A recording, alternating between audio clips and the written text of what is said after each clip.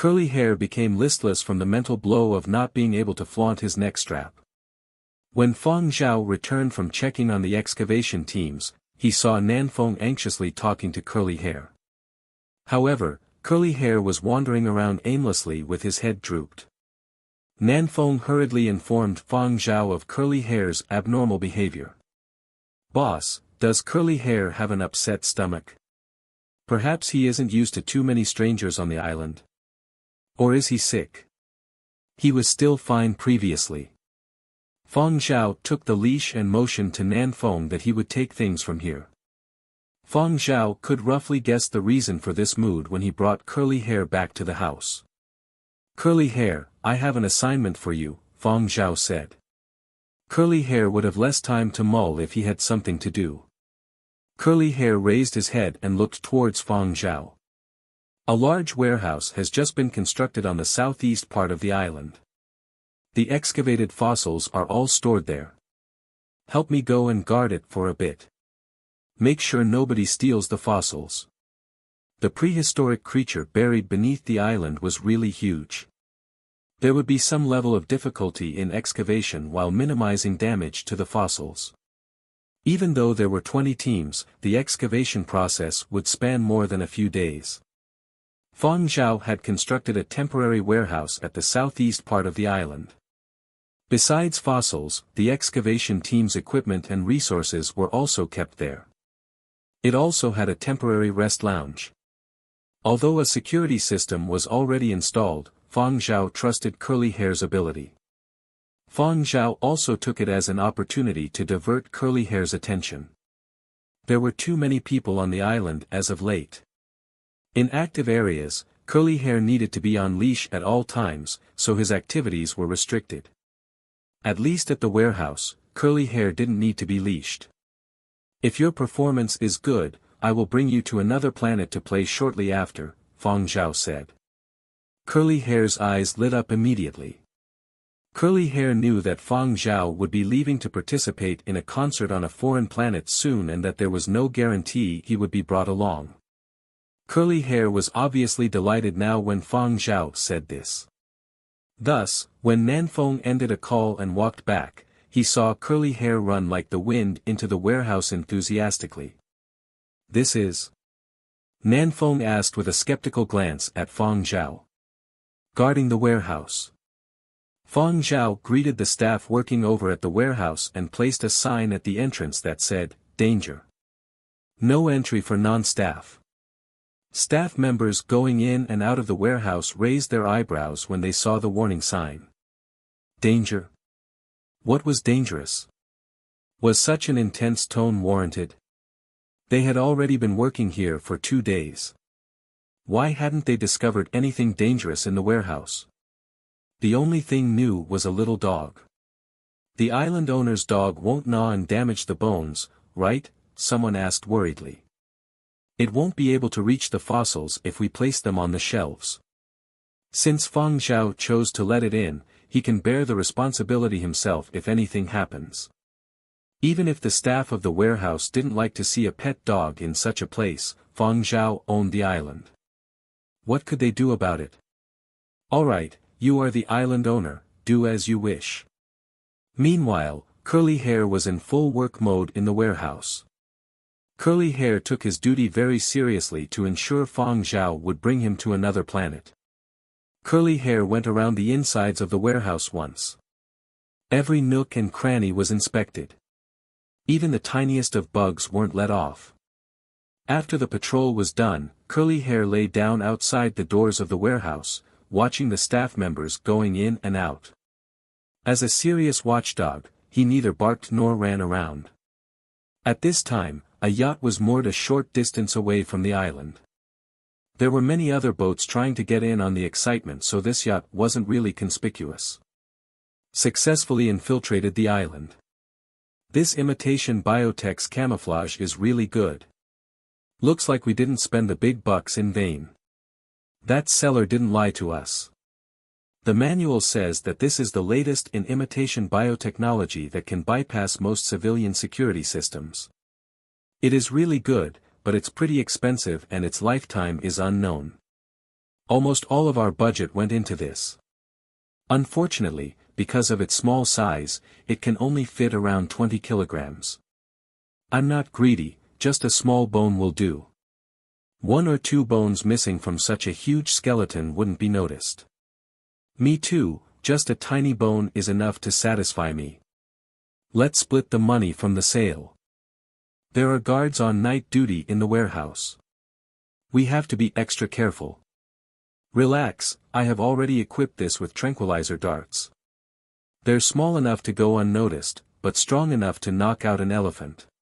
Fang Zhao was really too impatient to publicize the news of the fossils without proper preparations. A small island like this won't have nearly enough guards. Furthermore, he trusts this so-called intelligent security system too much. He's really too young and doesn't know how quickly security devices need to be upgraded. Let's wait for nightfall before taking action. It's more convenient at night. The sun set, and it gradually became darker. The excavation teams returned to their own dormitories after an entire day of digging. On the first night, they had been too excited to sleep. Many of them stayed up late on the second night too. Their workload on the third day wasn't too heavy, but it was especially mentally taxing to dig out the bones without damaging them. They weren't willing to leave this job to the robots. Therefore, they wanted to properly rest for the next day. Given the current speed, the huge beast underground would be completely unearthed in another 2 more days. They would be able to see the prehistoric giant that had been buried for millions of years. The excavation teams fell into a deep slumber with smiles on their faces and were oblivious to the many stirring shadows in the darkness.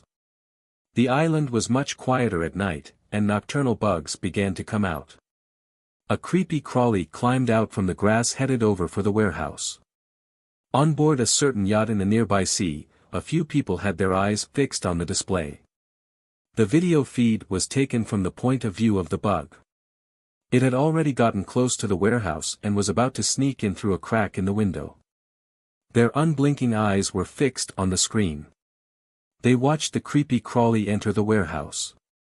However, before they even had time to rejoice, an ear-piercing bzz sounded, and connection was lost. What happened? Were we discovered? Could it be that the security systems were already upgraded? That shouldn't be. This new imitation biotechnology just came out. It wasn't that fast in the past. The security system in the warehouse was installed by Fang Zhao's bodyguards and some security company. Perhaps they installed military-grade equipment. A stifling silence ensued. That had cost them most of their savings. Similar scenes were happening aboard many of the inconspicuous boats in the surrounding sea. They had spent large sums on the black market to purchase their equipment. Probes, spy cams, and intelligent robots made with this reportedly new imitation biotechnology were sent out, but none returned. Every single one lost connection upon entering the warehouse. Some seemed as though they had been stomped on, while others just suddenly vanished. Regardless whether they crawled, burrowed, or flew in, all of them met the same outcome. Even managing to sneak a photo failed, let alone stealing a bone. These people even made discreet inquiries into which security company Fang Zhao had used. However, none of these people believed the answer. Clearly, it was just fake news meant to confuse people. How sinister. Indeed, more impressive people were more mysterious. Fang Zhao surely had some hidden cards up his sleeves. Could Fang Zhao really have sought the military for help? In the newly constructed warehouse on the southeastern side of the island, Curly Hair carefully picked up a severely deformed bug with his mouth and placed it into a box at the corner. Number 15. Every 20 could be exchanged for gaming time. Zuiyu and Yen Biao took shifts on the security system. They had seen all of Curly Hair's actions. Curly Hair knew that the warehouse had cameras and understood this was another one of Fang Zhao's tests. Fang Zhao had put in quite a bit of effort to stop Curly Hair's bad habit of eating recklessly. This time, he wanted to see whether Curly Hair had changed this habit. Curly Hair was delighted. He didn't even need to transform to be able to swallow these creepy crawlies. Maybe he could save a few to play with for later away from the surveillance cameras. But 20 of these bugs could be exchanged for gaming time. At the very least, he couldn't afford to swallow them. Each time he caught a new one, Curly Hair made sure to recount his entire collection to make sure the rest of them were all there. Yen Biao was on duty tonight. He whistled in amazement. As expected of an inspection dog. Actually, he had also noticed the many insects in the warehouse despite the insecticide treatment. However, while watching Curly Hair seize and place these insects into the box Fang Zhao had prepared for him, Yen Biao noticed electrical sparks from one that Curly Hair stamped on. He knew that something wasn't right and immediately contacted Fang Zhao. Fang Zhao had said before that only Yen Biao and Zuiyu were allowed in the warehouse monitoring room. If they wanted to leave, they were to contact Fang Zhao immediately so that either he or Nanfeng could assume the position. If anything strange happened in the warehouse, Fang Zhao had to be informed immediately. No information was to be divulged to anyone else. Yen Biao and Zuiyu hadn't found anything strange with these orders. They had simply assumed Fang Zhao attached great importance to these fossils. To their surprise, when they reported the anomaly, Fang Zhao simply instructed them to continue monitoring the surveillance. They could ignore the things Curly Hair was catching. Yen Biao consulted a few ex-comrades who had been discharged from service for some information. There were large quantities of bionic imitation devices for sale on the black market. However, because of the exorbitant price, very few people purchased them. It just so happened that after news of Fang Zhao's fossil discovery broke, the black market saw a large increase in these bionic device purchases. Unexpectedly, their security system wasn't as efficient as Curly Hair. Not a single bionic device had successfully gotten near a dinosaur fossil. Yen Biao watched Curly Hair throwing some debris into the box and sighed. Need to upgrade the security system tomorrow. If Curly Hair could do everything, wouldn't his job be taken? 1 inch the next 2 days, things of different shapes and sizes continued attempting to infiltrate the warehouse. Some looked like insects, while others looked like plants. They all looked extremely realistic. However, not a single fossil bone was stolen from the warehouse. Not a single photo was captured either. There were also attempts to bribe the staff workers. However, the teams that Fang Zhao had picked were all seasoned veterans. The team managers were strict. If anyone accepted the bribes, Fang Zhao didn't even need to step in, they would be kicked out by their own team first. The contract that the teams had signed with Fang Zhao already stated that the entire team was responsible for the actions of the individuals. Besides being expelled from the project, they would need to pay a hefty penalty on top of that. Thus, team managers were even more vigilant against problematic teammates than Fang Zhao. In the afternoon, an excavation crew member wasn't feeling well. The professor of his team let him head to the rest lounge in the warehouse to rest. This staff member carried his case and had just entered the warehouse when he was stopped by Curly Hair. Woof woof woof. Curly Hair barked. Warehouse guards on duty immediately came over. Other staff members going in and out of the warehouse also looked over. That staff member with the case who was stopped by Curly Hair turned pale from fright. He didn't have a guilty conscience, but he was really frightened. The warehouse guards brought him to the side and opened up the case that Curly Hair had been staring at all this time. Curly Hair scanned the various tools in the case and put his paw on a hammer. There was an abrupt change on that man's face. This isn't my hammer. I personally engraved my name on my hammer. There isn't any on this one. He hurriedly contacted the professor leading his team. Teacher. My case has been tampered with.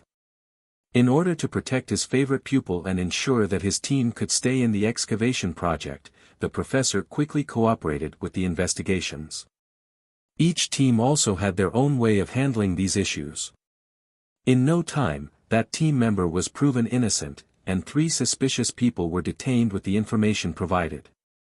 This incident reminded the other excavation teams to take precautions. No one besides the owner could touch their tool case. Clothing was also inspected every day, and everyone maintained utmost vigilance towards anybody who attempted to get close to them. Previously, they had looked forward to those mainstream media interviews, but now, these reporters had to come up with new methods every day to get an interview. Everyone was now on guard after the incident today. The excavation quickly reached its final phase. The skeleton before them was nearly fully out of the earth. Being kicked off the project at such a time would definitely leave one with lifelong regrets. They absolutely couldn't be tossed out at such a crucial juncture. In no time, others on the island discovered that the once lively atmosphere had become much more solemn. Furthermore, no matter how busy they were, one team member was always standing guard and watching their surroundings. With the joint efforts of the 20 teams, the skeleton fossil buried beneath the island was finally unearthed completely. The skeleton was well preserved and largely intact. There were few areas that needed restoration. Then, they began arranging the fossil bones. After this was complete, they could all sit back and admire the 50-meter-long skeleton. It was as if they had transcended space and time to see a master of the oceans from 70 million years ago. A young staff member became incoherent. Tears were streaming down the cheeks of several old professors as they gesticulated wildly at the fossil display. I never imagined that I would actually see the ocean's apex predator from over 70 million years ago with my own two eyes. After an hour of discussion over the freshly unearthed fossil, everyone arrived at the same problem. It has to have a name, a leading professor said. The skeleton didn't match with any existing species. Without a doubt, this was an unknown species, so they had to give it a name. But, the problem was that this fossil hadn't been solely unearthed by any single team. It had been a group effort. Furthermore, the entire fossil belonged to the island owner. According to the naming rules. Do we have naming rights? Fang Zhao. Oh, Fang Zhao, owner Fang. This should be named. You all can just decide on it, Fang Zhao said. The leading professors had still been wondering how to persuade Fang Zhao to change his mind if Fang Zhao had chosen a name that was too casual. They had never imagined that Fang Zhao would actually just hand the naming rights over to them. In many places during the old era, the country's government owned any ancient fossils with scientific value. New era administrative laws for such historical relics were different, but Fang Zhao really wasn't too interested in them. If not because of curly hair, Fang Zhao would actually have just given the fossil display to a museum. Fang Zhao glanced at Curly Hair. Curly Hair yawned while standing guard by the box filled with bionic bugs. It didn't look like anything else interested this dog besides gaming and eating. A leading professor trembled from excitement when he heard Fang Zhao say that he would be granting the naming rights to them. The assistant beside him swiftly handed the old professor 2 pills. The 20 excavation teams had a round of intense discussion over the matter of naming the fossil. In the end, they named this prehistoric oceanic apex predator Poseidonsaur. 1. Made-up name. The literal translation of the name in the Ross is Sea Emperor Dragon. 2. This was the largest skeletal fossil discovered to date. It was obvious that it ate meat from the shape of those teeth. It was definitely the ocean's apex predator at that time, so the word emperor was rather fitting. Next up was classification. The 20 teams once again entered another round of intense discussion. To be precise, the newly unearthed Poseidonsaur should fall under marine reptiles rather than dinosaurs. However, any creature from that period with special characteristics would be called a dinosaur by mainstream society. However, many new era paleontologists suggested to re-establish a new classification. There were too many large gaps in the new era's paleontology.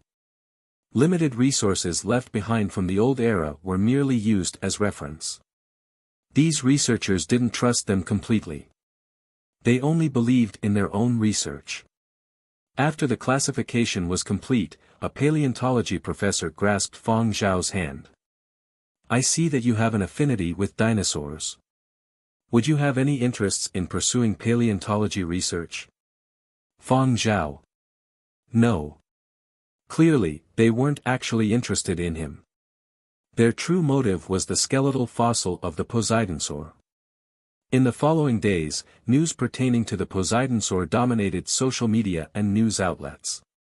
All the news from archaeology to entertainment circles was about the Poseidonsaur. It reached everyone from young children to biology students. Soon, the masses began to believe that such huge creatures had actually existed on our planet before. This isn't inferior to the discovery of aliens. People boasted online and told all sorts of stories as if they had personally witnessed the creature. Those kings of the ocean discovered in the past seem merely like little brothers now. Unrivaled. Truly unrivaled. The ocean's apex predator. I'm already anticipating a Poseidonsaur movie. I wonder if the Poseidonsaur fossil will be publicly displayed. This fossil is too expensive. I reckon it won't be open to the public. Even a model would do. When will a Poseidonsaur model be released? This would probably depend on Fang Zhao's decision. I announce that only Fang Zhao can stand on the head of a Poseidonsaur. Putting it this way is actually right. Fang Zhao indeed lived on top of the Poseidonsaur's grave.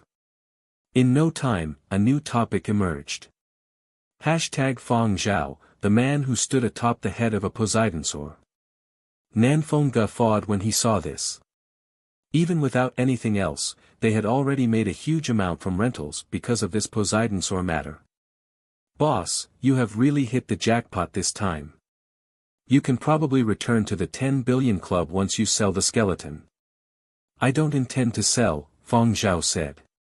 After being astonished for a moment, Nanfeng adopted a look of enlightenment on his face. Indeed.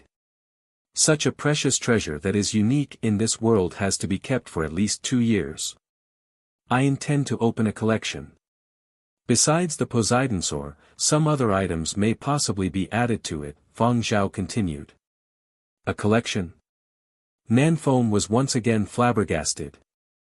Regaining his composure, he thought to himself, as expected of the boss to think so far ahead. He wants to keep the fossil and open his own exhibition hall. Then, he can use all sorts of related merchandise to earn money. The Poseidonsaur was the largest creature from this planet to be unearthed to date. There could be even larger creatures on foreign planets, but paleontologists had yet to fully finish studying their home planet. Who would even have the energy to research foreign planets? Furthermore, the sentiments that humans held towards Earth were irreplaceable. Mankind had developed here. Everyone shared this common history. People were partial to nostalgia. Earth's policies and administration with regards to extraterrestrial creatures were rather stringent. In terms of value, creatures from Earth were still at the top. They couldn't be replaced. Nanfeng felt rather pleased with himself when he assumed he had successfully guessed Fang Zhao's intentions. My boss still has some investment instincts. Nanfeng watched as the research teams used software to simulate various possible appearances of the Poseidonsaur. That's the ocean's apex predator all right. It's so ferocious regardless of appearance. A pity it's extinct, Nanfeng lamented. I wonder how the universe's apex predator looks like. Nanfeng started to fantasize. It's definitely very bold and powerful looking too. Fang Zhao glanced at curly hair on the side and said, not necessarily. Some creatures might look adorable but actually have great destructive power. Ha, you really are too humorous, boss. You will understand one day. Nanfeng nodded his head in approval but was snickering inwardly. Alright, boss, whatever you say. I will fully support it even if you say that curly hair is the universe's apex predator. Reports pertaining to the Poseidonsaur were everywhere. With the explosion of interest, many new studies in paleontology were published. People began to rethink the existence of creatures in films that were previously thought to be impossible. A student who studied ancient vertebrates said with a chuckle during an interview with the media, "My teacher used to say, documentaries and archaeology are alike. They are always updated as more information is revealed." The discovery of the Poseidonsaur is a monumental affair. We believe that there are even more surprises waiting to be discovered in other unknown places. People began to re-evaluate islands that were fortunate enough to survive the period of destruction because of the discovery. Island prices swelled. It wasn't a sudden jump though. However, with the increased interest in islands, the market value for islands began to grow. One paleontology lover bought an island for research. He constructed his own research base and assembled an exploratory team to examine the rock strata underwater. After the Poseidonsaur was unearthed, Fang Zhao signed a cooperative agreement with the Bryan Museum and Huangzhou Museum. In the next 2 months, the Poseidonsaur fossil would be moved to Huangzhou and rotate between those two museums. Online tickets for the days the Poseidonsaur exhibit would be live were already sold out. As for Yenzhou Museum's curator, he could only feel like crying. It couldn't be helped. While Yenzhou was closer and Fang Zhao was from Yenzhou, they simply couldn't make preparations so quickly under so much scrutiny. However, they would surely have the adequate preparations to receive the Poseidonsaur after those 2 months. All the media attention followed the Poseidonsaur off the island. Fang Zhao's little island quietened down once more. Fang Zhao had plans to build a collection hall, but the island wasn't a good place. He didn't know how long his trips off the island would last. What if people came to the island to cause trouble? He didn't want to lose anything curly hair happened to dig up. Fang Zhao didn't have anywhere suitable for the time being and lacked sufficient capital as well. Thus, that was something he could only do when he earned enough money. The Poseidonsaur was rented out, but businesspeople of all kinds still sought out Fang Zhao. However, Fang Zhao's focus was on the upcoming concert in space. He had already received the invitation from the organizing committee. Fang Zhao now understood why Mo Lang hadn't told him who the organizers were. Planet Een. The first of the 3 foreign planet military affairs strategic locations. There was too little information available about it. Even military news rarely reported anything about Planet Een. However, Planet Een was publicly acknowledged to have the highest research capabilities. Basically, these all should be noted. I will send you a more detailed electronic file shortly. Someone will contact you about travel arrangements, the other party briefed Fang Zhao. Any other questions? Can I bring a dog? Fang Zhao asked. The person on the other end paused. Some fluctuation could be heard in his previously emotionless voice. Do you mean curly hair? You can bring him, but not any other dog. Of course, if you don't have the time to feed your dog while on Planet Een, we can also help. Perhaps he can exchange some pointers with our inspection team at the spaceport. Fang Zhao didn't find it surprising that the other party knew about curly hair. Curly hair had been registered at a few military districts and departments. Inspection departments of various spaceports would definitely jump at the chance to recruit him. Planet Yin Spaceport had indeed wanted to recruit curly hair before. However, they knew Fang Zhao wasn't willing to part with his dog, so they hadn't said anything. Of course, they too were very interested in Fang Zhao's ears, but with Fang Zhao's flourishing music career, recruiting Fang Zhao was even more difficult. Fang Zhao opened the electronic files the organizer had mentioned. It contained additional application instructions for escorts and pets. Fang Zhao had already told Nanfeng and the other two about the concert before, but not its location. Nevertheless, all 3 of them had expressed their desire to come with him. Nanfeng's own keen insight had told him the location would be quite exclusive. He absolutely wasn't willing to be left behind. When Fang Zhao had said that he wanted to bring curly hair along, Nanfeng had had some worries. Won't the place have very strict regulations? Would they allow a dog? How could a place with such a strict and complicated auditing process permit a pet dog to be brought along? Fang Zhao didn't explain and merely said, I've sent the application to you all. Just make sure to submit one for curly hair too. Understood, boss. Nanfeng worked quickly and called up Yen Biao and Zuiyu to submit the application as Fang Zhao's retinue.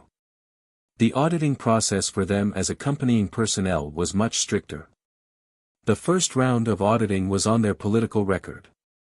They could be rejected if they had made any publicly inappropriate remarks. Pets also have a political record examination. Nanfeng was intrigued but still helped Curly Hair submit his application as per Fang Zhao's request. A minute later, Curly Hair's political record examination was passed. Nanfeng. Was the political auditing for pets so fast now? An hour later, Yen Biao's audit was passed. Half an hour later, Zuiyu followed suit. Nanfeng.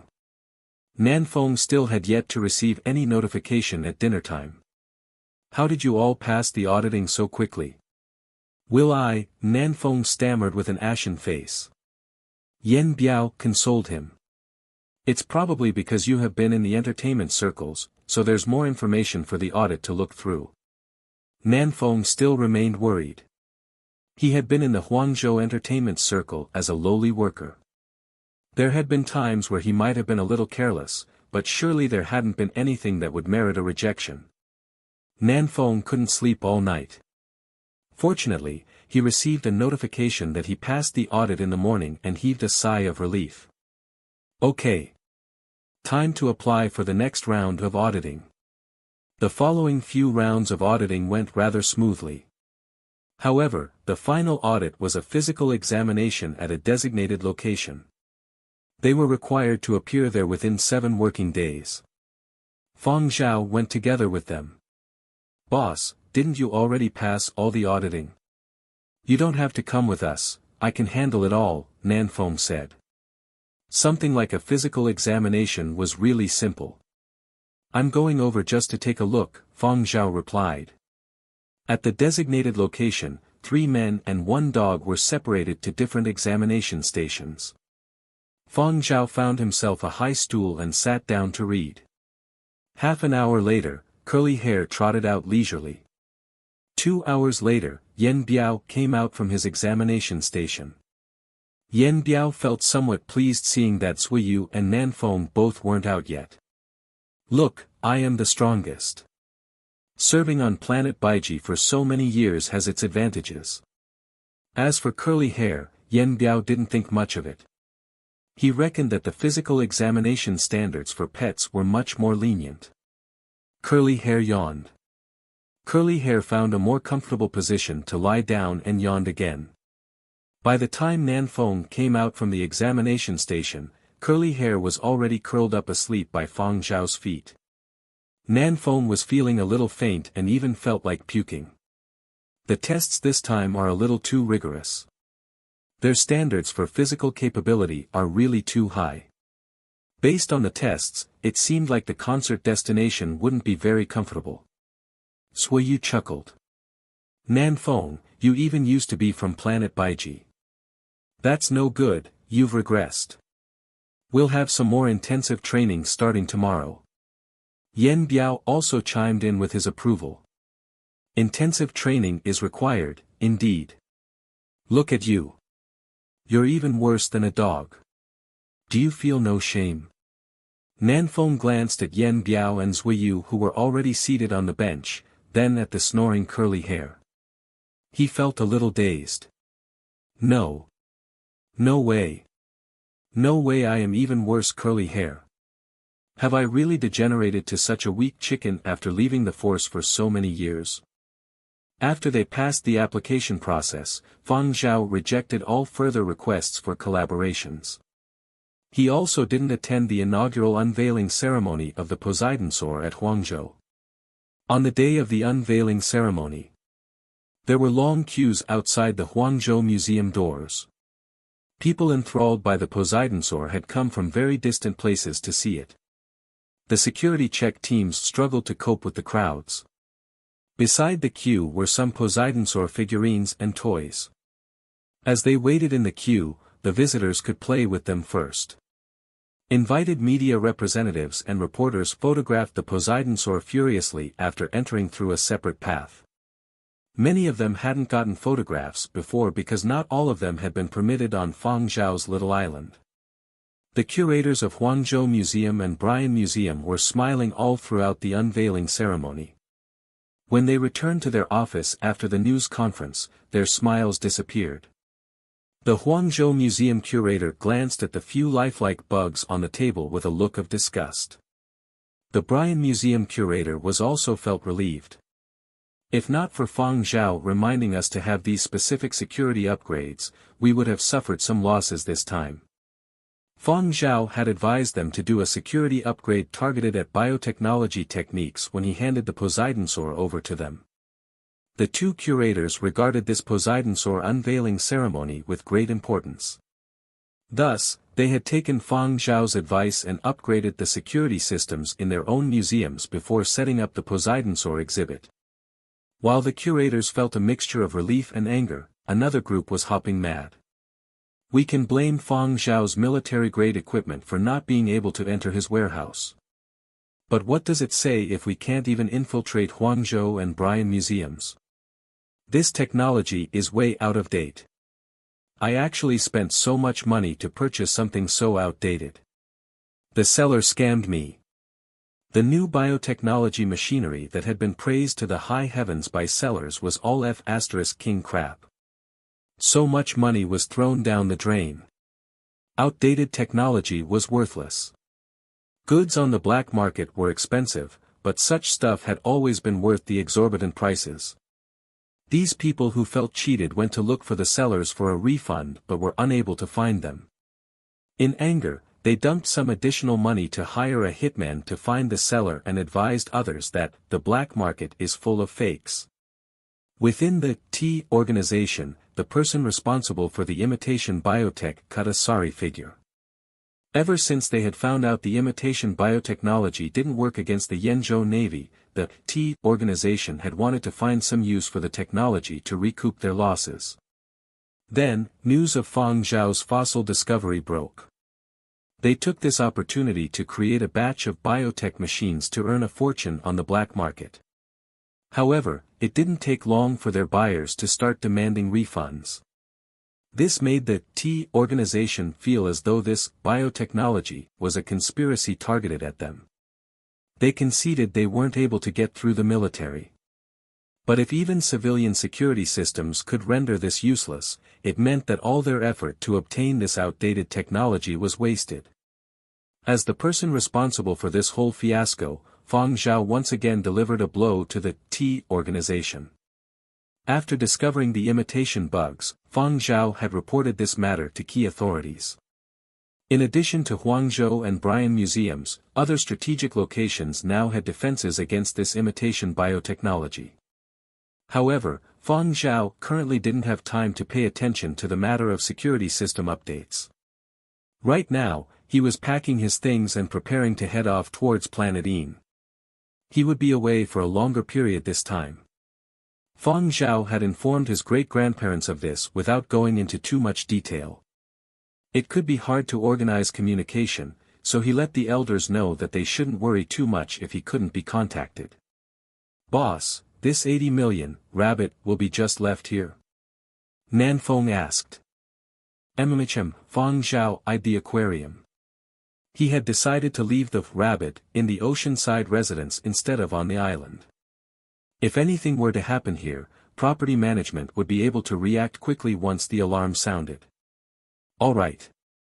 Although he was still a little worried, Nanfeng didn't say much else and continued with his report. The island construction team reports smooth progress. Things should be restored by the time we return.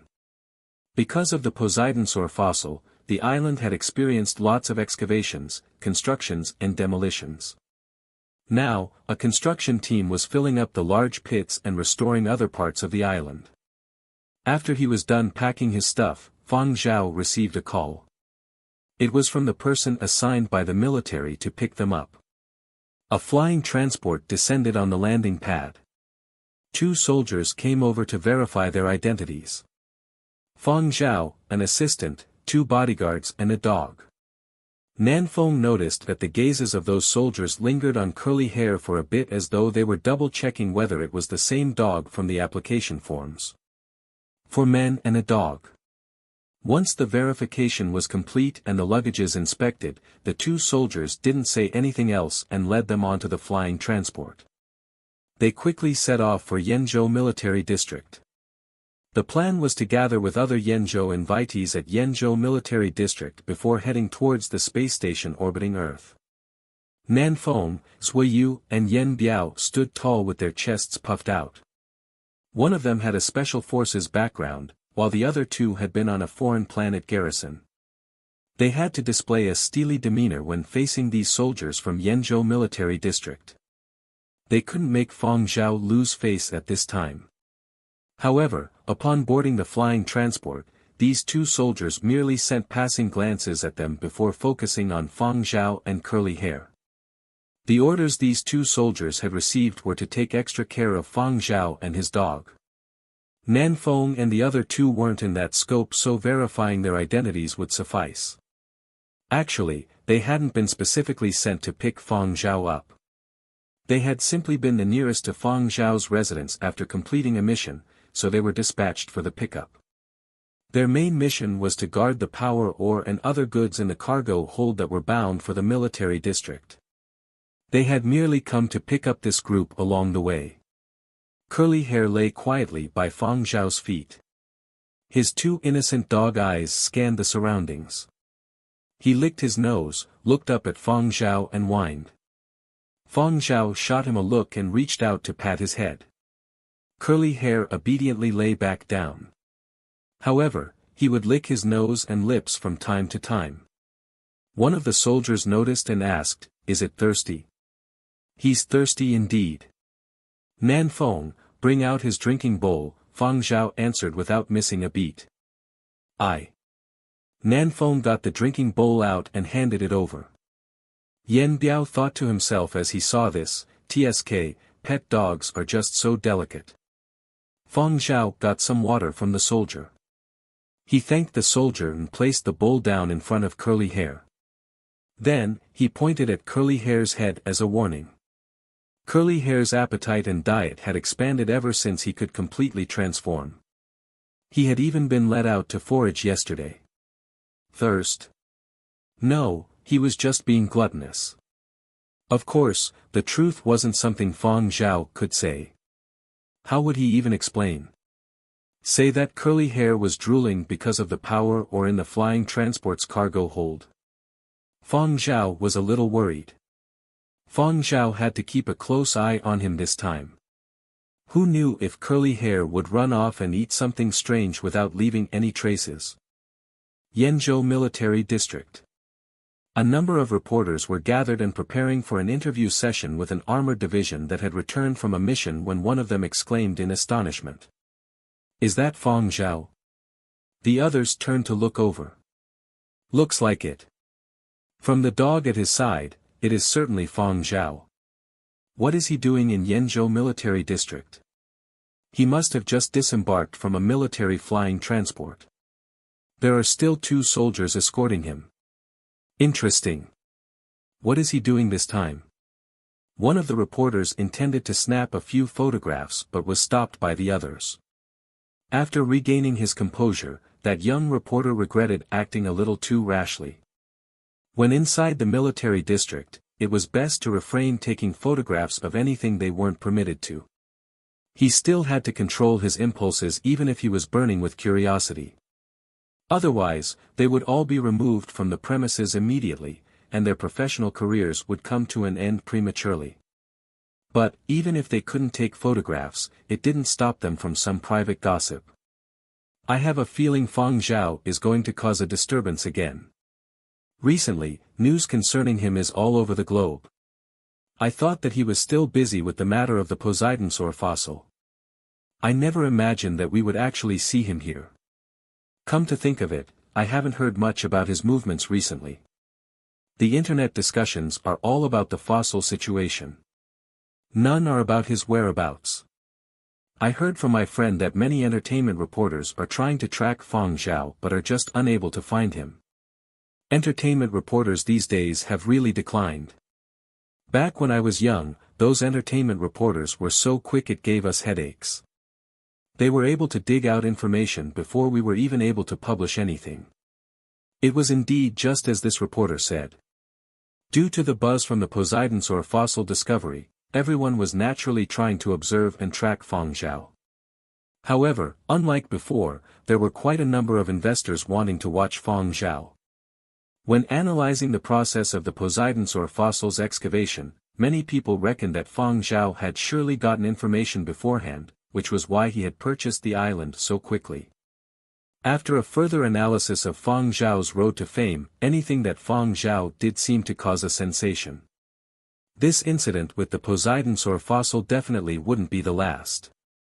Thus, these people had watched Fang Zhao carefully. They really wanted to know whether Fang Zhao would covertly go excavate more fossils. Or, perhaps he had discovered other stuff that was even more valuable.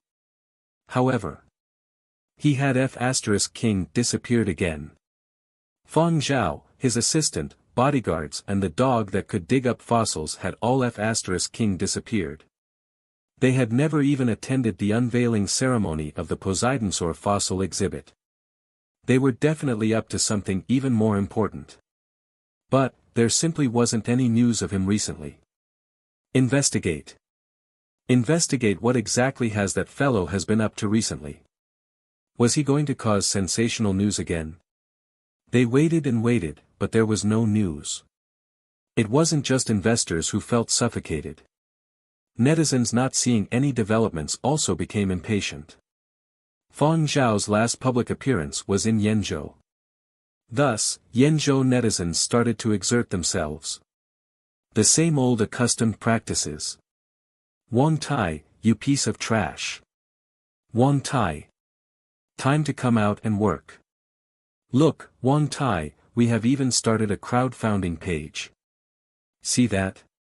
More than 10 million people have already pledged. Conservative estimates predict that it will cross the 100 million mark this time tomorrow. All this money will be yours as long as you can dig out news about Fang Zhao. Are you surprised? Astonished? Pleased? Thus, with the amount of mentions and activity, Wang Tai's name became a trending topic. Wang Tai, thank you every F*King body. While many on the crowdfunding platform were busy bashing Wang Tai, Fang Zhao had already switched to a connecting flight headed for the orbiting space station.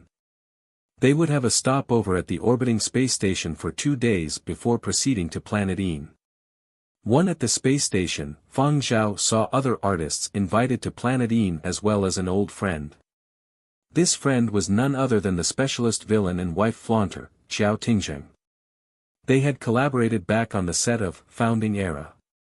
This time, Xiao Tingjing's wife Windsor had been invited to perform at Planet Een, so Xiao Tingjing came along as an accompanying family member. Xiao Tingjing was delighted to see Fang Zhao and said he would come find Fang Zhao for a chat after stowing his luggage away. Nanfeng came over and whispered to Fang Zhao, "Boss, I have seen all the artists who have been invited. You are the youngest among this batch." Fang Zhao's experience was also the least. Even though Nanfeng didn't finish speaking, Fang Zhao understood what Nanfeng meant. Having the least experience could mean having to suffer some grievances. However, Fang Zhao was prepared for all these. A middle-aged artist walked by them. His gaze fell on curly hair who was by Fang Zhao's feet. This middle-aged artist frowned, as if a little unhappy before turning to Fang Zhao. It looked as if he was about to say anything, but it ended up as a humph before this artist stormed off. Fang Zhao, who had already gotten up to greet him. Fang Zhao knew the middle-aged artist who had stormed off for unknown reasons. He was David Hull, one of the 3 great violin masters on the planet and also the flamboyant Fei Harmonic's teacher. Recently, Fei Harmonic and Zero were having an online spat. However, Fang Zhao didn't pay much attention to it and didn't know the current circumstances of their online spat. Unlike Fei Harmonic, who was extremely high profile in the entertainment circles, his teacher David Hull kept a much lower profile. Besides performances and lectures, he was rarely seen in the public eye. Fang Zhao had never spoken to this person before, nor had they ever crossed paths. This occasion was the closest they had ever been. Fang Zhao didn't know what this globally acclaimed violin master would be upset with him for. After David Hull was some distance away, Nanfeng leaned closer and said softly, "I recognize the one who just went by us. A violin great master. His student is Fei Harmonic, who has considerable presence in the entertainment circles and is often compared against you. I reckon that is the reason he seemed miffed at you, boss." Things like this were common within the circles. Nanfeng believed that he had found out the reason and that if it wasn't the truth, the real truth wouldn't be too far off. Fang Zhao, however, didn't think so. However, he too wasn't certain why David Hull would be angry with him. Fang Zhao only got the answer to that question when Xiao Tingjing came over to chat. David Hull. Oh, him. Xiao Tingjing glanced at curly hair lying down at the side. He would surely be pissed. That's because his application to bring along his beloved pet dog was denied. Before coming here, I still heard someone consoling him that those going to perform on a foreign planet would have no way of bringing a dog. He was already gloomy, so how could he not be pissed seeing you bring a dog just after arriving on the orbiting space station? Xiao Tingjing told Fang Zhao all about this globally acclaimed violinist and his dog. He had heard all of this from his wife. The thing this great master loves most besides his violin is his dog. Before these two great loves of his, even his beloved disciple Fei Harmonic would have to give way. Aha, this is his beloved dog. Xiao Tingjing then showed Fang Zhao a saved photo of David Hull's beloved dog. David Hull's beloved dog was a product of artificial cultivation. It had a gene base of 3 types of old-era hunting dogs and had iconic, long hair. It looked really elegant when it was well-groomed. Nanfeng also came over to steal a glance. This great master has a special fondness for long hair. Xiao Tingjing also chuckled. Indeed, he rather likes long-haired varieties. As he said that, Xiao Tingjing glanced at curly hair by the side. Your dog's fur can't be considered especially long, so perhaps he doesn't find it too pleasing. However, you can relax. He still treats dogs very well and is merely envious of you right now. Don't worry, he isn't really angry at you. Xiao Tingjing then eyed curly hair again. He knew that this dog had recently caused quite a sensation in the news. The first bone of the Poseidonsaur fossil was really dug out by him. It was him, Fang Zhao confirmed. I even thought that it was just the media making things up and sensationalizing it. Xiao Tingjing eyed curly hair like he was some sort of rare and precious object. Curly hair stuck his tongue out and droplets of saliva dripped down. He licked his lips continuously and appeared somewhat agitated. Does he feel a little too hot inside? Xiao Tingjing asked. Although he didn't know dogs that well, he could still understand simple common sense. For example, a dog letting his tongue hang loose, panting and salivating meant it was trying to cool down, right? Comment. But, everything was normal when Xiao Tingjing checked the room's temperature and pressure. Rationally speaking, it shouldn't have been happening. He just hasn't adapted that well yet, Fang Zhao replied calmly. Makes sense. It is quite difficult for pet dogs to get used to a space station's atmosphere. I heard that dogs are all afraid of height.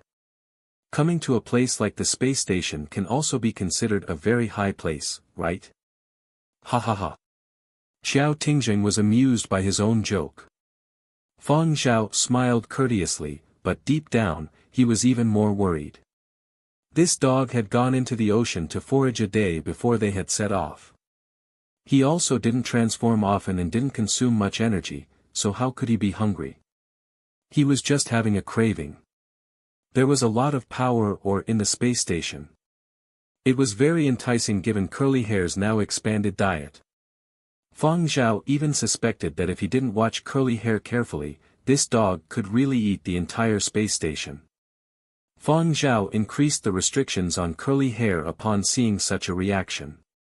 He also gave curly hair lessons in private. Only then did curly hair curb himself a little. Or, at the very least, he no longer drooled all the time. However, his eyes would still dart around furtively. Fang Zhao and these other invited artists were called for meetings every once in a while, so curly hair couldn't be by his side at all times. Therefore, the assignment of watching curly hair closely was given to Nanfeng and the other two. Fang Zhao had brought these three over for the sake of watching the dog. You three watch him closely. Nanfeng, Zuiyu and Yen Biao replied in full seriousness, understood. Don't even think of stealing the dog. Planet Yin was a planet entirely under military administration. Besides a small fraction of dormitories, most of the space was used for military exercises and testing of experimental items. Naturally, the environment here wasn't suitable for human survival. But, because of the abundant power or deposits, the first foreign planet strategic military base was established here. As of now, 90% of space travel technology originated from Planet Yin. Fang Zhao and the others couldn't see anything outside during their journey until they landed on Planet Yin. They had also signed a confidentiality clause for this period. In short, they were only there for the artistic showcase and shouldn't be overly curious. Fang Zhao's batch alighted the flying transport onto Planet Yin. Planet Yin's special characteristics meant that there was very little actual information about it online. Even veteran artists who had been on Planet Yin previously didn't know much. As a first-time visitor to Planet Yin, Fang Zhao didn't know much, but he was certain that the power or deposits on Planet Yin were very rich and abundant. Curly hair was drooling non-stop. They looked up to see a huge defensive barrier above them. Without protective gear, they were limited to indoor activities, but at least the space wasn't too cramped. At the side are the living quarters prepared for the various teachers, introduced their Planet Yin guide. This area was a reception center. There were dormitories, cafeterias and activity zones here. The invited guests had already been briefed on the most important matters and signed non-disclosure agreements. They were to work together with Planet Yin's music and dance troupe to put on a collaborative performance. In their spare time, they could have their own leisure activities in the permitted area.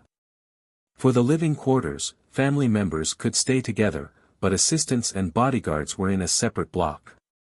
Fang Zhao, your quarters are over on that side, the guide said. Can I bring my dog over too? Fang Zhao asked. Yes. Fang Zhao brought the keycard to his allocated quarters. The living quarters weren't considered large but had comprehensive furnishings. There was a hall, a bedroom and a study. The interior seemed very high-tech and had an artistic vibe as well. Besides these, there was also a dog bowl and dog toilet. That was indeed thoughtful. After a short break, the leader of the group called to gather everyone for a small meeting to brief them on the plan for the following few days. There were musicians, dancers, actors, painters and all sorts of professions among the invited group. They all had different specializations, and the Planet Yin personnel they worked with were different too. Fang Zhao would be collaborating with a youth band. On Planet Yin, most of the artists were hobbyists and couldn't be judged according to professional standards. Fang Zhao, you will be the conductor of the youth band. Any issue with that? The group leader asked. No problem, Fang Zhao responded. The piece this Planet Yin youth band had chosen to perform was a work of Mo Lang's. It was Founding Era's final closing theme, the 10-minute-long Legend. As such, Mo Lang had indicated that the conductor had to be Fang Zhao. Fang Zhao had played a part composing this piece and knew this musical work better than anybody else.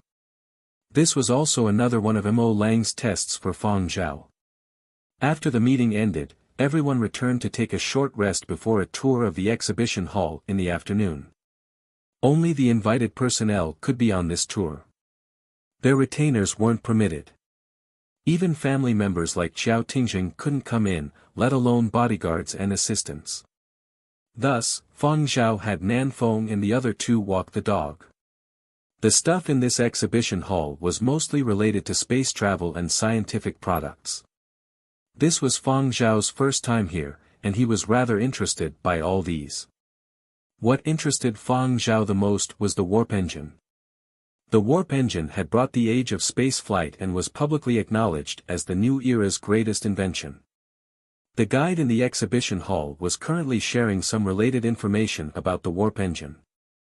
Here is a component of a first-generation warp engine. It is because of this engine that space jumps became possible. However, the energy consumption of the warp drive far exceeded everyone's expectations. Old energy sources had no way of supporting the operation of the warp engine. Therefore, mankind had to look for new power sources. The guide went from warp engines to power or technology and/or extraction, but he never revealed any important points. For example, he omitted how the warp engine was derived, its development process, how long it took, and the distance it could support. All those questions that Fang Zhao was especially curious about were never answered. However, they knew that in this place, they weren't supposed to ask too many questions. The guide probably had limitations on the things he could talk about.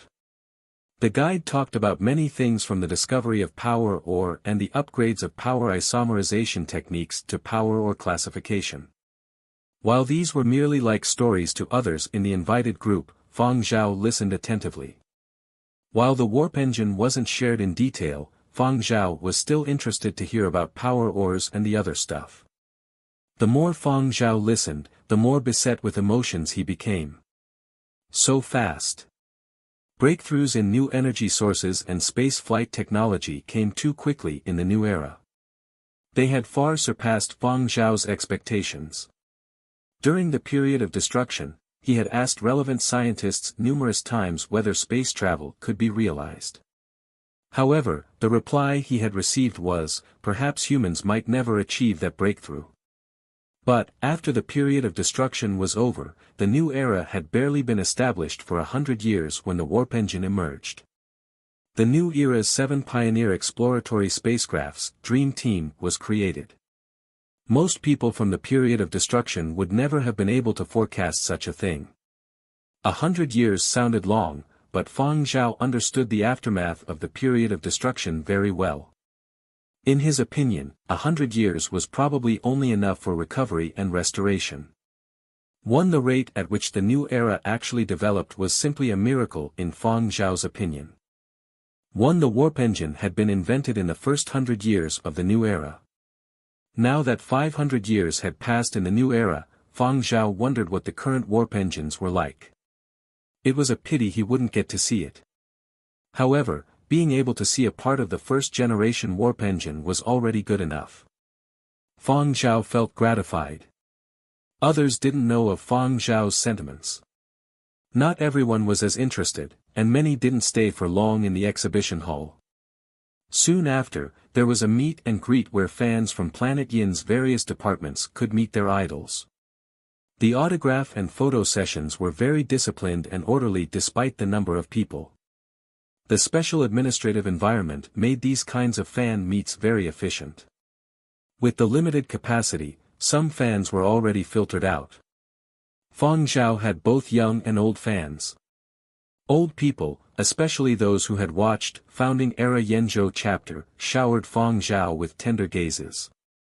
Not too far away, 2 high-level executives who had organized the fan meet smiled when they saw the long lines queuing up for Fang Zhao. I really didn't expect that Fang Zhao would have this many fans on Planet Yin. He's popular with both young and old. This chap is not bad indeed. It's a pity he didn't stay in the military. Speaking of which, have you seen little Yuan? Didn't he keep going on and on about having prepared a big present for Fang Zhao? I've already completed 1 circuit and didn't see him. That little brat kept bugging me about the schedule for the invited artists. There are time constraints for this fan meet. There's only half an hour left. Could he have overslept? Maybe he lost track of time working. Or perhaps an urgent task cropped up. Planet Een Warp Engine Technology Research Facility. At the security checkpoint, a youngster who seemed to be around the age of a university student was seated on a chair. He drummed his fingers on the table anxiously while glancing at the time non-stop. A research facility security guard sat opposite him. Currently, he was expressionlessly removing the last item from inside a gift box that had been subjected to an investigation. All the items were laid out on the table. So, you want to, the security personnel pointed at the stuff on the table. Gift an interstellar voyage fleet to a celebrity. That's right. But these haven't yet been made public.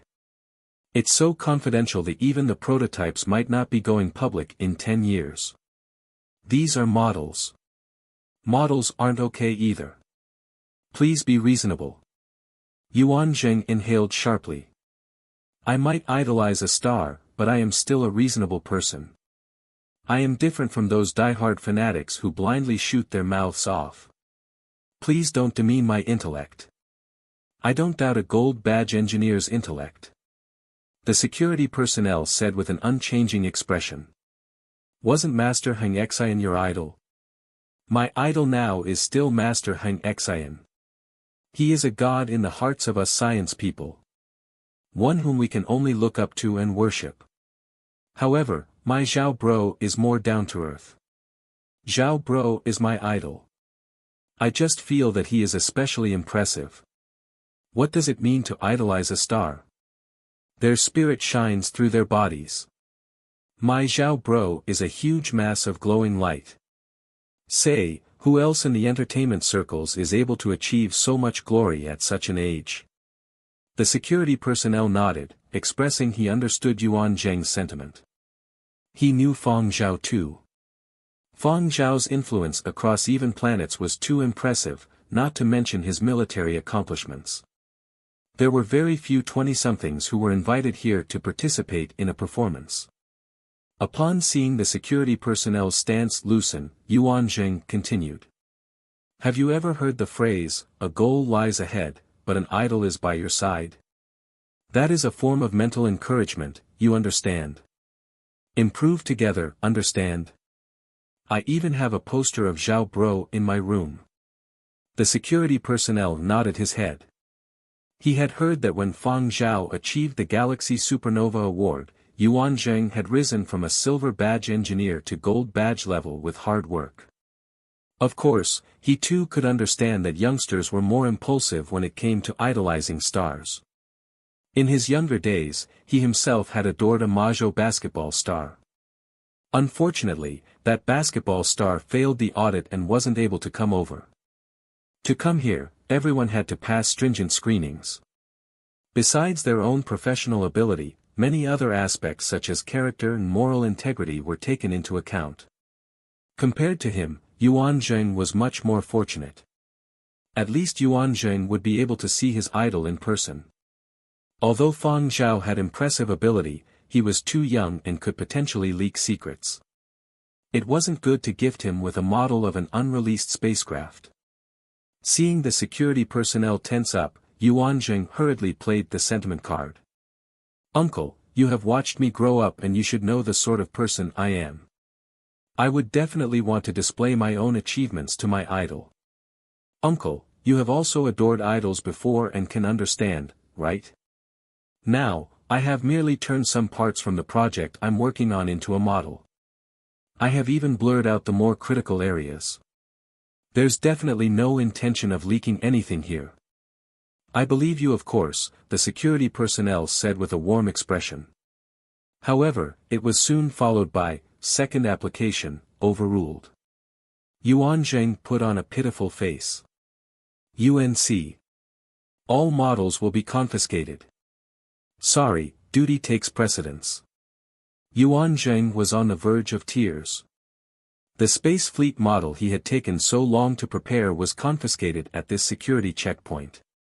Watching Yuan Zheng droop his head in dejection, the security personnel sighed.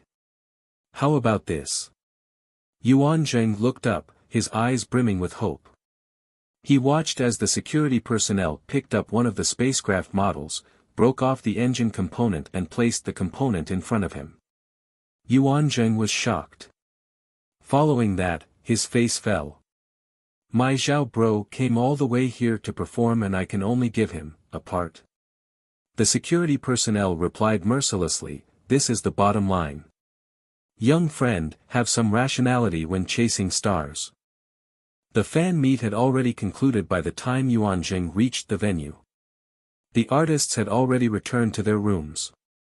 With no other choice, Yuanzheng could only go find Fang Zhao personally. It was a rare opportunity to meet his idol, and Yuanzheng couldn't allow it to slip by. The schedule for these invited artists was rather packed on their first day of arriving on planet Een. The older ones already looked exhausted and didn't seem to be in a good mood. After returning from the fan meet, Fang Zhao went to pick curly hair. Boss, is curly hair not yet adapted to the environmental conditions here? Why does he keep panting and drooling? Nanfeng was very worried. He will get used to it in a couple of days, Fang Zhao said. I guess that makes sense. The environmental conditions on planet Een take some time getting used to. Me, Zuiyu and Yen Biao also felt a little dizzy when we arrived here. Nanfeng passed the delivered dog food and pet products to Fang Zhao. The people at the reception area said to go get replenishments when these are used up. Nanfeng didn't drag on for too long given the artist's weary looks. Boss, you can return and go rest. Contact us right away if you need anything and we'll handle it. We are always on standby. Alright, you guys go get some rest too. Fang Zhao brought curly hair back to his quarters and poured out a bowl of dog food for him. Curly hair looked aggrieved, eating the dog food piece by piece in a pitiful manner. The amount in the bowl was all he would have. The next serving wouldn't come for at least another 4 or 5 hours. There was no choice. He couldn't do as he pleased after arriving on planet Een.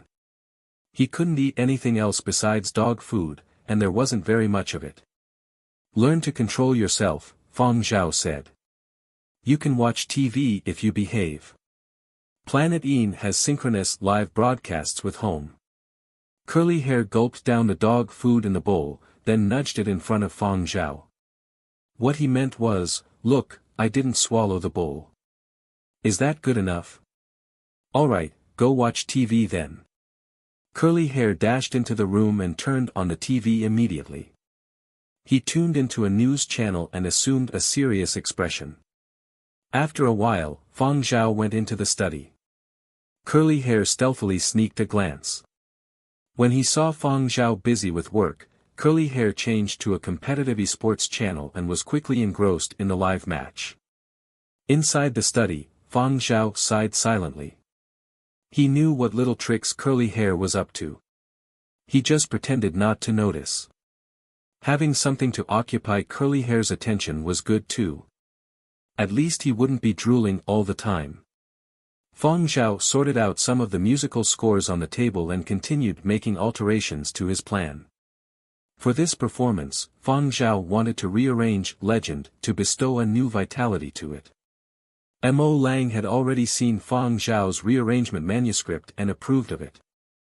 When it came to understanding the piece as well as the composer's intent, Mo Lang only trusted Fang Zhao. Fang Zhao had a lot of work on his hands. Following this, he needed to meet the orchestra to organize rehearsals. During this process, he had to fix any of the orchestra's flaws and provide suggestions on improvements. As he was working out his plan, the doorbell rang. Fang Zhao hadn't put up a "Do Not Disturb" sign on his door, nor did he know who could be looking for him at this time.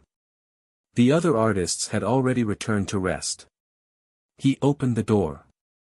Standing there was a young man accompanied by 2 soldiers. Fang Zhao glanced at them and was astonished to notice the golden badge that the young man wore. Even though Fang Zhao hadn't spent too long on planet Een, he already understood that these chest badges corresponded to rank. The 2 soldiers were probably ensuring this young man's safety. A gold-badged ranked person would have people responsible for his safety whenever he stepped out. However, being able to achieve a gold badge rank at such a young age meant that this young man was definitely an important talent. Protection for him was warranted. That young man visibly attempted to restrain his excitement when he saw Fang Zhao. Zhao Zhao Zhao Zhao Zhao bro. I'm Yuan Zheng. A fanboy of yours. His words were forceful and resounding, especially those last three words. The two soldiers behind him. What happened to being a rational fan? Was he nervous? However, Yuan Zheng wasn't aware of this. He even forgot what he had said. Right now, his mind was a mess from the excitement of meeting his idol. Am I disturbing you? Yuan Zheng scratched his head sheepishly. Nope, come in. Fang Zhao smiled. Oh. Thanks Zhao bro. The two soldiers followed Yuan Zheng inside.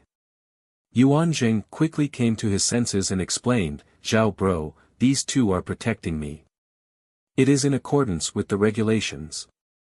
Us gold badge engineers need to be protected by at least two soldiers whenever we are out. That ought to be. Fang Zhao poured the two soldiers a glass of water each as well before returning his attention back to Yuan Zheng. Before his idol, Yuan Zheng gave his all to display his excellence. He had pinned on all his awards and had made sure to polish his little golden badge symbolizing that he was a ranked Planet Een engineer. He absolutely couldn't disgrace himself in front of his idol. I was born on Planet Een. Currently I'm a gold badge engineer in the Warp Engine Technology Research Group. My parents were also Warp Engine engineers. So, I am a second-generation engineer in my family. Zhao bro, you can call people like us second-gen warps. I have been involved in many important projects. Cough. Yuan Zheng had merely started to talk when one of the soldiers seated at the side coughed lightly to remind him that there were some things that couldn't be said. Yuan Zheng paused and thought about the important projects he needed to omit. In any case, I am very impressive.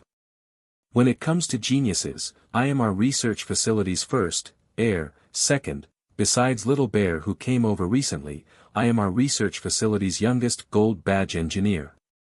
Yuan Zheng sulked a little when he said this. He had indeed been the research facility's #1 genius in the past, but he had been dethroned ever since that little kid named Bear had come over. I even prepared a huge present when I heard you were coming. I personally made models of a space fleet. But, after passing through the security inspection, only a part is left.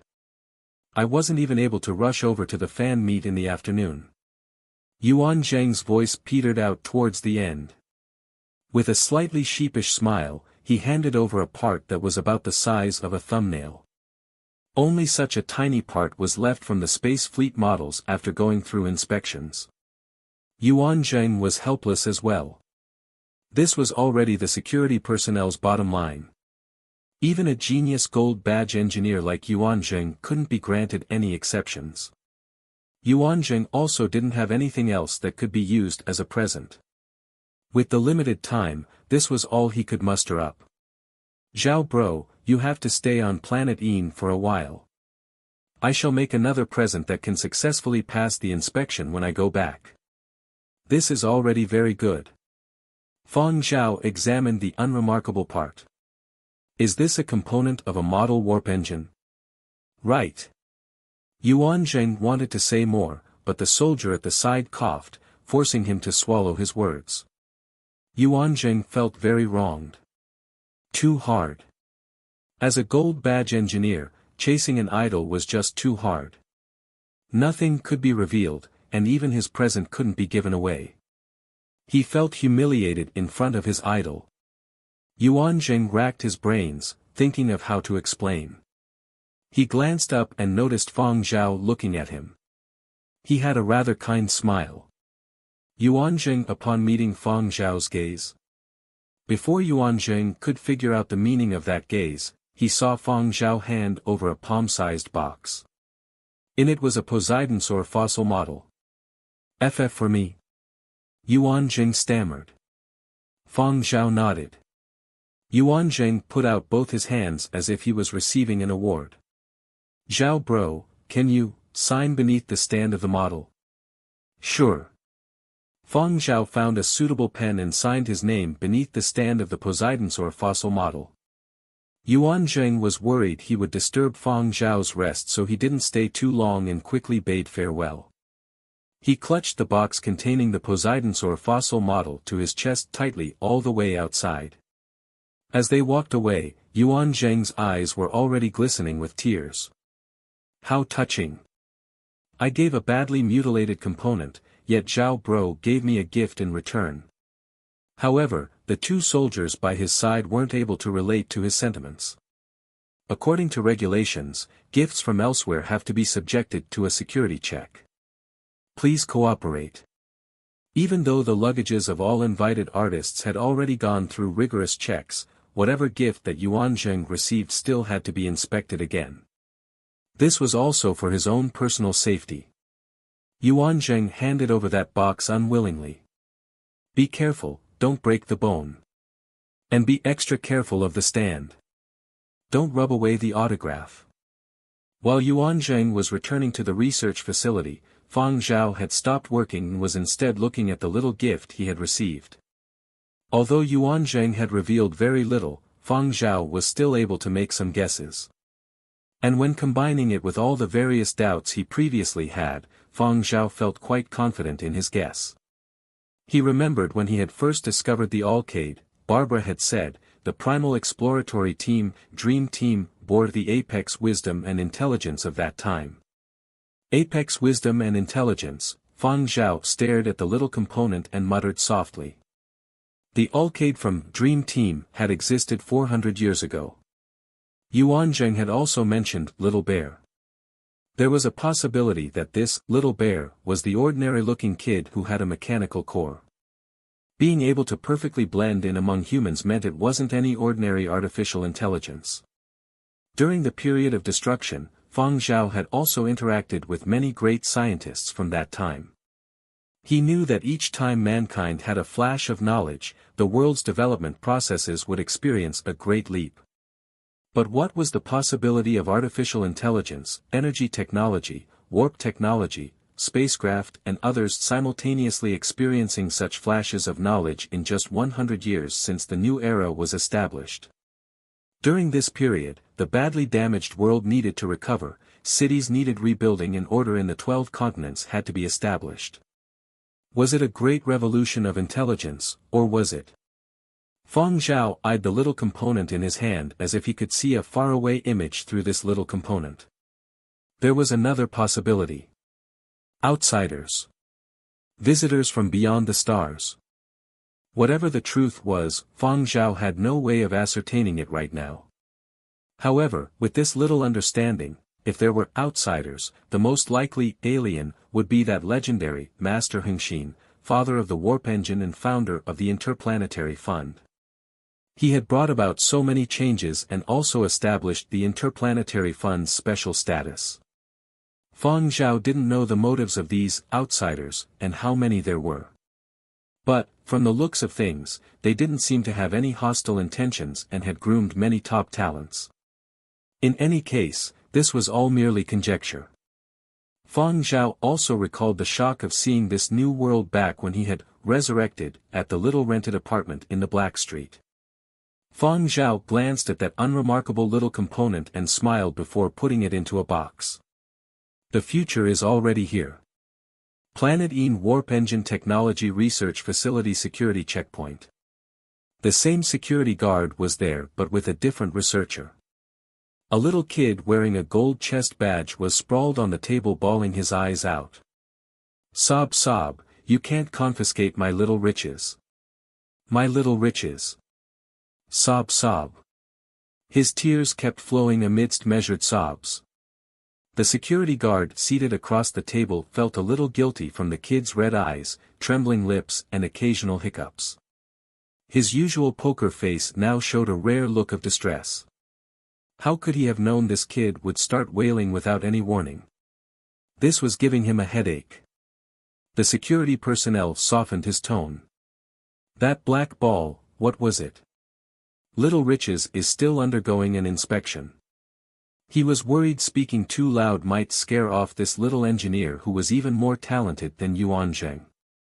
However, another bout of wailing started just after he said this. It has already been 15 minutes and 7 seconds already.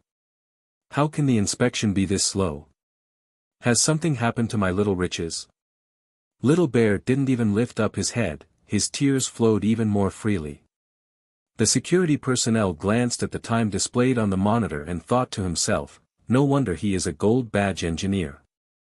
He doesn't even need to look at the monitor to precisely keep track of time down to the second. However, circumstances were complicated, and the inspection required even more time.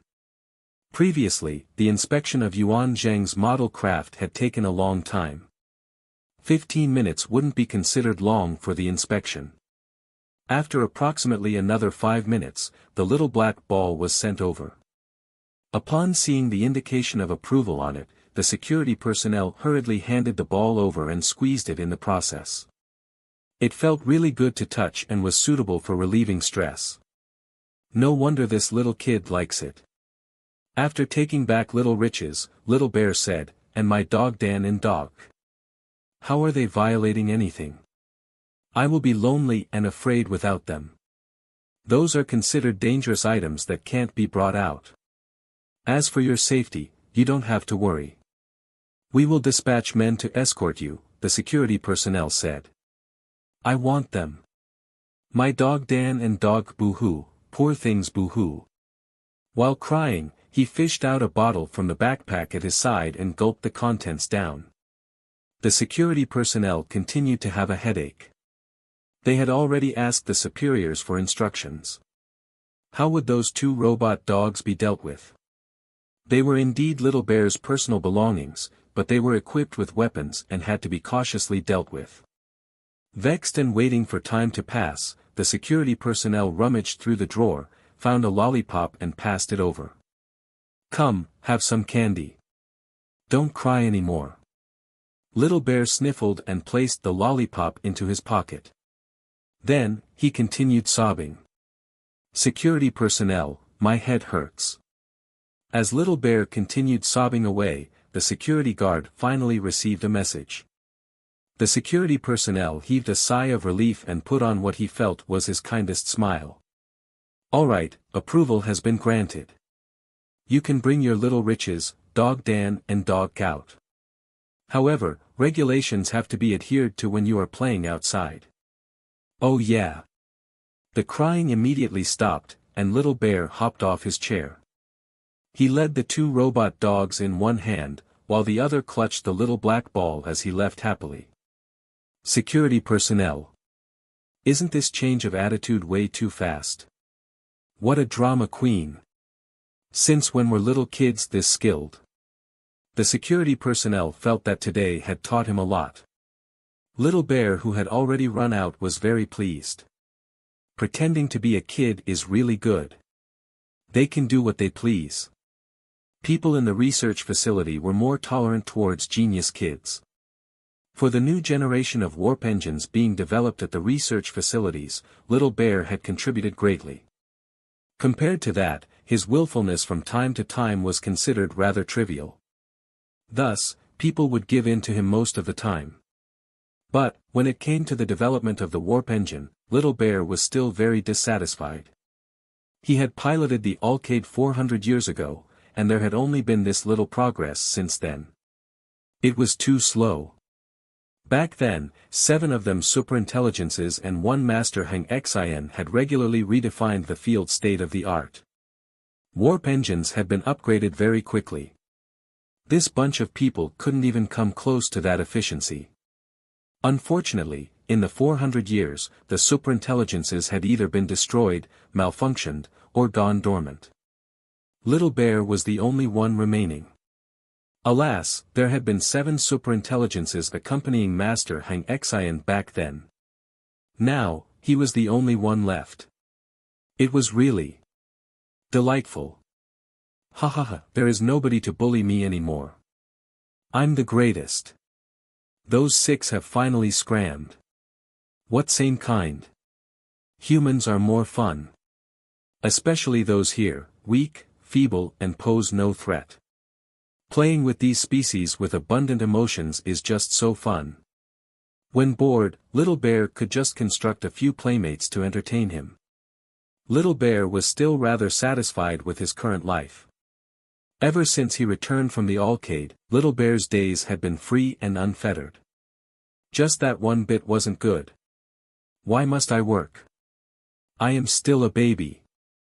I was a baby 400 years ago, and 400 years later I'm still a baby.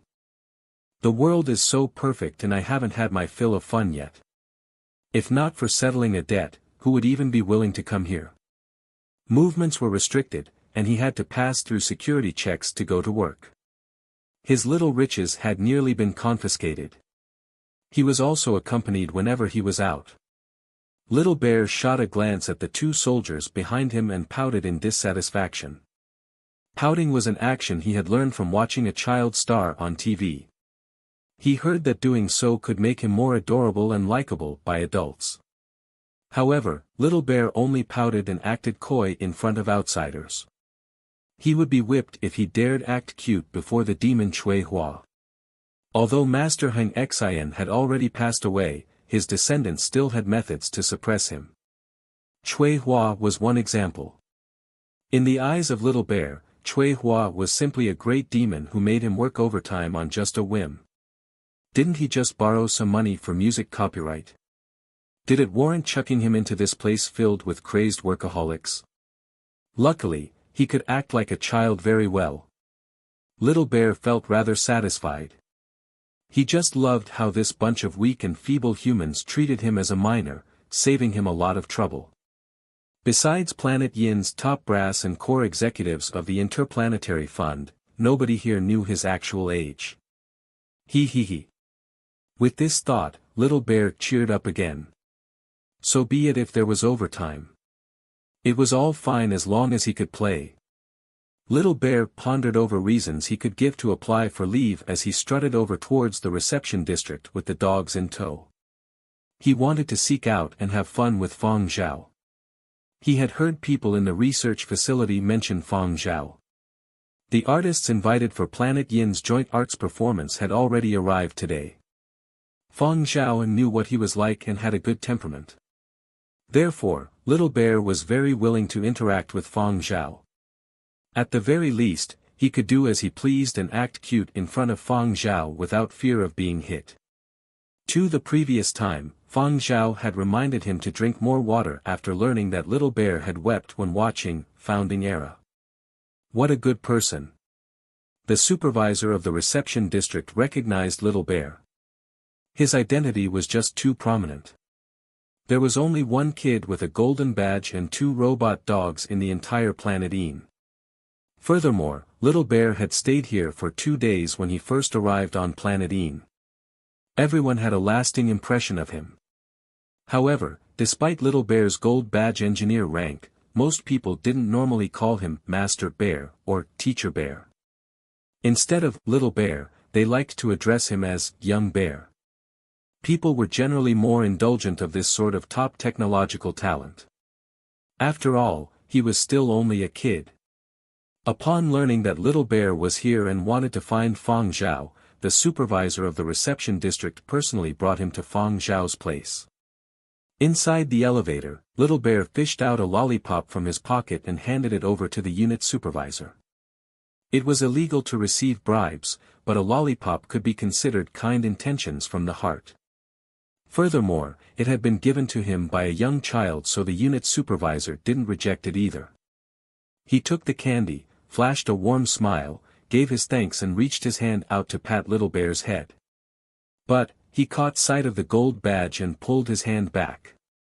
The head of a gold badge engineer wasn't something one could touch as they wished.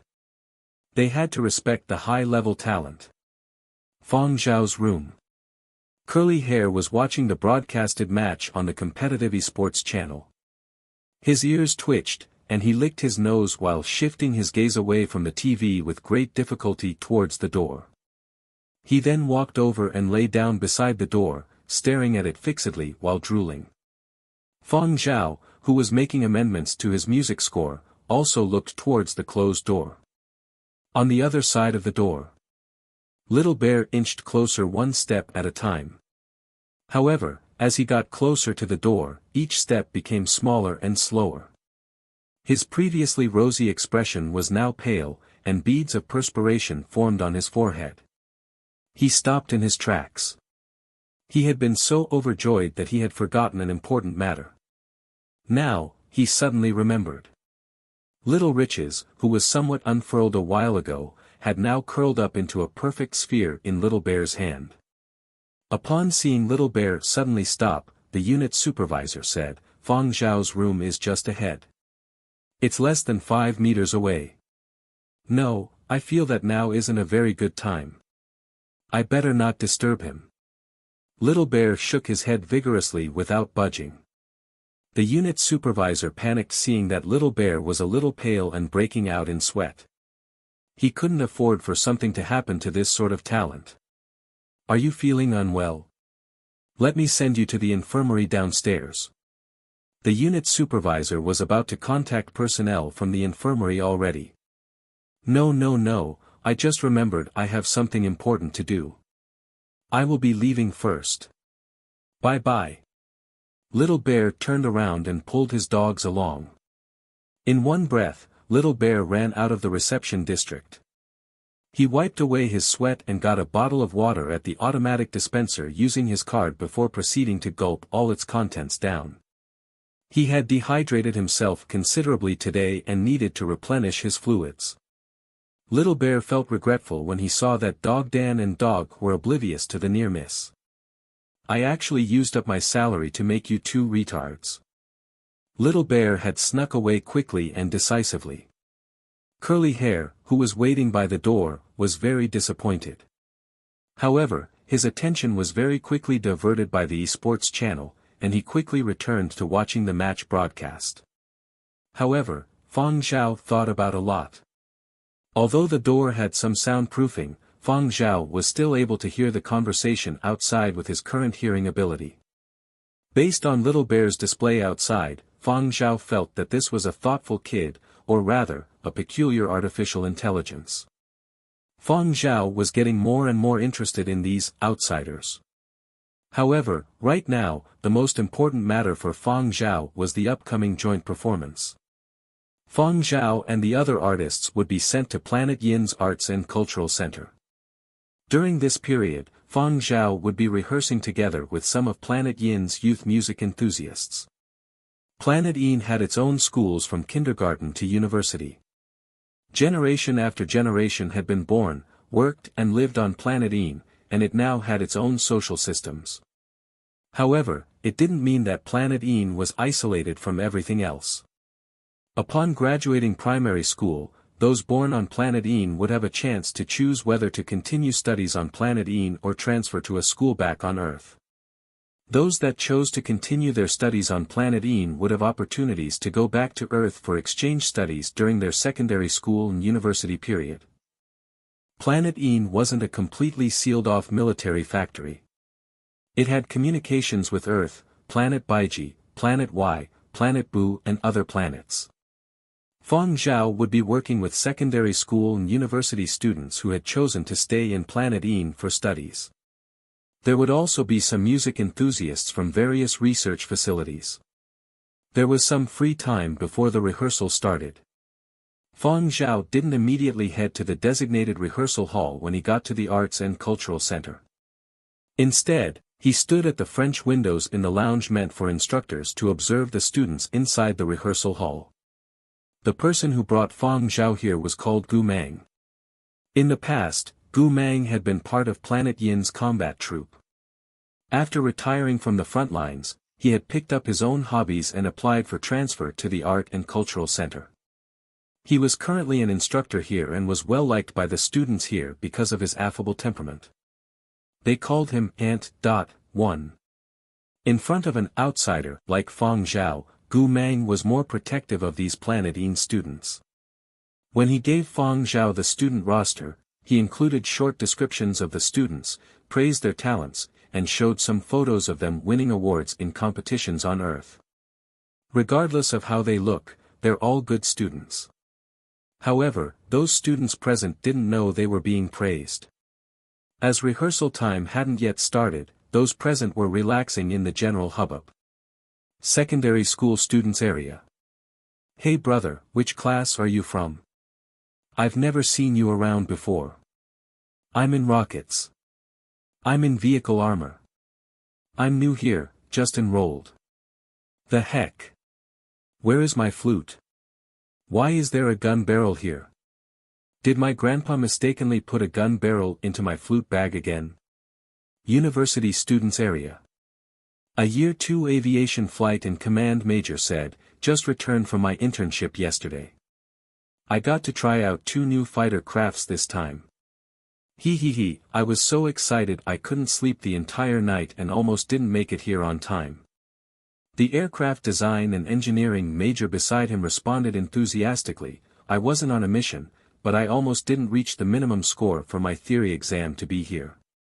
Nearby, a burly heavy mecha major was hollering, any heavy mecha majors, any heavy mecha majors? Our team is looking for one more person. The light machinery neighbors are challenging us to a 4v4 strumming showdown. Forget it, all your instrument strings were ruined the last time there was a showdown. Rehearsals haven't even started for today yet. How are you all gonna rehearse if your strings are damaged? If you want to face off, at least wait until after today's rehearsals. It was common for strings to be damaged in showdowns. Even custom-made strings couldn't withstand their frenzied showdowns. Gu Mang felt the need to speak up for these students. He wanted them to have a good impression on Fang Zhao. Compared to students on Earth, these students were basically dangerous carnivores with sharp teeth and claws. It could be harder for artists from Earth to accept them. Fang Zhao watched all of this with a smile. How lively. Gu Mang had been worried these students would scare Fang Zhao and felt reassured by Fang Zhao's reaction. That's good then. Actually, they might seem very aggressive, but they're well behaved and mild when they pick up instruments. Sure, Fang Zhao replied. He could tell that though these students were quite young, they weren't the overly protected kind of kids.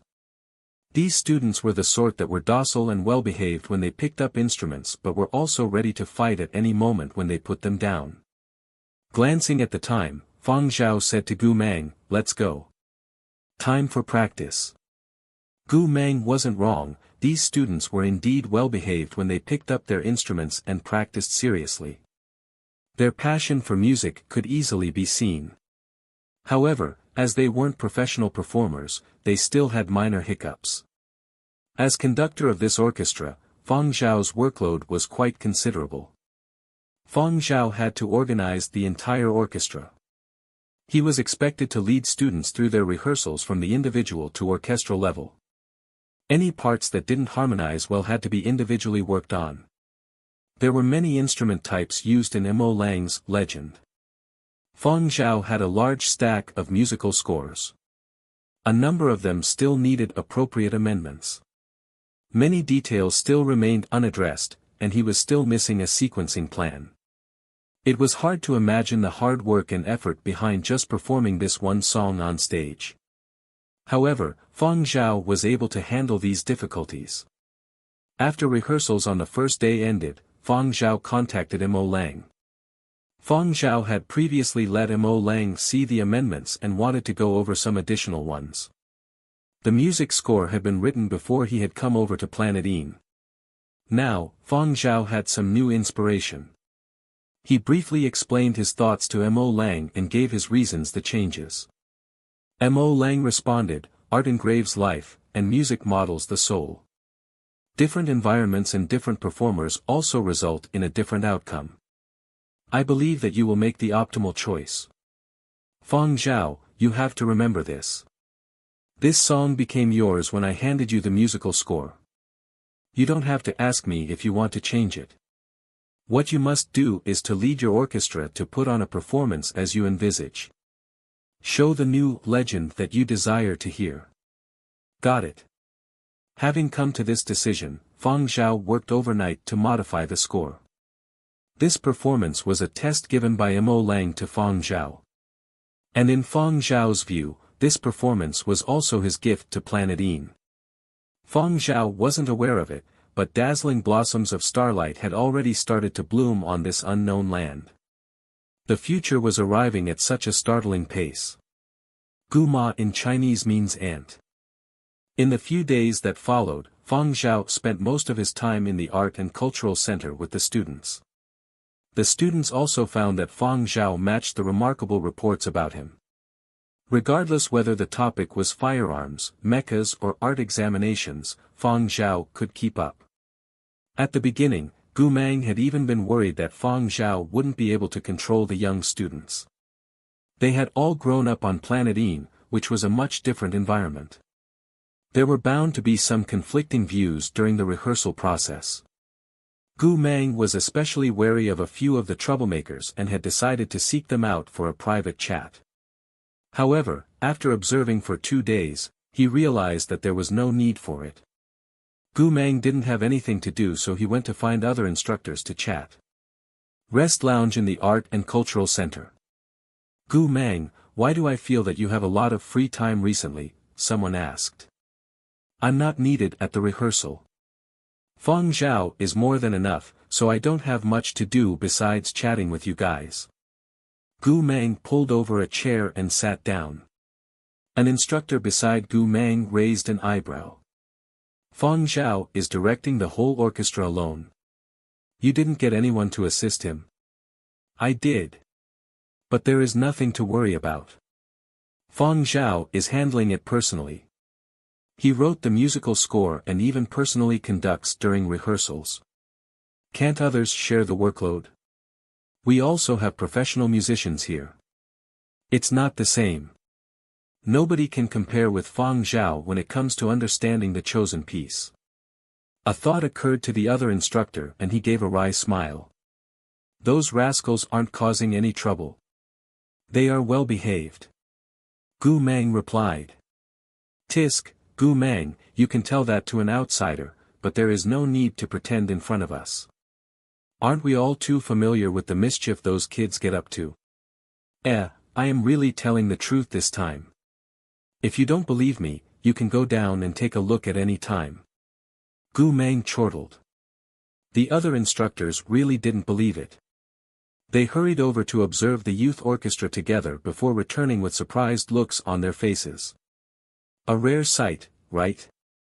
It's like they've undergone a personality swap. Maybe they're past that phase now. Gu Mang recalled something and began laughing. Of course it isn't that simple. Just yesterday, during the rehearsals, a heavy mecha student didn't perform too well, so Fang Zhao had a talk with him. The other few instructors revealed knowing grins. Heavy mechas generally rushed to the front during battle and were bold and fierce. Those who came from this specialization usually had similar personalities. Sometimes, these brash youths could be too overwhelming. It wasn't something any random person could handle. Were those youngsters really that easy to keep in line? They weren't the type to give in to others that easily. How could they simply accept the command of an outsider? Against Fang Zhao, that heavy mecha student was the vanguard. What did he do? The instructor asked.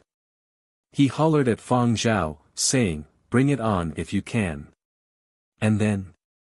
Fang Zhao really took him on. Huh. In a musical showdown or an instructor put on a boxing stance and threw some air punches. Both. They competed with instruments and martial ability. It has to be said, Fang Zhao is really talented. Wasn't that a tremendous psychological blow to the student? No, Fang Zhao is very considerate. From my observations, there wasn't any lasting psychological damage. After that, the students were more well-behaved during rehearsal time. I say, those troublemakers need to learn some discipline. Instrument showdowns at the drop of a hat. Who do they think they are? Youths are ignorant. They need to understand that there is always someone better than them. Look at this incident.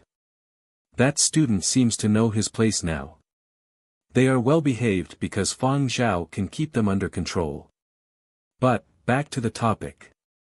I just saw the program plan for them. It isn't any less intensive than our normal program. I feel exhausted just from watching Fang Zhao handle so many matters all by himself. Can he sustain this? In the past, he had seen a number of Fang Zhao's past deeds on authoritative media outlets. Fang Zhao's constitution was definitely slightly stronger than that of other artists.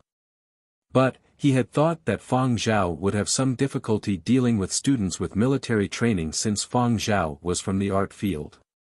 Yeah, I see these other invited artists all brought along helpers.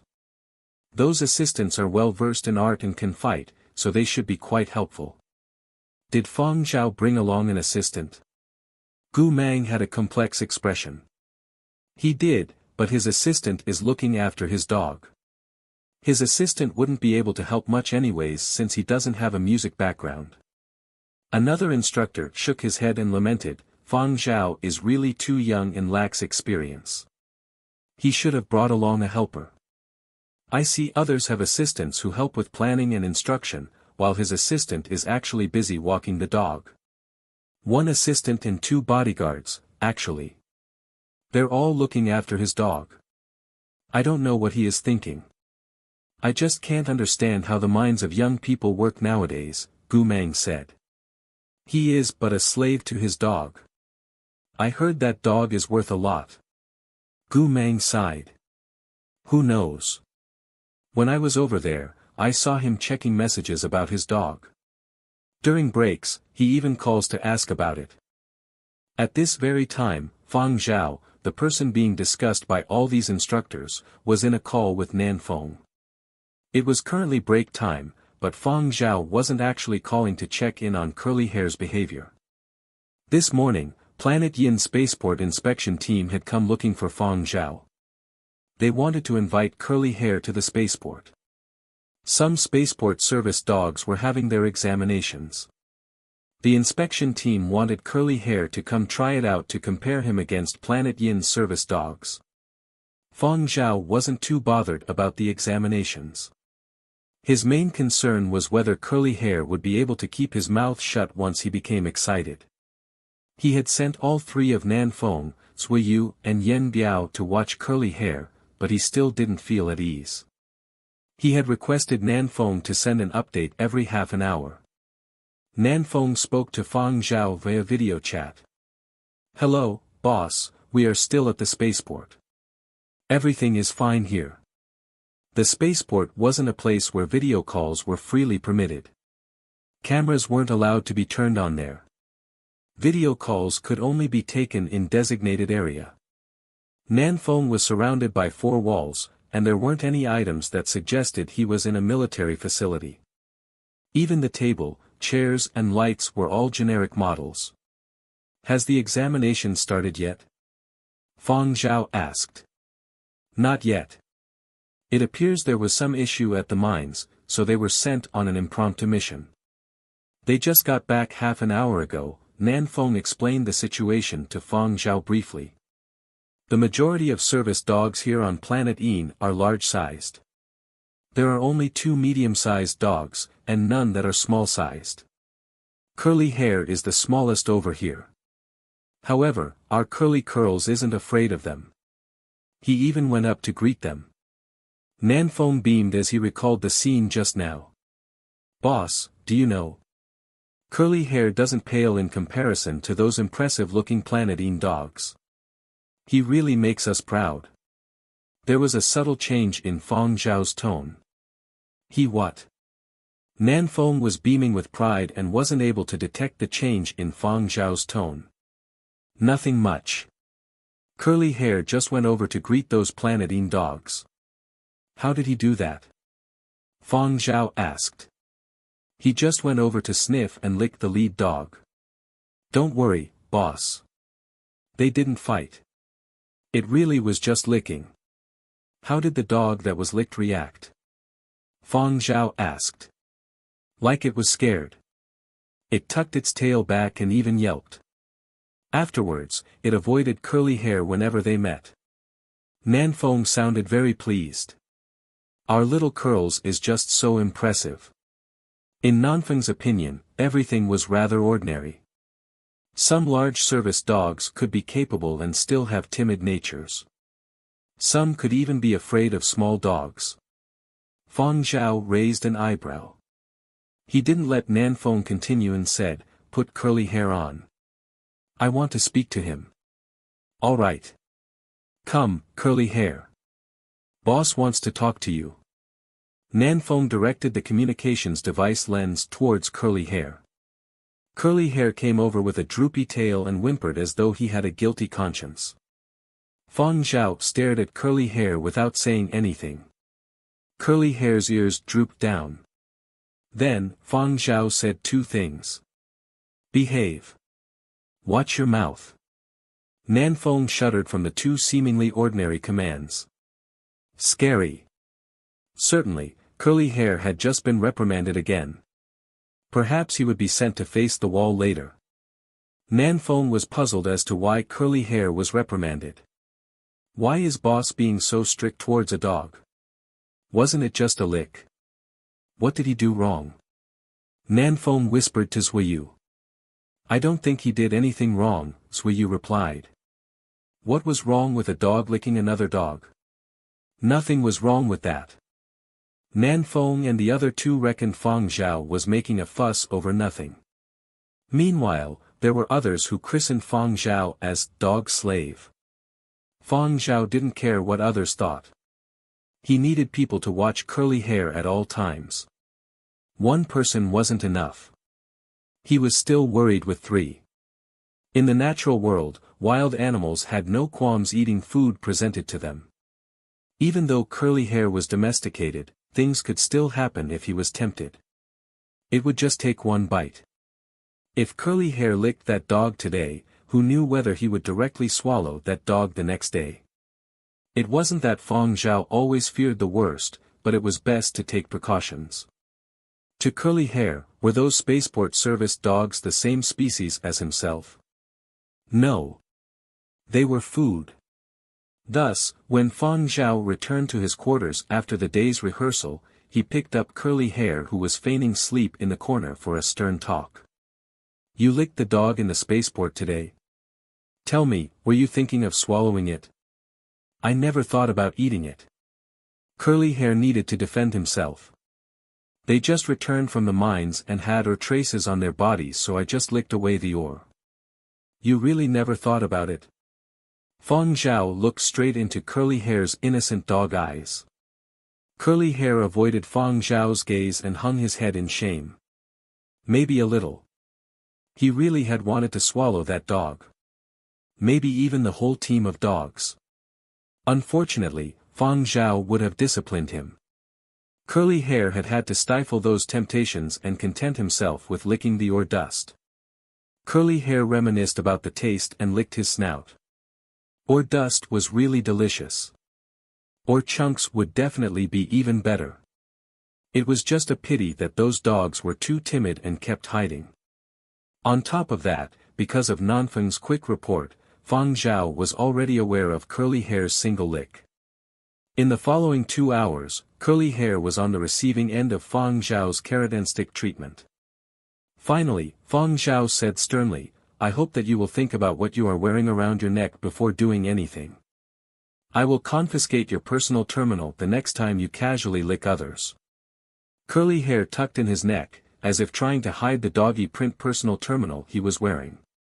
"No more licking. I promise I won't lick." Curly hair hadn't even used it yet. How could he let it be confiscated? "When will I be able to use the personal terminal?" Curly hair asked. "Soon. Wait until the concert here concludes. You'll get to use it when we return home." In another building while Fang Zhao was disciplining his dog. Assistants and bodyguards weren't allocated to the same quarters. Zuiyu and Yuan Biao were living in the same quarters, while Nanfeng was on a different floor. Right now, Yan Biao was sharing his thoughts with Zuiyu. "I feel like changing jobs," Yan Biao said. "Why? Isn't this job good?" Zuiyu was flabbergasted. "The pay is high, and there isn't much to do. Where can you find a job like this?" "But what can we do staying here? Be idle salted fishes? Walk the dog every day? Yen Biao gave a bitter smile. Sui Yu frowned. You feel that walking a dog is a waste of your talent? Yen Biao shook his head. Not quite. I just feel uncomfortable getting paid such high wages without actually doing any proper work. We are bodyguards in name, but we don't have the typical duties of one. Are there any bodyguards like us who are paid so well to look after a dog all day long? Don't you feel ashamed? Sui Yu was speechless. Yen Biao continued, Nanfeng is an assistant and does quite a lot. He is busy every day and is very happy to walk the dog. That is the path he wishes to take, and it is a fulfilling one for him. But what about us? A duo of salted fishes? Sui Yu sobered as well. He understood what Yen Biao meant. Actually, he had the same sentiments as Yen Biao. How could he really not mind all of this? Yen Biao sighed. Now, after arriving on planet Een and seeing all these people, I've come to a realization. In the entirely militarized planet Een, Yen Biao would hear all sorts of discussions pertaining to military matters whenever he stepped out. Outsiders like them could only view video clips of the military exercises. But, this was already enough for Yen Biao. He reminisced about his time serving on planet Baiji. He missed the feeling of being fired up every day. When I first served on planet Baiji, I wanted to do something big. Afterwards, I slowly got used to a daily routine, all the way until Fang Zhao discovered the power or reserves on planet Baiji. I served in the military for so many years, but was only a bystander when planet Baiji rose. If you hadn't been injured, you would have been able to stay on planet Baiji and pursue your dreams, Sui Yu said. I can't deny that I have never felt bitter about it, but the past is the past. I am also very grateful to Fang Zhao for helping me in my most difficult period. But now, I feel that I am receiving charity and being pitied. Look at the people of planet Een. Many of them have prosthetic limbs yet haven't retired from the military. I am still in the prime of my life. I feel that I can return to the battlefield and fight for another 50 years. Sui Yu understood Yen Biao's restlessness. He also shared the same sentiments. At that moment, various thoughts went through Sui Yu's head. He also didn't want to be a salted fish. He was embarrassed to talk about his job with former comrades. They would ask, "What do you do normally? Are you busy?" Could he reply, "Busy walking the dog"? How shameless would that sound? Salted fish like us, Sui Yu felt that what he said felt a little wrong and immediately made a correction. Bodyguards like us are indeed rare. Yen Biao gave a wry smile at salted fish. However, it contained complex emotions. Ever since leaving the military, I have never slacked off on my training. I'm ready for battle at any time. I would rush in front of Fang Zhao to protect him without any regret. No questions asked. However, he only lets me walk the dog. Sui Yu, it's now just the two of us here. Honestly speaking, I feel that my abilities aren't utilized at all. Fang Zhao can fight better than us and simply does not need us to do anything. We are basically just decorative adornments. Normally for 10 days of our job, we are out walking the dog for 9 days and are just standing in the background for the remaining one. I do not understand music and don't play games well either. It isn't an exaggeration to say that perhaps curly hair is even better than me. Fang Zhao always reminds us to keep striving. For what? Our work is actually more like self-hypnosis. It's just office duty. I'm taking certifications, doing reports, training and walking the dog. Does this make me a diligent and responsible bodyguard? All I feel is emptiness from doing nothing. I am not very great and have limited abilities. If I can't make use of it here, then why shouldn't I go somewhere else to use my strengths? Maybe my future life won't be that exciting either and also won't have much career growth. But, maybe I'll be able to do something meaningful. Despite how I might look, I'm not in a good state right now. I don't have any motivation at all. It's like I've already retired at my young age. If I can't demonstrate my value, what is the meaning of my life? Zhuyu was silent for a long time. Then, he asked, are you thinking of applying to return to your squadron? Indeed. Yan Biao nodded. Will the application be successful? I don't know. Even if I can't return, I want to change jobs. It might be tiring and pay less, but at least I will have peace of mind. I just wish to do honest work so that I will feel deserving of my pay. Zhuyu could tell that this wasn't an impulsive decision and that Yan Biao had really given it some hard thought. Perhaps he had already been considering it for some time. Planet Een seemed to be the final straw. This is my own decision. I'll wait until the concert is over before letting Fang Zhao know. I'll also recommend a few potential replacements for me. Yan Biao sighed. I don't want to go on being a salted fish. I need to once again reignite my fighting spirit. I too have to think things through properly, Zhuyu muttered. Yeah, you should think about it. Before heading to sleep, Yan Biao had already made his decision. Aha, that settles it. When we return home from Planet Een, I will hand my resignation to Fang Zhao. Yan Biao didn't tell Fang Zhao of his decision the following day. Fang Zhao was very busy in the preparation phase for the concert, and Yan Biao didn't want to interfere with his work. Zhuyu had also thought about it all night and felt awkward in front of Fang Zhao today. In truth, he too had been tempted to resign. However, he wasn't as resolute as Yan Biao. Yan Biao had been recruited directly by Fang Zhao, whereas Zhuyu was assigned by Silver Wing Media. Even if he hadn't become Fang Zhao's bodyguard, he would probably have been assigned to some other celebrity. However, the entertainment circle was messy. Things were much simpler by Fang Zhao's side. Nonetheless, Yan Biao was correct. He couldn't keep doing this. He didn't want to be stuck here forever as a salted fish. He hadn't thought through about when to resign because he didn't know what he would do after. He needed to find some other options first. So, when they went to pick up curly hair from Fang Zhao, they both felt somewhat guilty. Fang Zhao sensed the awkwardness but didn't bring it up. After briefing them on their dog walking assignment for today, he headed to the Art and Cultural Center for rehearsals with the youth orchestra. He could tell that Yan Biao and Zhuyu were bothered by something but that it wasn't urgent. Fang Zhao wasn't going to press them for answers if they didn't say anything.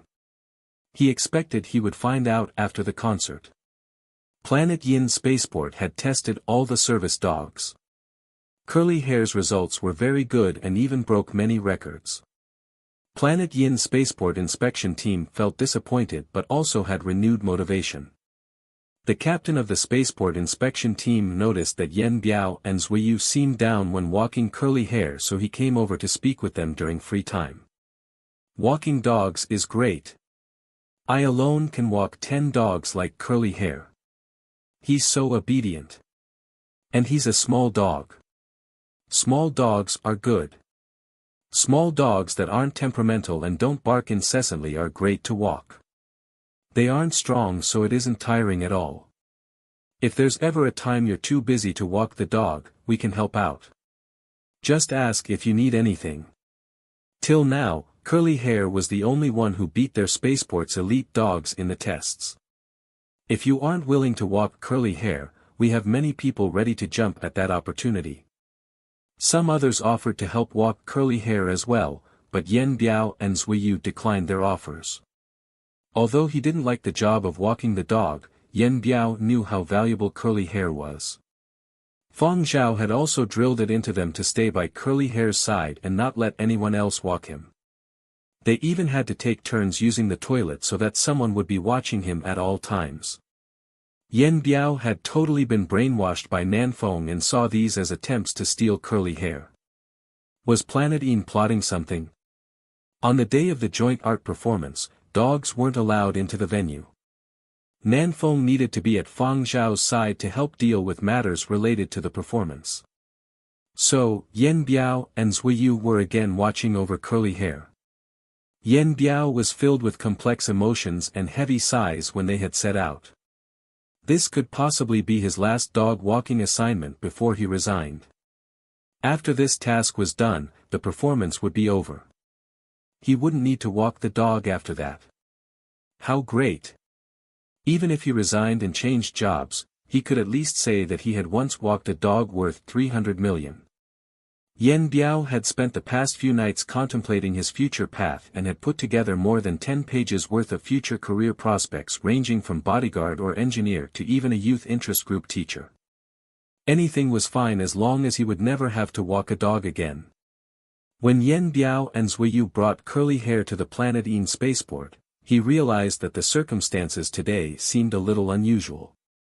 There was an extra dog at the spaceport. It was a small dog, about the same size as Curly Hair.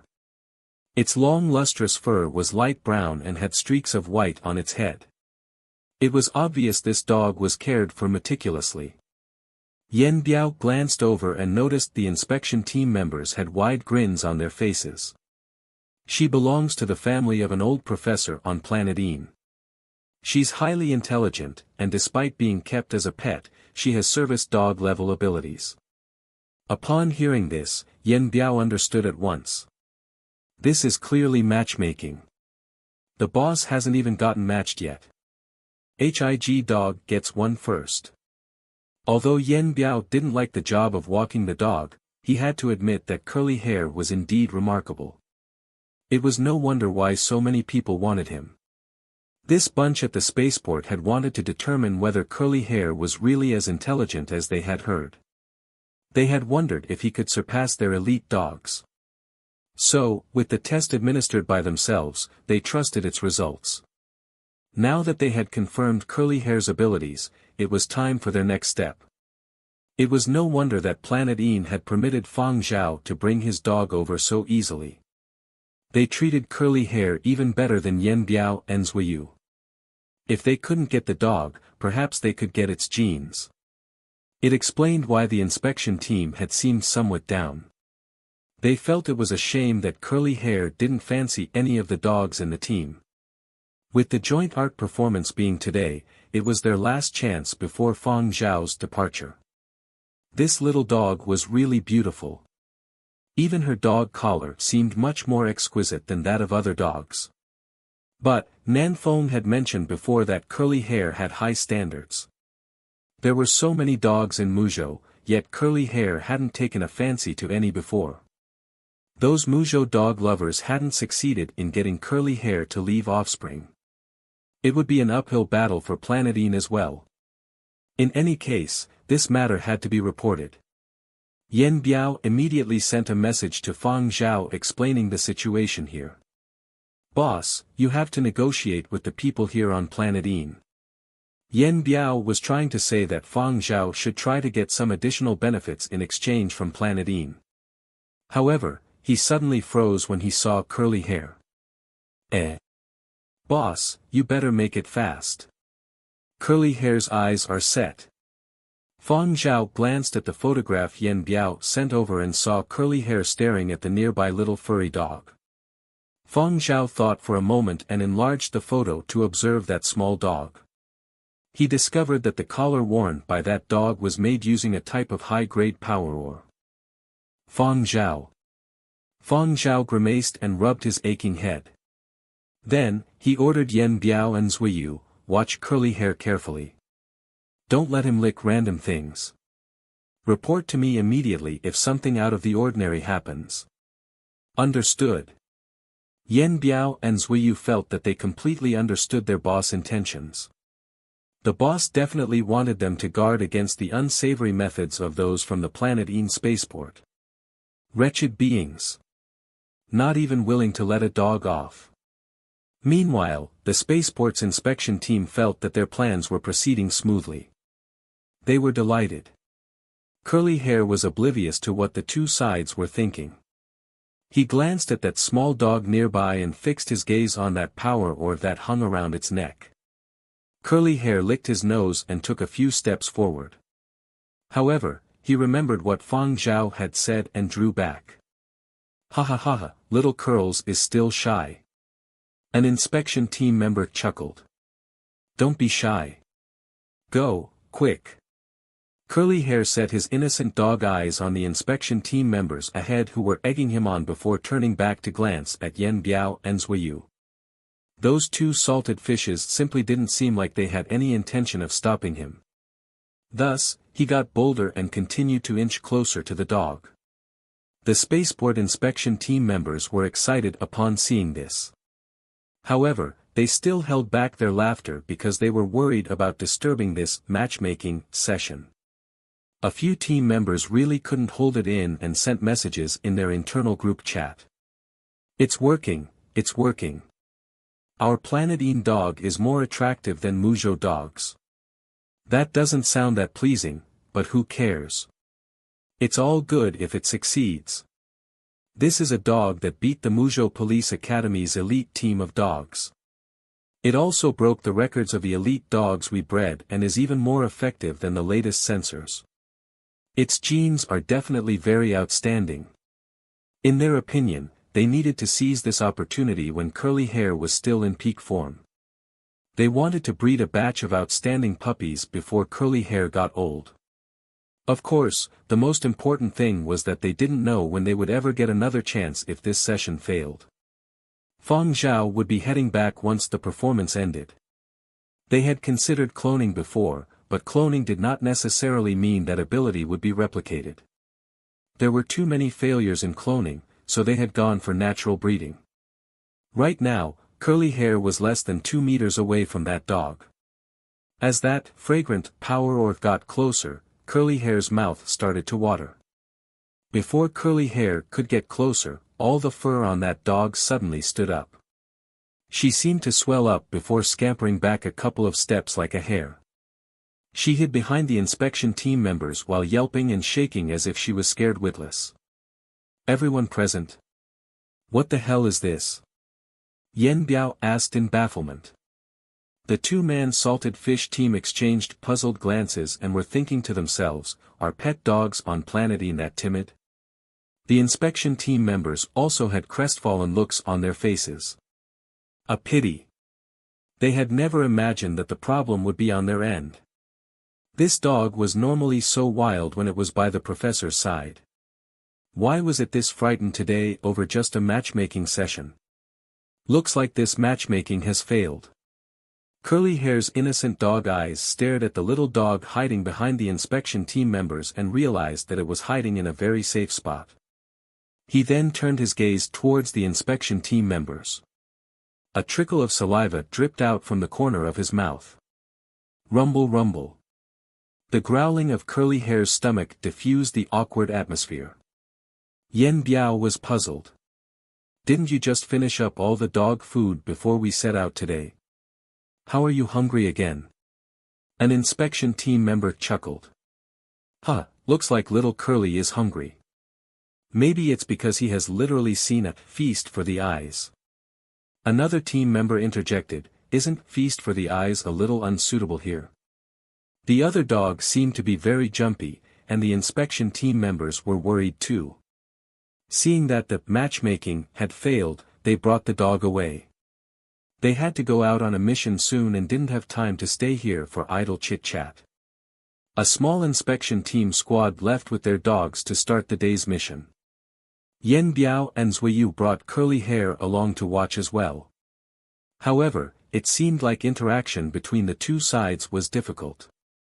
Each time Curly Hair wanted to get close, the inspection team dogs would scuttle away. Zhuyu huffed. They are isolating him. This is emotional abuse. Yen Biao agreed with what Zhuyu said. The Planetine dogs were excluding Curly Hair.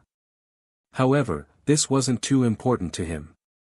This would be the last time he would have a dog walking assignment. Once Fang Zhao's performance ended, the ones walking the dog would be Nanfeng and Fang Zhao. He would inform Fang Zhao of his decision to resign first and recommend suitable candidates to replace himself later. I'll submit my resignation to boss after walking the dog today. While the Planetine joint art performance couldn't be considered a very significant and grand event, it was still a rare entertainment activity after all. People who were free or on vacation would come over to the venue to watch. Those that couldn't come would watch the live broadcast. The live broadcast was only limited to Planet Een. People outside of Planet Een wouldn't be able to watch it. No official recordings would be posted to the internet. Even photos taken by official media representatives from Earth had to be audited and censored before they could be uploaded on the internet. There were too many important people who needed protection. Their faces couldn't be revealed. Gold badge engineers like Yuan Zheng belonged to the category of people with sensitive identities that couldn't be made public. People like them were assigned secret identities and bodyguards when they went to Earth for work or vacation. Thus, Fang Zhao and the other invited artists were once again reminded of the confidentiality requirements. At the venue, people were already starting to stream in. Little Bear had brought Dog Dan and Dog Cover. Unfortunately, the robot dogs weren't allowed in the venue and could only stay outside. Thus, Little Bear entered to watch the concert alone. Lately, nobody had bothered him, so he had run over to watch Fang Zhao and the orchestra's rehearsals whenever he was free and feeling bored. As long as that dog wasn't around, the word afraid didn't exist in his dictionary. Besides Little Bear, the self-proclaimed fanboy Yuan Zheng also wouldn't miss this performance. He was accompanied by a few older engineers from the same research facility. Yuan Zheng had also brought along the present he had made for Fang Zhao. Previously, his space fleet models had been confiscated and he had been limited to gifting a small component. Giving his idol a tiny component was probably his most regrettable incident ever. Therefore, he had worked during his spare time to build a complete craft. It couldn't compare with the entire fleet he'd previously made, but at least it managed to get through the strict security audit. He had heard the invited artists would be leaving once the concert ended, so he only had one opportunity remaining. Seated to Yuan Zheng's side were some much older people. They didn't really have too much interest in the art itself. They had come over to watch their own children or grandchildren perform on stage. Our son is performing this time. He's always so rough and boorish. I wonder what he is like when he plays the violin. My granddaughter will be performing this time. Make sure to take more photos later. Are you all talking about the piece that Fang Zhao is involved in? Someone turned around and asked. Fang Zhao. I know him too.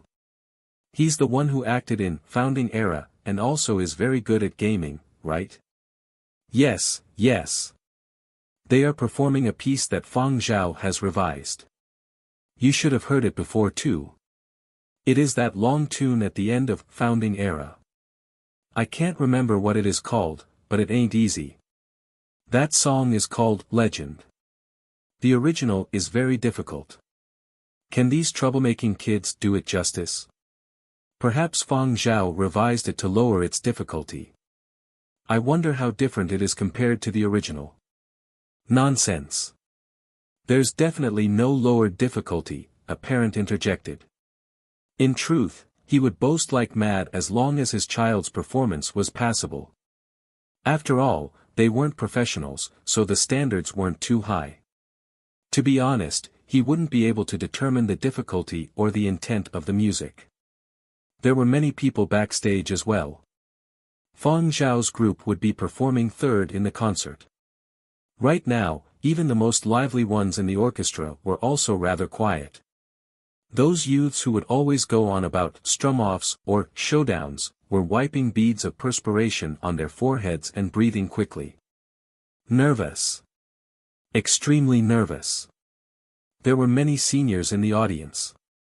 Family members who could make it would definitely be there to watch them perform. What happens if my strings break?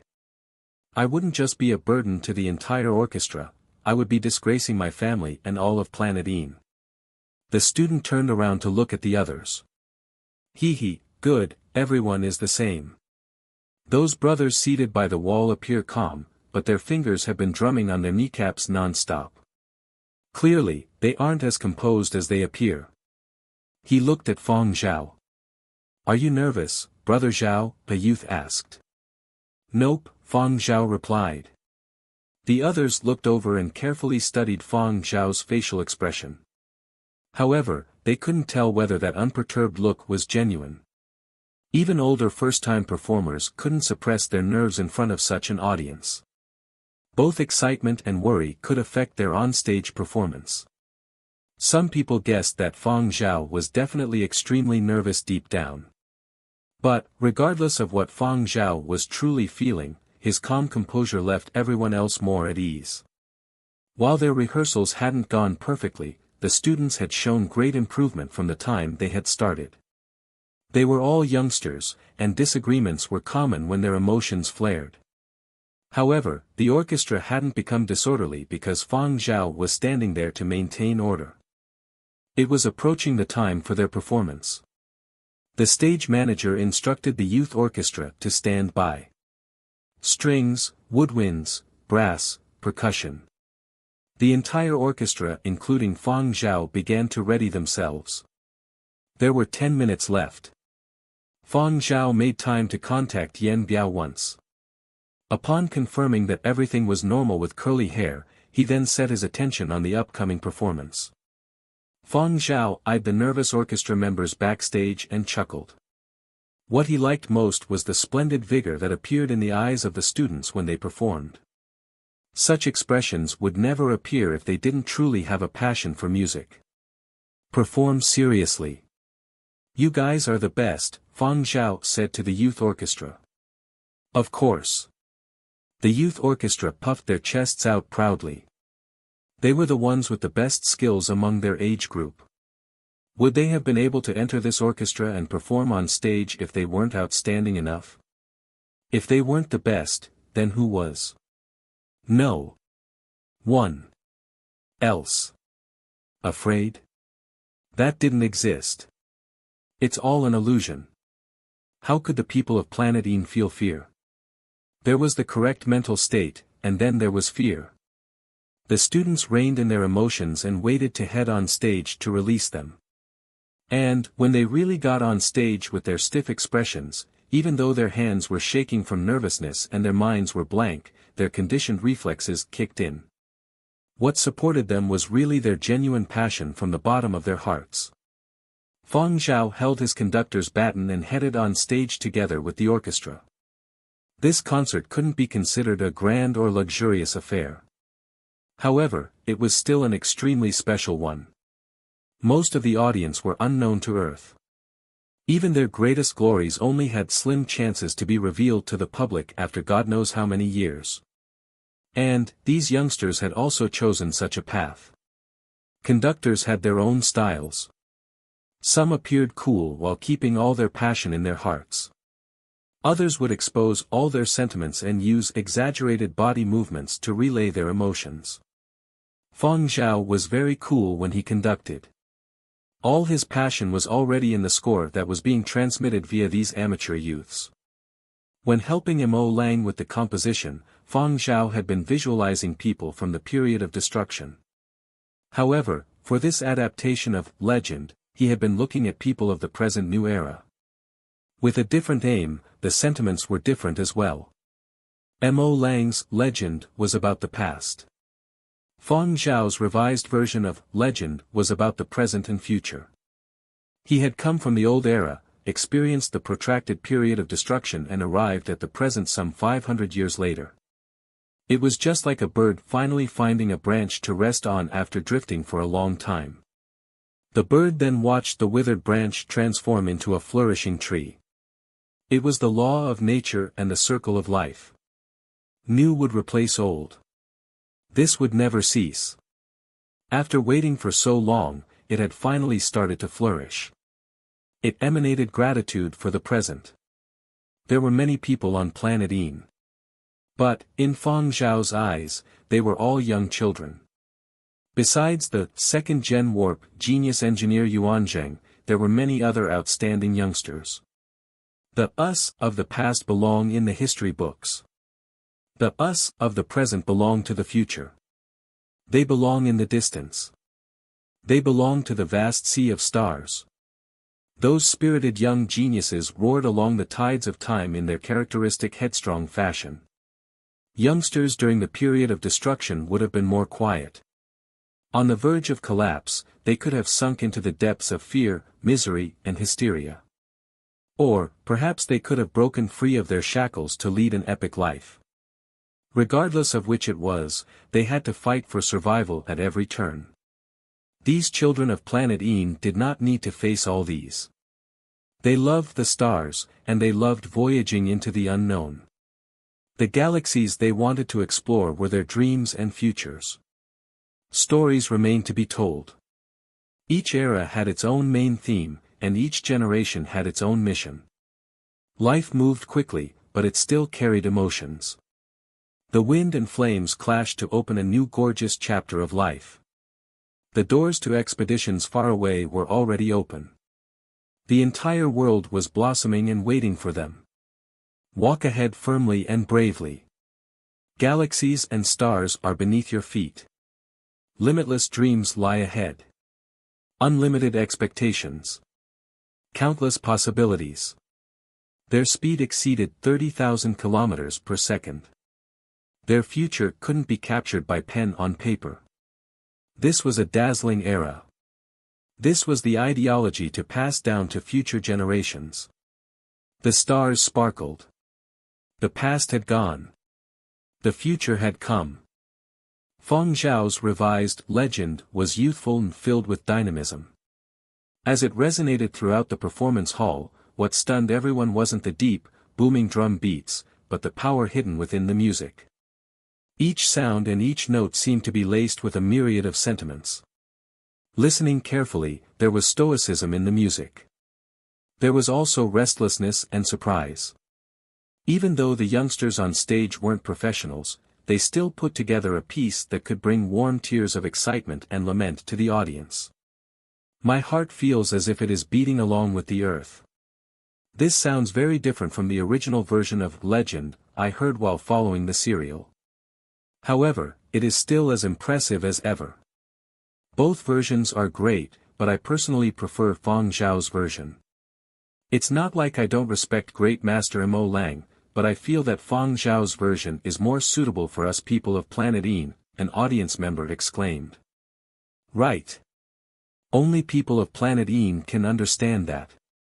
Fang Zhao's version of Legend doesn't have the same thick history, but it has inspiration and liveliness.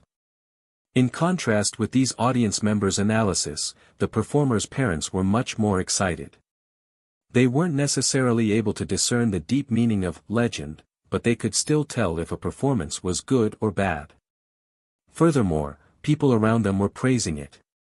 If everyone said it was good, then surely it was very good. They didn't disgrace Planet Een. Parents picked up their communication devices and sent messages to those who were unable to attend. They bragged. They flaunted. They told their friends and colleagues about their child's brilliant performance. And, some had relatives on Earth. They had to be informed too. Although photographs and videos couldn't be sent, verbal descriptions would suffice. After the orchestra's performance concluded, the students bowed before retreating backstage. When they arrived backstage, many of them still had shaky legs. Some immediately slumped to the ground. They suddenly realized how exhausted they were after breaking out of the immersion of their performance. A student nearly collapsed but was luckily caught by a person at his side. After getting comfortable, the students gathered in a circle to watch the video of their performance. I actually played this well. A student watched herself play the violin. We actually exceeded our capabilities. A flutist grinned from ear to ear. He was extremely satisfied with his display. This was a team effort. We couldn't have done this without everyone's best effort. Perfect, another exclaimed. I have to ask the organizer whether the soundtrack can be extracted. I will keep it as a single to play on loop. I want the video. I will apply for a cut of that segment. I will be able to boast about it for many years to come. Younger students were so thrilled they couldn't even speak coherently. Those that received red packets from their parents nearly shrieked. A younger student was busy collecting all the electronic red packets sent by various elders and muttered, how great would it be if these performances were more frequent. Although rehearsals were tough, the rewards were rather abundant. Oh right, where is Brother Zhao? I want to ask when he'll come over again. Is it once a year? Or once every few years? He was called up by the artiste group. After their performance concluded, Fang Zhao had been called over by members of the artiste group. The invited artistes were gathered together. Those who had finished their items were now much more relaxed. Seeing Fang Zhao come over, an older artiste smiled and patted his shoulder. Not bad, not bad. Old Mo will surely be very pleased with your performance. No wonder Mo Lang gave nobody else but you permission to revise it. They had originally thought that Mo Lang would still contribute in private. But, upon hearing the revised version of Legend, they could tell that even if Mo Lang had helped, it wasn't by much. There weren't many traces of Mo Lang in this version. Legend could be heard in this version, but the style was entirely different. These people were all professionals and could tell how much effort Mo Lang put in. This was also why they understood and praised Fang Zhao's ability. When it came to rearranging famed pieces by predecessors, many young people would find themselves in a tangle. There would always be a hesitation to change the piece. Fang Zhao, however, was a successful example. Fang Zhao accompanied these older artistes for a chat. The ones here had already finished their performances. They even talked about gathering everyone for a proper catch-up when they returned to Earth. There were too many restrictions here on planet Een, so they didn't dare say too much. While chatting, the doors to the rest lounge suddenly opened. A figure rushed in and made a beeline for a pouch on the sofa. Oh. Meyer, lost something? An elder artiste asked. The person who had rushed in, Lady Meyer, was a dance master amongst the artiste group. Meyer's performance was slated to start in less than 15 minutes. I can't find my bracelet. I clearly checked that it was placed together with my costume in the morning. I just discovered that the bracelet was missing when I was about to change into my costume. It's not in this pouch either. Meyer's bracelet had been custom-made for the dance she was to perform. It would enhance the performance. However, she never expected the bracelet to go missing at such a crucial juncture. Still haven't found it. Could it have been left in the dance studio? Another older artiste suggested. I will go search again. Meyer nearly ripped her bag out of worry as she rummaged through it.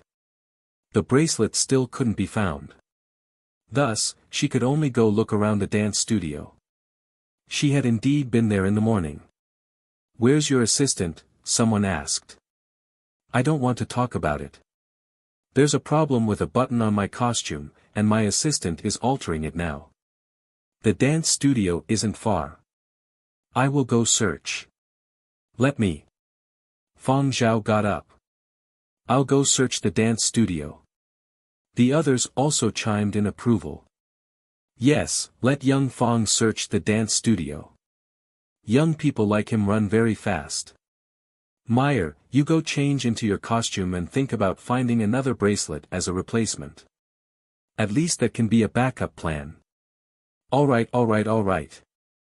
Thank you, young Fang. Meyer told Fang Zhao the location of the dance studio and handed him the access card. Fang Zhao didn't dawdle and ran to the studio.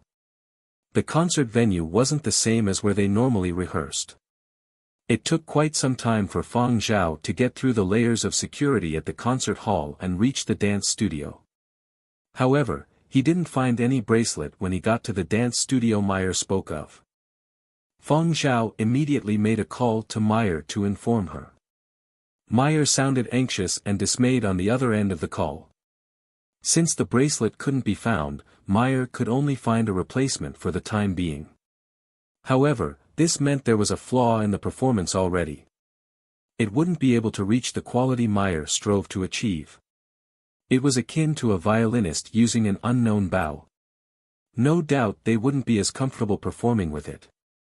As a dancer master with a wealth of experience, Meyer couldn't have casually misplaced such an important item. Careless oversight was something that rarely happened to her. Meyer even wondered whether someone had taken it. Students pranking teachers wasn't unheard of, but this was Planet Een. Students joked here and there during rehearsals, but which student would dare play such a prank at an important juncture? Planet Een punishments were severe. After ending the call, Fang Zhao was about to leave the dance studio. However, as he took a final sweep before leaving, Fang Zhao noticed 2 open windows. He strode over with the intention of closing them. Footsteps could be heard coming from the elevator's direction. Zhao bro.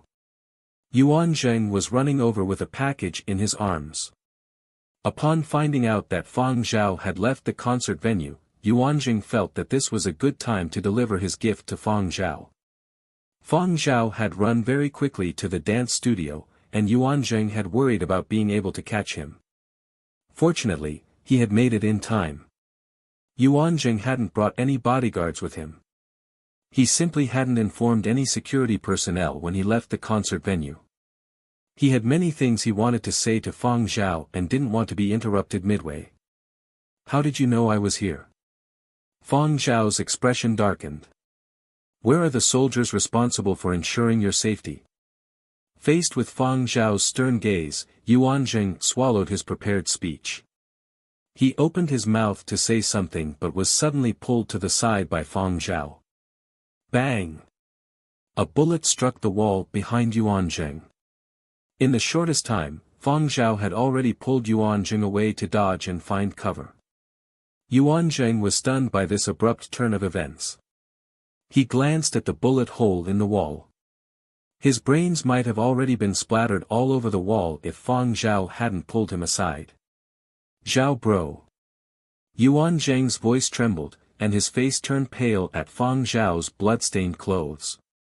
There were 2 snipers, and 2 shots had been fired. The first had been avoided and had struck the wall. The other shot had been blocked by Fang Zhao. Fang Zhao put a finger to his lips indicating for Yuan Zheng to stay silent and not move. No alarms had sounded.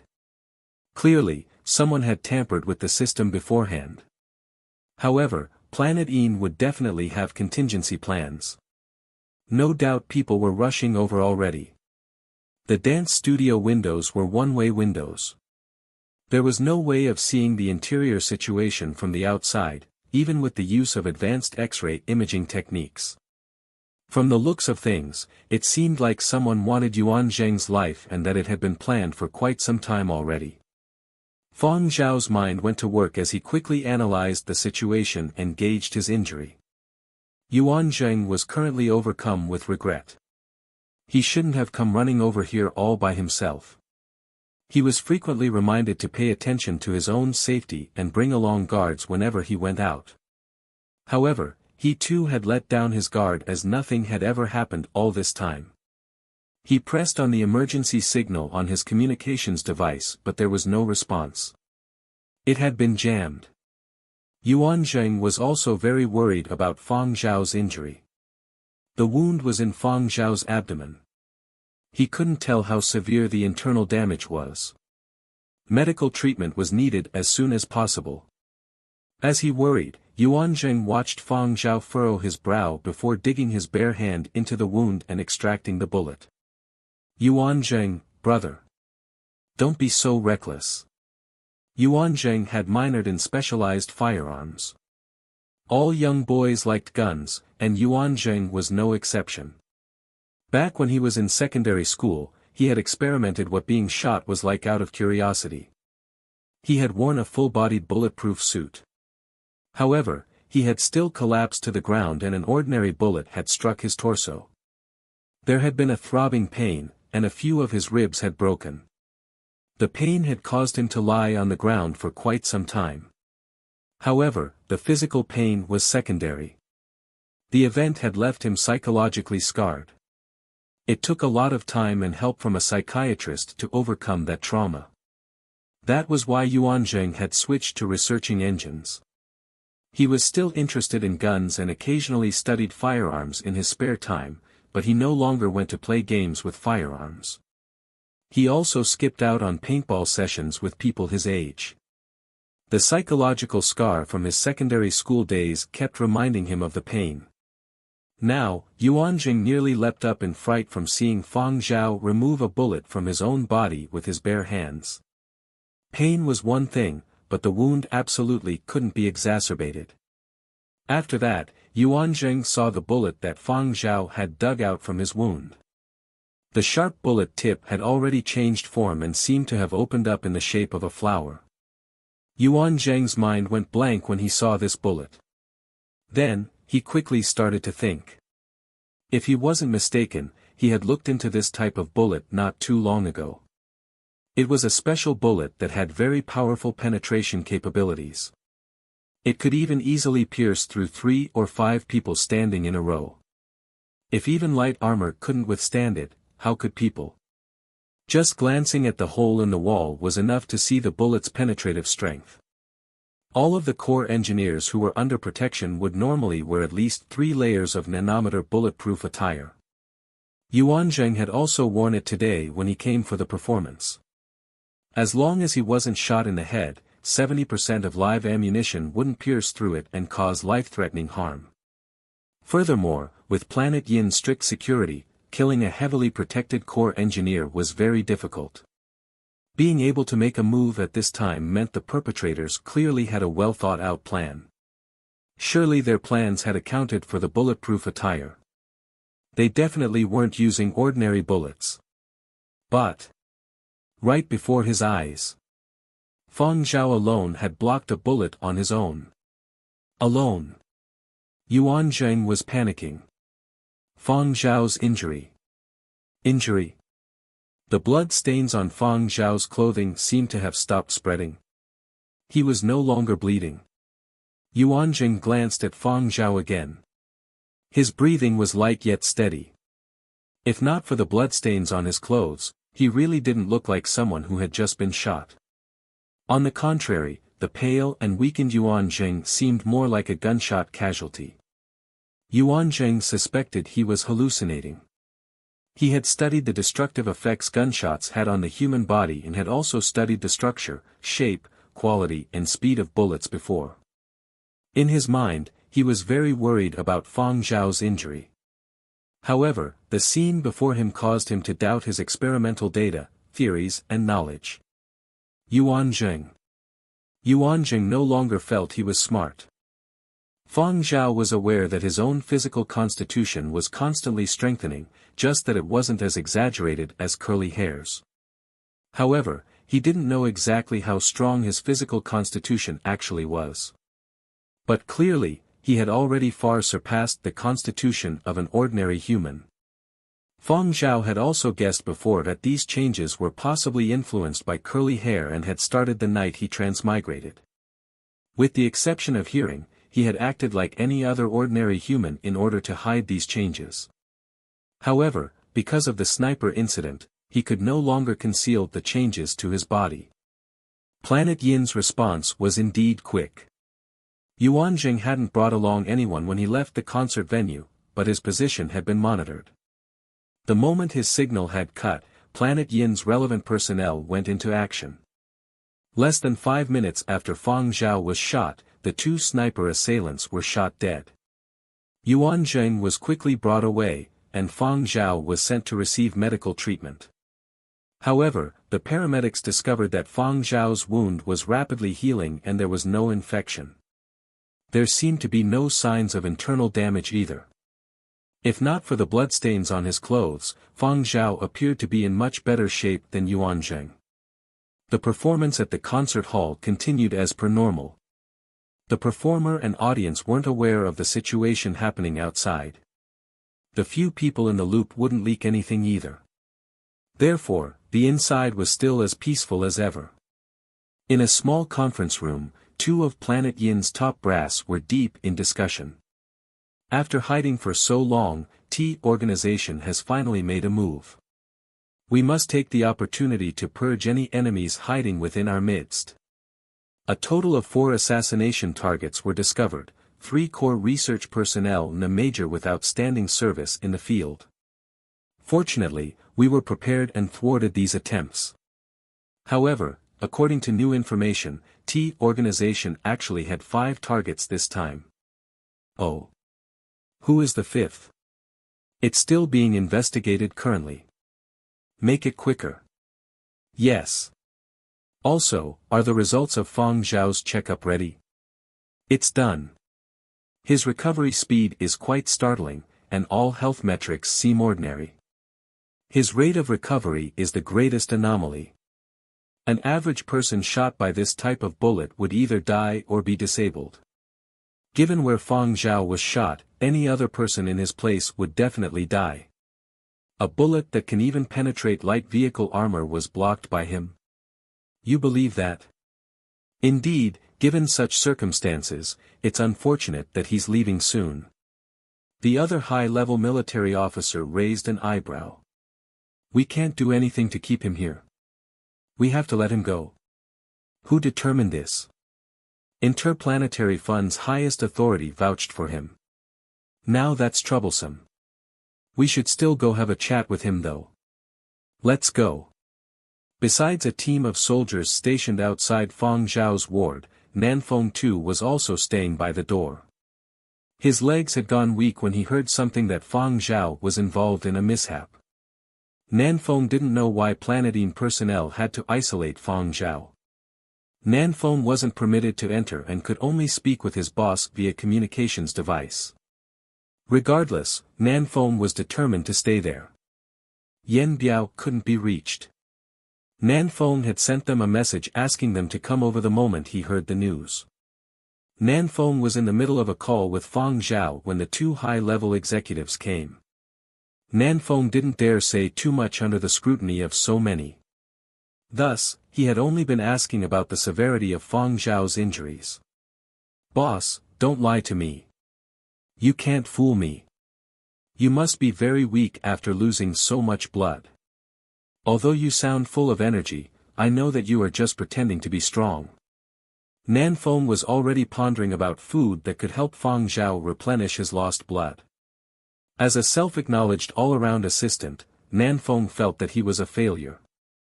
He had failed in his duties and let down his high wages. I have to make up for it. I must give my hardest to look after boss during this period when he is weak. The 2 high-ranking military officers who just came over heard what Nanfeng said and thought to themselves, still weak. We wouldn't have seen anything more than a scab if he had been sent here any slower. If they hadn't insisted that Fang Zhao stay here, that fellow would have long disappeared without a trace. In his ward, Fang Zhao listened to Nanfeng in silence. This assistant was very good in most aspects, but his perception was a little weak. Upon seeing the 2 high-level officers enter, Fang Zhao ended the call and looked over. The arrivals seemed relaxed and were mulling over how to fish out information from Fang Zhao. But, before they could speak, an urgent call came through. The 5th target has been determined, the officer who answered the call said. Who? His companion asked. The former officer turned his gaze to Fang Zhao. Fang Zhao. He suddenly had a foreboding premonition. A certain huge warehouse at Yin Base. Planet Yin's warehouses were built like forts. Besides shielding against storms, they were also designed to withstand damage from experimental testing and military exercises. There was an outdoor exercise zone near this warehouse. Once, a newbie had misfired at the warehouse during a military exercise. The 2-man salted fish group also followed the inspection team over. As Curly Hair was being excluded by the inspection team's dogs, Yen Biao, Zuiyu, and Curly Hair could only trail behind the team. Fortunately, the inspection personnel still treated them warmly. Curly Hair's exclusion by the other dogs was quite severe. Yen Biao and Zuiyu had to keep some distance between themselves and the inspection team. Furthermore, there were some places they couldn't enter.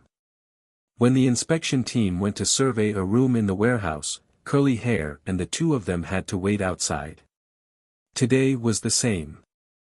When they went to patrol the warehouse here, the inspection team had gone into one of the rooms to carry out their tasks. Zuiyu, Yen Biao and Curly Hair waited outside and admired Planet Yin's fort-like warehouses.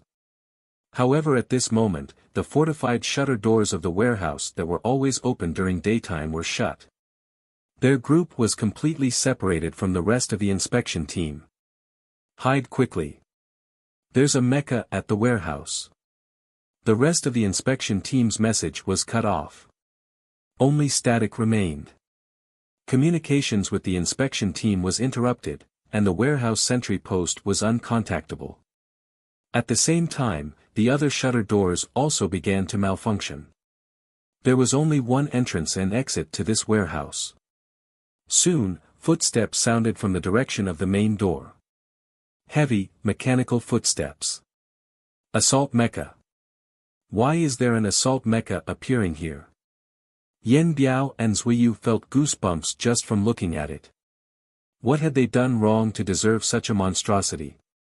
This morning I heard that a malfunctioning mecha was transferred here and sent for maintenance. Zuiyu quickly recalled. The thing has way too much firepower. Our guns won't even scratch its armor. We'll be incinerated before being able to run if we go head to head. A wave of despair washed over Yen Biao. He had decided to submit his resignation after this final time of dog walking. He had never imagined such a situation would occur. Zuiyu recalled the inspection team had mentioned that the shutter doors had manual controls on top of their automated system. Let's go over there. We need to find a large store to hide in first. Planet Een squads have fast response times. Since the inspection team already knows that something has happened, they'll surely dispatch people over. We just have to buy some time. That's the only thing we can do. Yen Biao called Curly Hair over, and the three of them headed for the large rear store. Curly Hair glanced outside and licked his nose. He remembered Fang Zhao's warning and followed Yen Biao and Zuiyu deeper into the warehouse. Yen Biao and Zuiyu didn't notice Curly Hair's reactions. In desperation, they chose a rectangular store that had two reinforced doors separating the inner and outer sections. Zuiyu closed the outer doors but didn't stop as the trio continued to run inwards. While running, Zuiyu said, the mecha outside should have been sent here for maintenance because it was malfunctioning. Normally, such mechas are under strict administration and can't be easily mobilized. The one in this warehouse was the malfunctioning one. Perhaps its laser cannons don't work. Just as Zuiyu finished. Boom! A large hole had been blasted in the outer door. Curly Hair faced the mecha that had fired. Woof woof woof. Why the heck are you barking? Yen Biao bent down, seized Curly Hair and started running. Zuiyu quickly shut the reinforced shutter doors to this store, blocking the shots fired by the mech's energy gun. After the inner store's reinforced doors were shut, Zuiyu and Yen Biao searched around. There was really no way out this time.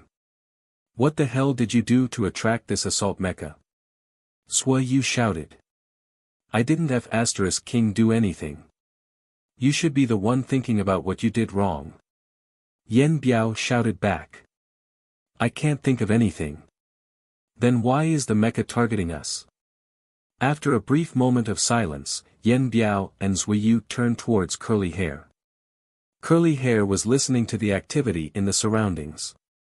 He sensed the gazes of the other two and returned an innocent and puzzled look at them. Who would expend this much effort to kill Curly Hair? Zuiyu was baffled. Curly Hair's evaluation results are too good. He's even better than specialized detection equipment. Even Planet Yin spaceport personnel are trying to get his offspring. Surely this has attracted the attention of some people with ill intentions. Detection equipment isn't as portable as Curly Hair. Our enemies here probably want to get rid of Curly Hair. I understand the reasoning. But, why is a mecha being employed to kill a dog? Zuiyu just couldn't understand. Because Curly Hair runs too quickly. And he's hard to pursue. Or, perhaps this operation to kill Curly Hair was hastily prepared. Regardless of the perpetrator's intentions, it was pointless trying to understand the motive. Right now, the enemy had them cornered. They simply had no way of retreating. They were truly isolated without any chance of aid. Even leaving last words would be tough. Could they survive the barrage of the assault mecha's tremendous firepower in here? They would be incinerated the moment they were in its sights. Planet Een reacts very quickly. Reinforcements might be here soon. We just have to hold out for a little while. Yen Biao grit his teeth. We can only go all out. At least until the reinforcements arrive. Curly Hair stood behind the reinforced doors making brief snorting noises from his nostrils. He glanced at Yen Biao and Zuiyu before returning his sights to the doors. Look, little Curly Hair hates to part with us. Yen Biao picked Curly Hair up and placed him further away from the reinforced doors before patting his head. I know you are smart. Find a corner to hide in first. Make sure to hide well. When the doors fall, find an opportunity to escape during the crossfire. Understand? Although Yen Biao didn't think that Curly Hair could understand him or escape the assault mecha's barrage, all he could do now was hope. He had to hope that Curly Hair would just have a little luck and find a gap in the firefight to escape. Curly Hair continued snorting as before, and the snorting got even more hurried. Finally understand what it means to be frightened? Yen Biao sighed. Who asked you to be so capable that you are on the receiving end of such an assassination attempt? Curly Hair is still worth protecting, right? Zuiyu suddenly chuckled. At this time, the two of them had already done a proper analysis of the current circumstances. They both realized that they wouldn't be able to escape and could only try to create better chances of Curly Hair surviving. While Yen Biao and Zuiyu were formulating their plan for response, they never realized that there was an item missing from the collar around Curly Hair's neck. Curly Hair had already started to stir restlessly. Outside the inner store's reinforced doors, a round, miniature personal terminal was lying in the center of the room. It had come loose when Yen Biao grabbed Curly Hair and retreated hurriedly. Such a small object simply wouldn't garner any attention. One of the thick large robotic legs of the assault mecha stepped forward. Crack! The sound of the personal terminal shattering was drowned out by the motorized whining of the mecha's armored leg.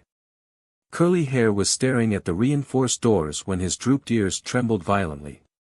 He stood frozen in place with a vacant look in his eyes as all the fur on his body bristled.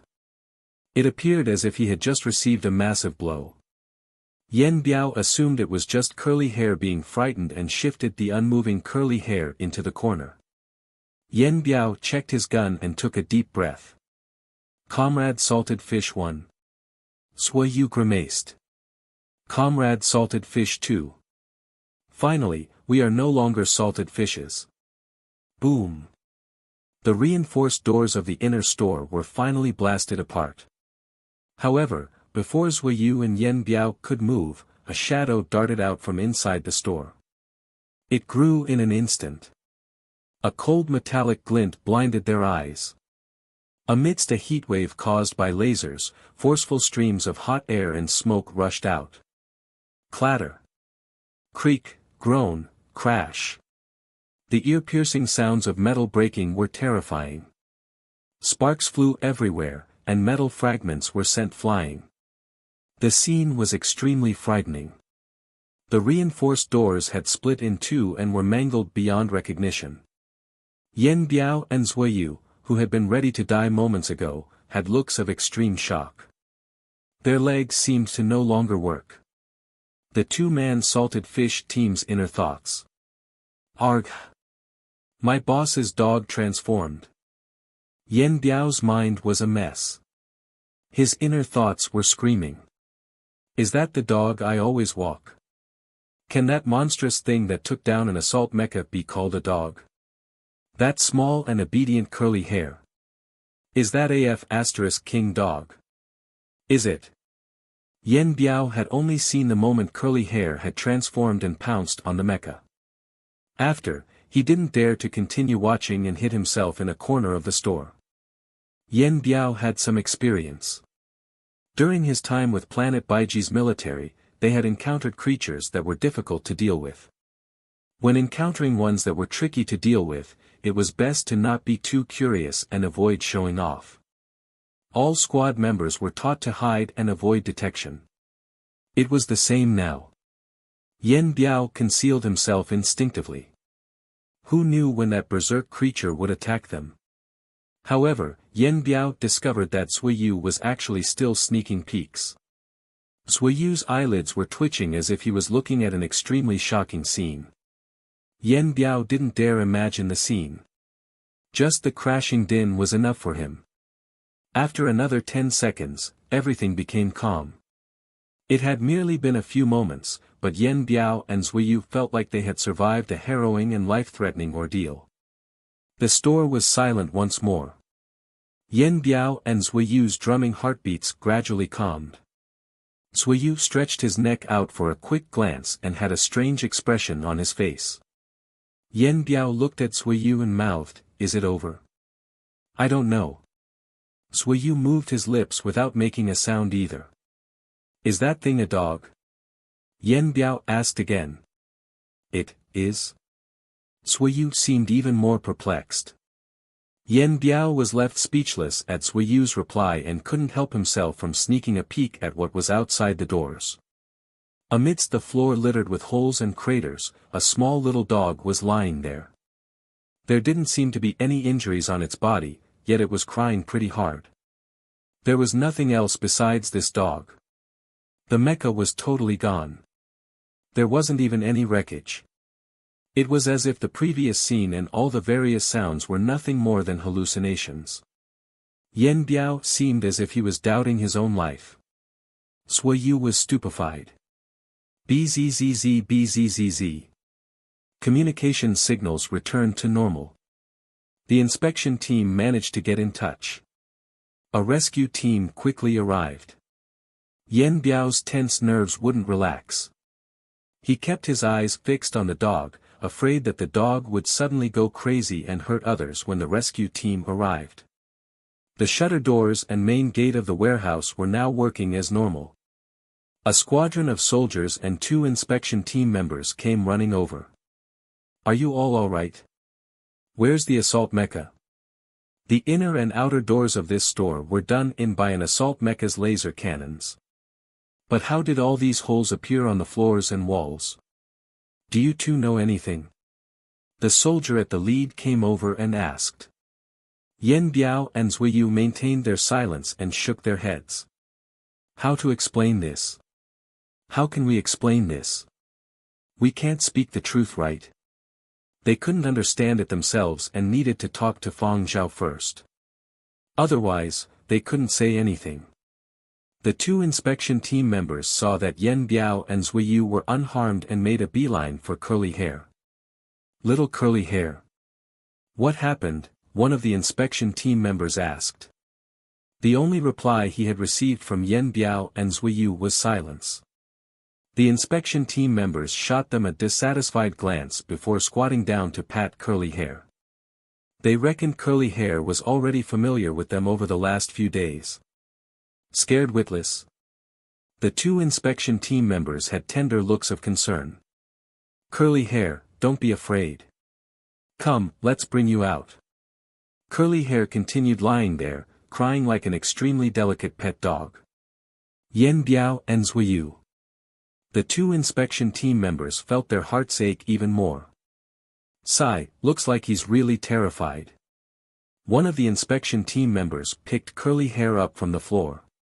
Curly Hair stuck out his legs while still crying, as if he was trying to resist. The inspection team members chuckled when they saw this. "Those little dog legs are still rather lively. Looks like it isn't a big deal." Yen Biao and Suiyu stood about 10 places away and watched with complicated looks on their faces. The 2 of them took a deep breath to summon the courage to get Curly Hair back. After all, the dog was theirs, and walking Curly Hair was their job. Even if some crazy incident had just happened, Curly Hair was still their responsibility and not the inspection team's. However, the inspection team members who didn't know what Yen Biao and Suiyu had gone through were rather dissatisfied with them. The inspection team evaded Yen Biao's hands that reached over and said, "You guys stand aside." I'll carry him. Thank you. Yen Biao and Zuiyu replied sincerely. The inspection team member thought to himself, these two bodyguards won't do. They don't know anything and can't even walk a dog properly. The inspection team members reckoned that something serious had happened in this store previously.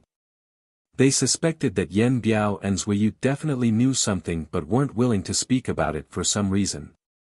But, whatever was up with Yen Biao and Zuiyu had nothing to do with curly hair. Since it was unrelated, they had to comfort this terrified dog first. This was such an outstanding dog. Curly hair's serviceability could be affected if he suffered psychological trauma. Although curly hair was a pet dog currently, there was no telling what he could be in the future. This type of dog belonged in spaceports. Yen Biao and Zuiyu were led away. The inspection team restricted them in a rest lounge for the time being. After the others left, Yen Biao surveyed the lounge. He didn't discover any monitoring installations, but that didn't mean that the room was clear. Just to be safe, he didn't speak too directly. What happened? Yen Biao asked. Zuiyu knew that Yen Biao was asking about the incident earlier.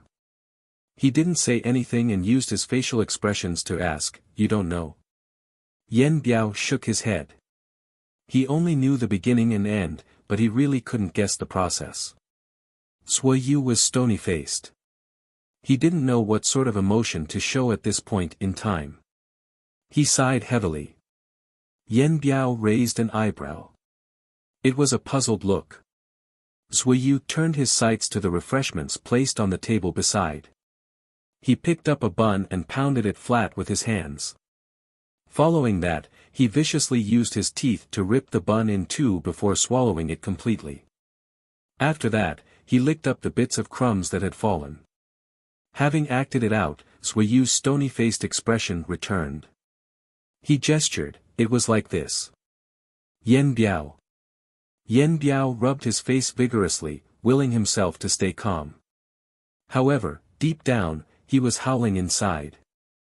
That was an assault mecha. Such thick armor. It was just ripped apart so easily. How did such a big mecha be completely devoured? Even if it was eaten, where did it all go? There wasn't even any part that remained. Nobody would even suspect that there was one there. Just thinking about it is horrible. Yen Biao wondered whether curly hair had also devoured other stuff, like people. They were simply risking their lives to walk the dog. Yen Biao felt a chill from just thinking about the times he had patted curly hair. He had to thank curly hair for not eating him. After composing himself, he continued to ponder. What exactly is curly hair? Is he an alien organism?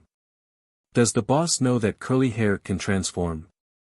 Rationally speaking, Yen Biao reckoned that given Fang Zhao's prudence and intellect, he would surely understand curly hair's situation. Yen Biao broke out in cold sweat when he recalled what Fang Zhao had reminded them of every day when they either watched or walked the dog. On the surface, both Yen Biao and Zuiyu were staring into space. But, it felt like a raging storm in their minds. They sat blankly in silence until Nanfeng's voice sounded. Fang Zhao couldn't contact Yen Biao and Zuiyu, so he contacted the inspection team's personnel and had Nanfeng fetch them. The inspection team checked with their superiors. After approval was obtained, Nanfeng was allowed to enter. The first thing Nanfeng did was retrieve curly hair from the inspection team. Nanfeng was hugging curly hair as he entered the lounge. While placating curly hair, he glanced at Yen Biao and Zuiyu. He had heard from the inspection team that the two of them were unscathed and relaxed after confirming it personally. Right now, all of Nanfeng's concern was focused on this dog worth nearly 300 million in his arms. As for his comrades, weren't his comrades totally fine? They didn't even have a single scratch. Seeing Yen Biao and Zuiyu gaping at him, Nanfeng raised an eyebrow and urged, "What are you two spacing out for? Come on. Let's go see boss." Yen Biao, "No. Comrade. I have something to say." Yen Biao moved his lips but swallowed his words in the end. All he did was watch Nanfeng hug the dog with an inexplicable look on his face. Nanfeng didn't know that those two were currently worrying for his safety. He hugged Curly Hair and led Yen Biao and Zuiyu out. Fang Zhao was lying down in his ward. His movements were also being restricted now. Even though his wound had already healed, he still continued to lie in bed. Nanfeng entered the ward with Curly Hair in his arms, followed by the other two. Upon entering Fang Zhao's ward, Curly Hair leaped down from Nanfeng's embrace and ran over listlessly. He easily sprang onto the bed and whimpered. He sounded like he was very upset, and there were obvious tear stains beneath his eyes. He raised his head to let Fang Zhao see the bare dog collar before lying on the bed and weeping. Yen Biao and Zuiyu were thinking, this thing can really act. It just ate a mecha and is now acting so weak. Who are you trying to fool? Can you be more self-conscious of being an apex predator? We didn't even cry when we were totally horrified. You are a dog who just ate a mecha. What are you doing crying over here? What is there to cry about? So fake. They really couldn't understand how this dog could suddenly be crying like this. Maybe it was a form of disguise. How scheming. The two of them observed Fang Zhao's reaction and tried guessing how likely it was that Fang Zhao knew the truth. Fang Zhao rubbed Curly Hair's head and glanced at Nanfeng. You go out first. Oh, okay. Then, I will go see if the soup is ready, boss. Nanfeng guessed that the boss wanted to speak with Yen Biao and Zuiyu. Perhaps he was about to reprimand them. Was he going to deduct their salaries? Nanfeng shot the other two a, you guys better reflect, look and hastily exited the ward. He closed the door gently and considerately hung the, do not disturb, sign. The ward fell quiet. Only the sounds of Curly Hair's sobs and pants remained. Yen Biao and Zuiyu stood anxiously waiting for Fang Zhao to speak. They were still waiting for Planet Yin's side to deal with them with regards to the matter of the mecha's disappearance. However, they still had to inform Fang Zhao first. But, they didn't know how to put it in words. The ward wasn't a good place to talk either.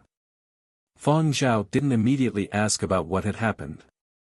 Instead, he glanced at the two bodyguards before turning his gaze to the miserable Curly Hair. He reached out and pulled Curly Hair's mouth open to examine his teeth. Yen Biao and Zuiyu closely watched Fang Zhao's actions. There were still some metal fragments stuck to Curly Hair's teeth. What did you eat now? Fang Zhao patted Curly Hair's head. Lick the remains clean. Yen Biao and Zuiyu. How can the boss say such a thing so calmly? Boss, open your eyes wide. Those remains are metal. Metal. Curly Hair paused his crying, stuck out his tongue and licked his teeth. He opened his mouth and showed it to Fang Zhao. It was clean this time.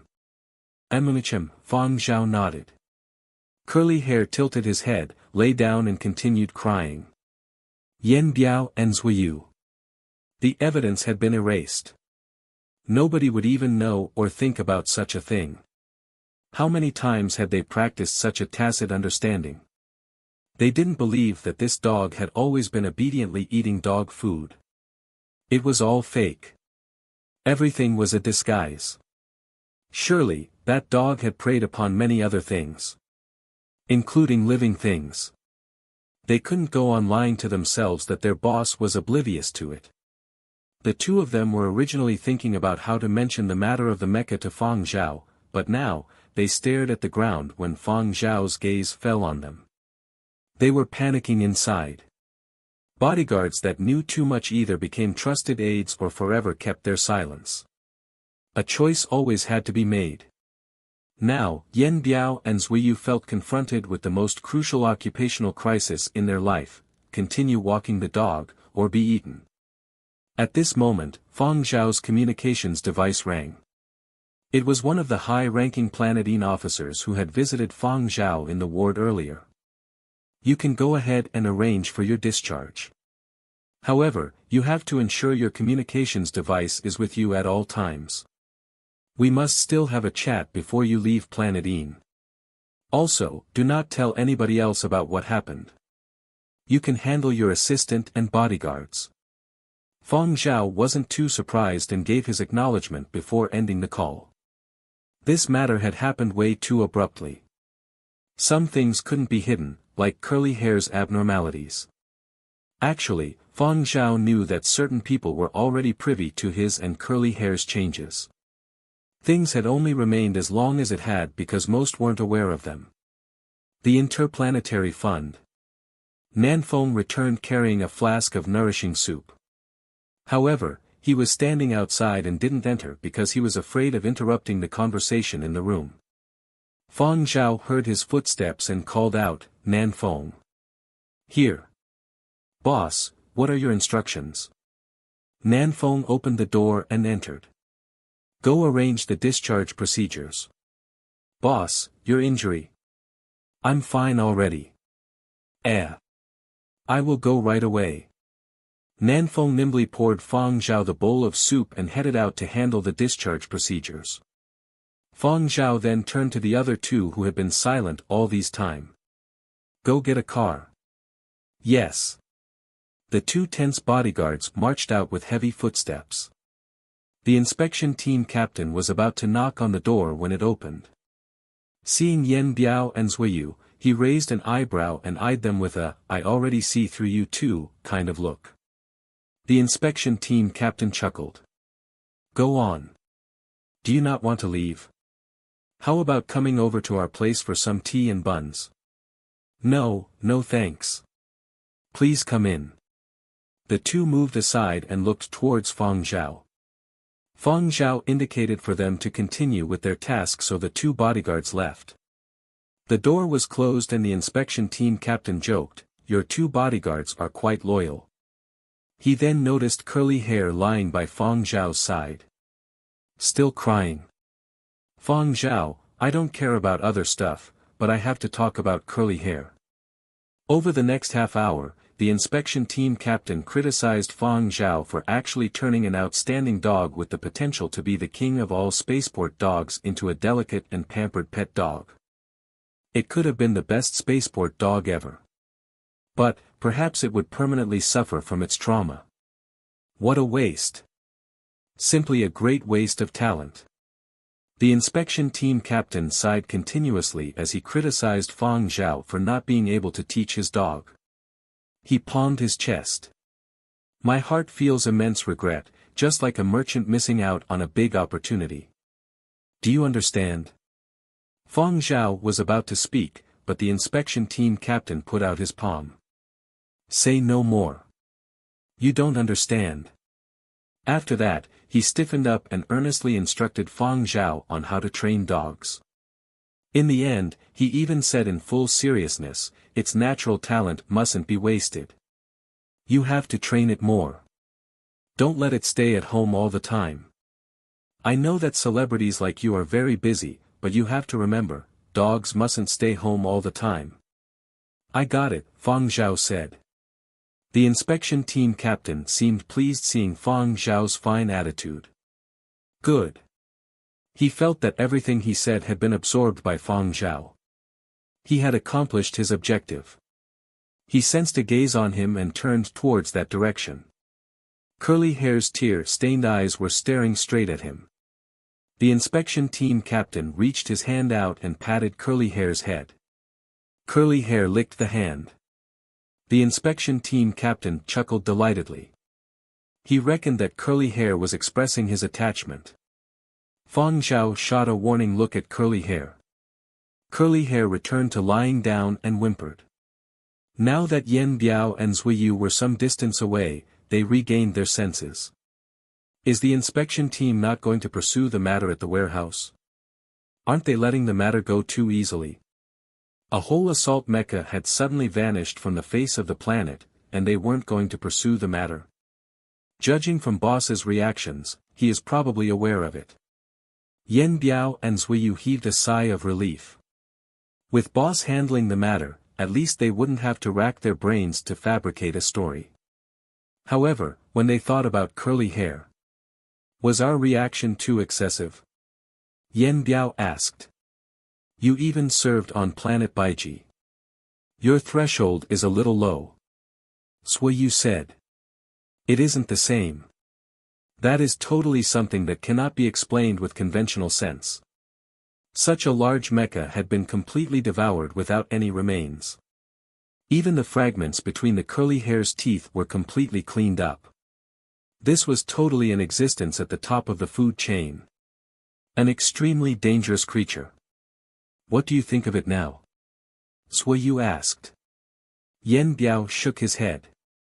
Now, it doesn't matter what we think, but what boss thinks. After experiencing curly hair's transformation, they felt that probably nothing else could ever faze them ever again. If a dog could eat a mecha, what else couldn't they accept? After the discharge procedures were done, Fang Zhao returned to his quarters.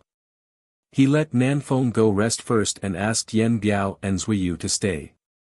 Nanfeng left with no questions asked, leaving behind the two bodyguards who were extremely apprehensive. Curly hair circled the room and gave Fang Zhao a woof. No surveillance and listening devices here. Fang Zhao shut the door. Curly hair walked over to Fang Zhao's side and crouched down. He yawned with his mouth wide open, exposing his clean little canines. Yen Biao and Sui Yu thought of a scene and turned deathly pale. Beads of cold perspiration formed on their foreheads. The door was shut and the dog was released. Were they going to be silenced? Would they be erased from the world without a single hair left behind? As bodyguards, they knew how callous Fang Zhao could be. Yen Biao still clearly remembered Fang Zhao's display back on planet Baiji those years ago. Fang Zhao didn't say anything and mulled over how to handle these two next. In curly hair's eyes, other people and other dogs were just other types of food to him. This was also the reason why Fang Zhao had been really strict with him. The moment curly hair forgot this distinction, everyone would just be his food. Although Nanfeng, Sui Yu and Yen Biao were classified as our people, they couldn't compare to curly hair's first ever personal terminal. Curly hair's restraint in not causing more damage and harming innocent people was the result of Fang Zhao's strict discipline. Fang Zhao had also come to a decision after observing Yen Biao and Sui Yu's character all this time. Otherwise, he wouldn't have let the two of them watch curly hair. Tell me, what did you two see? Fang Zhao asked. The two of them shook their heads resolutely. No. We didn't see anything at all. How were they to answer such a question after witnessing such a huge secret? Was this the right answer? Fang Zhao frowned at his two tense bodyguards. Curly hair, you scared them. Curly hair had been pondering whether he could negotiate a new personal terminal by passing some more academic tests. He abruptly raised his head, looking totally aggrieved and defended himself loudly, I didn't. Yen Biao and Sui Yu suddenly looked over as if they had heard the weirdest of sounds. Deep down. Argh. This dog talked. Curly hair instantly realized he had inadvertently exposed himself again. He drooped his head and carefully glanced at Fang Zhao. Fang Zhao's eyelid had merely twitched when curly hair had cried out. Calmly glancing at the two thunderstruck bodyguards, he reprimanded curly hair, go reflect on your actions. Curly hair felt wronged. His tears started flowing again. This was just great. Who knew how many more tests he would need to take in order to earn another personal terminal? With tears flowing down his face, curly hair cast a slight glance at the two bodyguards rooted in place before walking listlessly towards a corner. He faced the wall while thinking about the day's events. The already stunned Yen Biao and Sui Yu felt their limbs shake and go cold at the scene. This scene was really familiar. Similar scenes in the past flashed through their minds. Had there been disturbing events behind each time curly hair faced the wall? After a while, they shook off the stiffness. Yen Biao couldn't rein in his curiosity. Boss, curly hair, It's just as you two saw. He can talk and transform, Fang Zhao replied. The two of them finally calmed down with a, "Oh, so it's like this," look on their faces. But, deep down, they were thinking, what the hell? Talking and transforming? How can this damn thing be called a dog? Zhuyu probed, "Boss, will he have digestive issues after eating the assault mecha that tried to kill us?" Fang Zhao replied calmly, "No." The two of them weren't surprised at Fang Zhao's response. Their imaginations ran wild. "I knew it. This isn't the first time something like this has happened. Who knows how many such occasions have occurred in the past?" They could forget about running away now that they were aware of such a secret. Furthermore, in a way, curly hair had saved them this time. Was Fang Zhao considering whether to let curly hair dispose of them? At this sort of time, both Yen Biao and Zhuyu felt their survival instincts kick in. "Boss, don't worry, we won't shoot our mouths off carelessly. We didn't reveal a single thing at the spaceport. We won't say anything no matter who asks." The two of them gave continuous assurances in turn. There was a brief pause before Yen Biao asked awkwardly, "So, boss, what's the reason why you are always asking us to watch him?" "To stop him from eating wantonly," Fang Zhao replied. Yen Biao and Zhuyu suddenly felt a great deal of pressure. Why did they suddenly feel like they had a responsibility of saving the world placed on their shoulders? "Oh, right. Didn't you have something to say to me before the performance?" Fang Zhao seemed to have thought of something and looked towards Yen Biao. "No, nothing." Yen Biao shook his head. Fang Zhao then turned to Zhuyu. Zhuyu shook his head hurriedly. "No. I also have nothing to say." "Aha!" Fang Zhao then mentioned some things to take note of before letting the two return to rest. Even if their tolerance level was very high, the two of them would need some time to adjust after experiencing the recent events. On hearing that they could leave, Yen Biao and Zhuyu both heaved a long sigh of relief. "Yes, we will take note." Boss, what should we say to Nanfeng about this matter?" Yen Biao asked. "For the time being, nothing. He just has to maintain his current enthusiasm for work," Fang Zhao replied.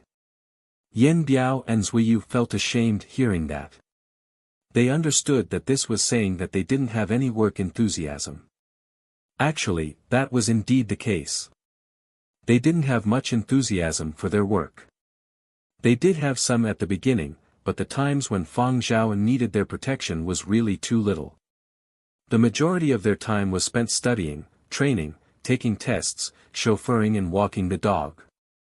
It was no different than a life in retirement as bodyguards. They were currently in the prime of their lives and had ambition too. No other bodyguards would be willing to have this sort of lifestyle a couple of decades early.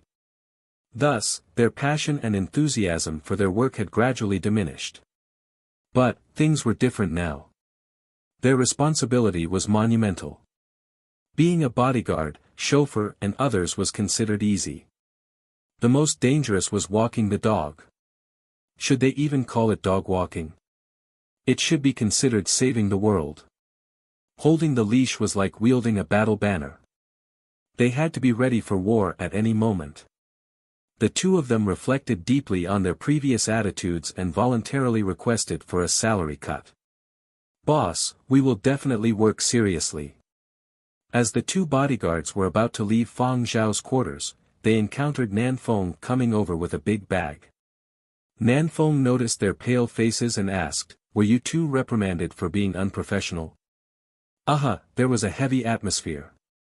Nanfeng's expression changed. He came closer and lowered his voice. "Salary cut?" The two nodded. Nanfeng relaxed a little and patted the two of them on the shoulder.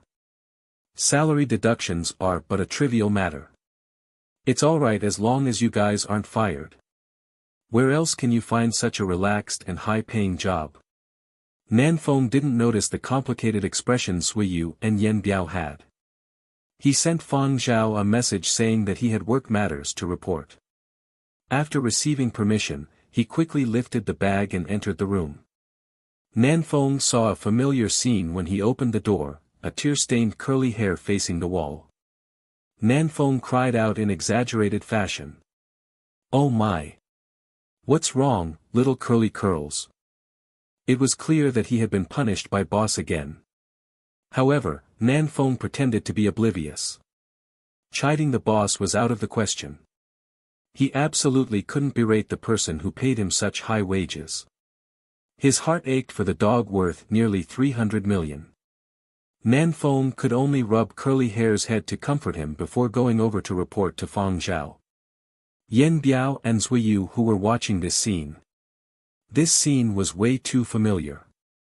The two of them felt that they had been really lucky to have actually managed to survive safely time after time. In the past, Yen Biao and Zuiyu never bothered to find out what Curly Hair had done wrong and simply ridiculed Nanfeng. Wasn't it just a dog worth over 200 million? But now, the truth was rather mortifying. If the three of them were to really encounter danger, Curly Hair would surely protect Nanfeng, who was always good to him. Meanwhile, the oblivious Nanfeng was speaking to Fang Zhao. "Boss, look, the spaceport just sent over dog food as a reward. All of these seem like good stuff." The room door closed, blocking the sounds from inside.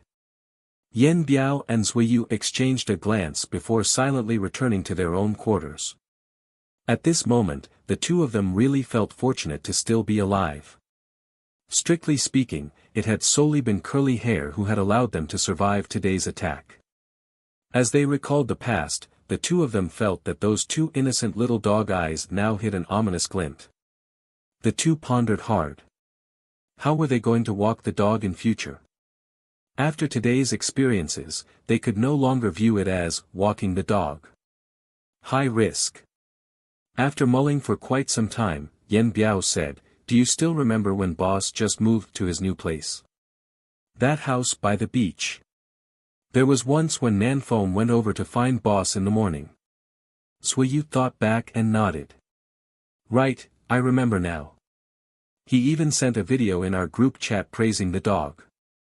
They weren't sure if their room was bugged. Thus, they didn't say anything explicitly and only tried to recall the incident in their heads. What had Nanfeng said in the group chat that time? As expected of our 300 million dog. He even glitters like gold under the sun. Glitters, my asterisk SS. It wasn't from the sunlight. That damn thing can turn into metal. Both his burp and fart linger for some time. And, on closer inspection it even smells like smoke." The two sank into a dazed state as they recalled the stuff Nanfeng had said. Back then, in the video Nanfeng had sent in their private group chat, they had seen the scene of Curly Hair coming out from the ocean. Now that they thought about it. Who knew how long he had wandered in the ocean and what he had done? Zuiyu had a horrified look on his face and took a few quick breaths to calm his flustered emotions.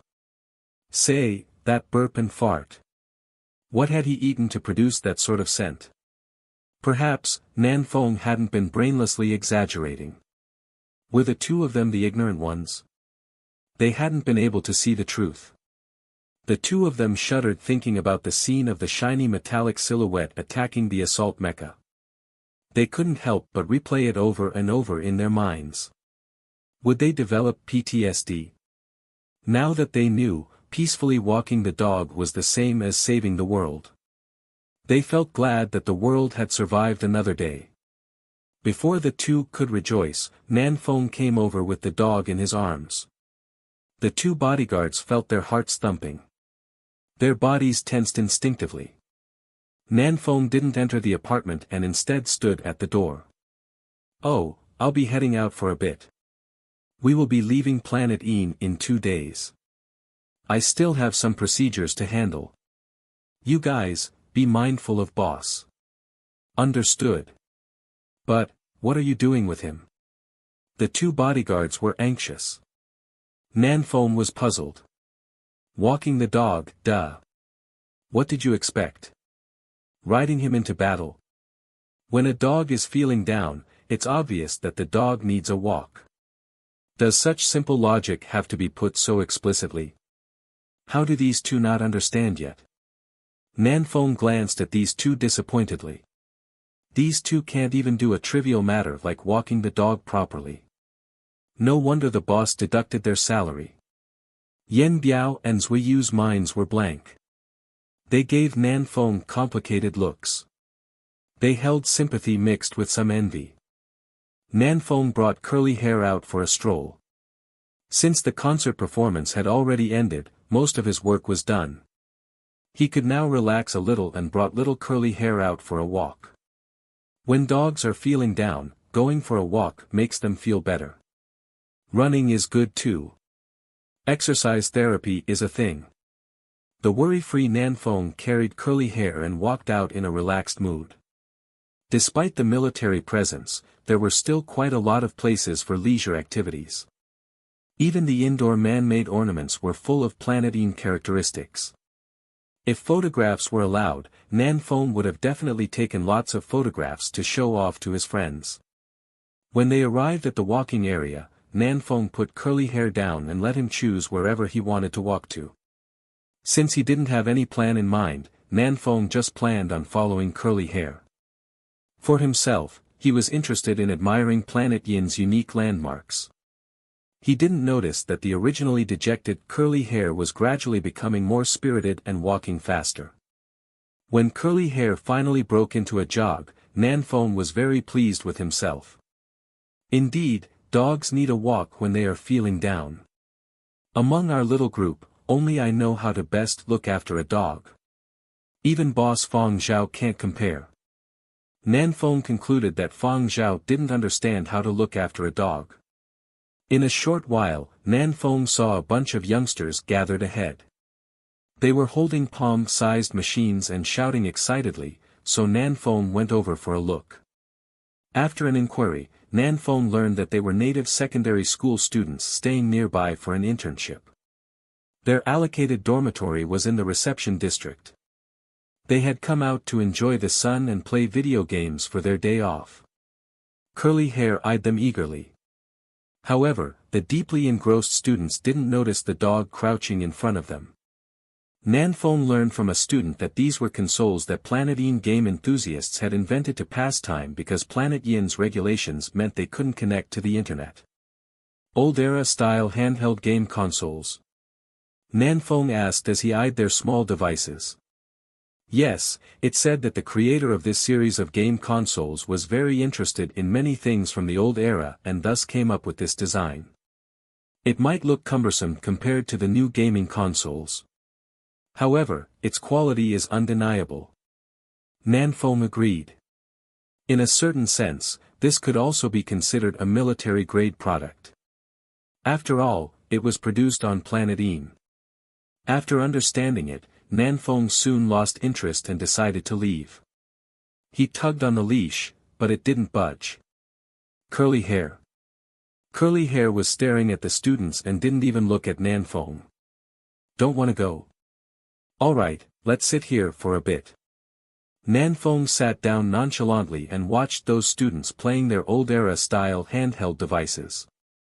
Were offline games that fun? 5 minutes later. Nanfeng, brother, could you let me try it for a bit? Curly Hair's black beady eyes watched Nanfeng play the games. He had a look of longing, but nobody paid any attention to him. A minute later. Curly Hair hopped up the stone bench and squeezed over to watch up close. From time to time, he would extend a paw to touch the handheld console's buttons gently, as if he were some collector handling his precious items. Elsewhere, Yen Biao and Zhuiyu were still stewing in their mixed emotions when Fang Zhao called them over. Planet Yin's relevant personnel had informed Fang Zhao that someone wanted to see him. Boss, do we have to call Curly Hair back? Yen Biao asked. After witnessing Curly Hair's ability, Yen Biao felt that it was safer to have Curly Hair at their sides in such unknown situations. Curly Hair had devoured an assault mecha easily. Perhaps he could annihilate anything. Fang Zhao shook his head. No need. Don't tell Nanfeng anything. Fang Zhao felt it was likely that the other party was taking the opportunity to contact him while Curly Hair was away. Curly hair's anomaly couldn't be concealed from everyone. Fang Zhao felt that there were people helping him hide this from the shadows. For example, his peculiar healing from the assassination attempt had been hushed up. Only a few people knew about it. He too wanted to meet the people who were helping to hide his secrets as well as ascertain their motives. Soon after, Yan Biao and Zui Yu arrived at Fang Zhao's quarters. 2 soldiers came over to fetch them. The reception district was huge, but the artiste group was restricted to certain areas. They had never been to the other areas. Fang Zhao followed the 2 soldiers into an elevator that brought them to some underground level. After going through a security check, he was shown onto what seemed like a subway train carriage headed elsewhere. Their escorts also changed. Yan Biao and Zui Yu were somewhat anxious and puzzled. Security had been extremely tight up until now. But, once they got off the carriage, it seemed much more lax. There weren't many soldiers in sight. Noticing this, the 2 of them became even more apprehensive. They kept feeling that something wasn't right. Strange. Based on how they had been contacted, the person who wanted to meet them probably had some clout. But now, the lack of security seemed to indicate otherwise. Even the feeling of being watched had lessened considerably. Either the monitoring devices were more discreet, or there simply weren't any here. Yan Biao and Zui Yu began to feel worried with all the unknowns. On the other hand, Fang Zhao had some other ideas. Inside here. The soldier leading the way gestured at a door. Yan Biao stepped forward to check the room first but was stopped by Fang Zhao. The door opened. They recognized the person seated there. It was the person who had greeted them when the artiste group first arrived on planet Een. Compared to how formal he had been then, he seemed much more casual now and had a warm smile. Come in, take a seat. There's food in the drawers and a water dispenser over there. Feel free to have anything you like. Just wait for a little bit. Some people from the Interplanetary Fund are coming over soon. They want to meet you. After Fang Zhao had sat down, the person asked with concern, "How's your injury?" "Much better," Fang Zhao replied. The person thanked Fang Zhao once again for saving the life of one of their important engineers. "I've heard all about what happened. Don't worry. We're proactively screening against threats, so you need to worry about any more sudden assassination attempts." That person was about to say something else when he noticed Fang Zhao looking towards the door. He raised an eyebrow and stopped talking. The door had decent soundproofing, but Fang Zhao could still hear footsteps getting closer. It wasn't just one person. There were footsteps Fang Zhao recognized, as well as some unfamiliar ones. The forceful footsteps of the one leading the way was quick but unhurried. They sounded strange. The door opened once again. The person in front was a lady. She seemed relatively young and had a disarming, affable smile. However, when her serene gaze swept over them, her eyes emanated a strange sense of pressure. She wore a pair of white gloves and was attired similarly to Planet Yin's research scientists. Behind her was the gold badge engineer Little Bear. 3 others followed them in. They weren't in military uniforms, but Yan Biao and Zui Yu could sense that they were fellow bodyguards. Those able to casually command 3 bodyguards on planet Een were definitely very special. Those 3 bodyguards had an Interplanetary Fund insignia on the chest pockets of their suits. The coordinator who had been speaking with Fang Zhao got up from his chair, went forward and saluted. "I didn't expect that you would personally come over." Having said that, he even pulled a chair out for this lady. He had a respectful attitude that even seemed to have a hint of fear. Little Bear didn't receive such treatment. He pulled up his own chair and scampered up. He looked towards Fang Zhao and flashed an excited yet bashful smile at his idol. The coordinator introduced the arrival to Fang Zhao. "This is the Interplanetary Fund's highest authoritative figure, Yu Hua." Fang Zhao was astonished. He had never imagined that the person meeting him would be the mysterious top authoritative figure of the Interplanetary Fund. Yen Biao and Zui Yu could only stand with their mouths agape in disbelief. They were looking at this fabled being. This wasn't the Director General who ran the Interplanetary Fund publicly. Rather, this was the highest authoritative figure behind the entire Interplanetary Fund. She was the actual big boss. In comparison, the Interplanetary Fund's Director General could be considered an obedient grandchild in front of this person. However, after having witnessed a mecha-devouring dog, the two of them reacted rather calmly. The totally disregarded little bear twitched when he heard the name Yu Hua. Chui Hua sounded much better. However, he decided to give her some face and didn't bring up her nickname. The coordinator gestured to introduce Fang Zhao to Yu Hua and the others, but Yu Hua cut him off. She extended a hand and smiled warmly. I'll speak with Fang Zhao. The rest of you are dismissed. Oh, all right. Take your time. Call me if you need anything. The coordinator immediately left with his men without any questions. Yu Hua gestured to the 3 bodyguards and motioned them out as well. She then glanced at Little Bear. You go out too.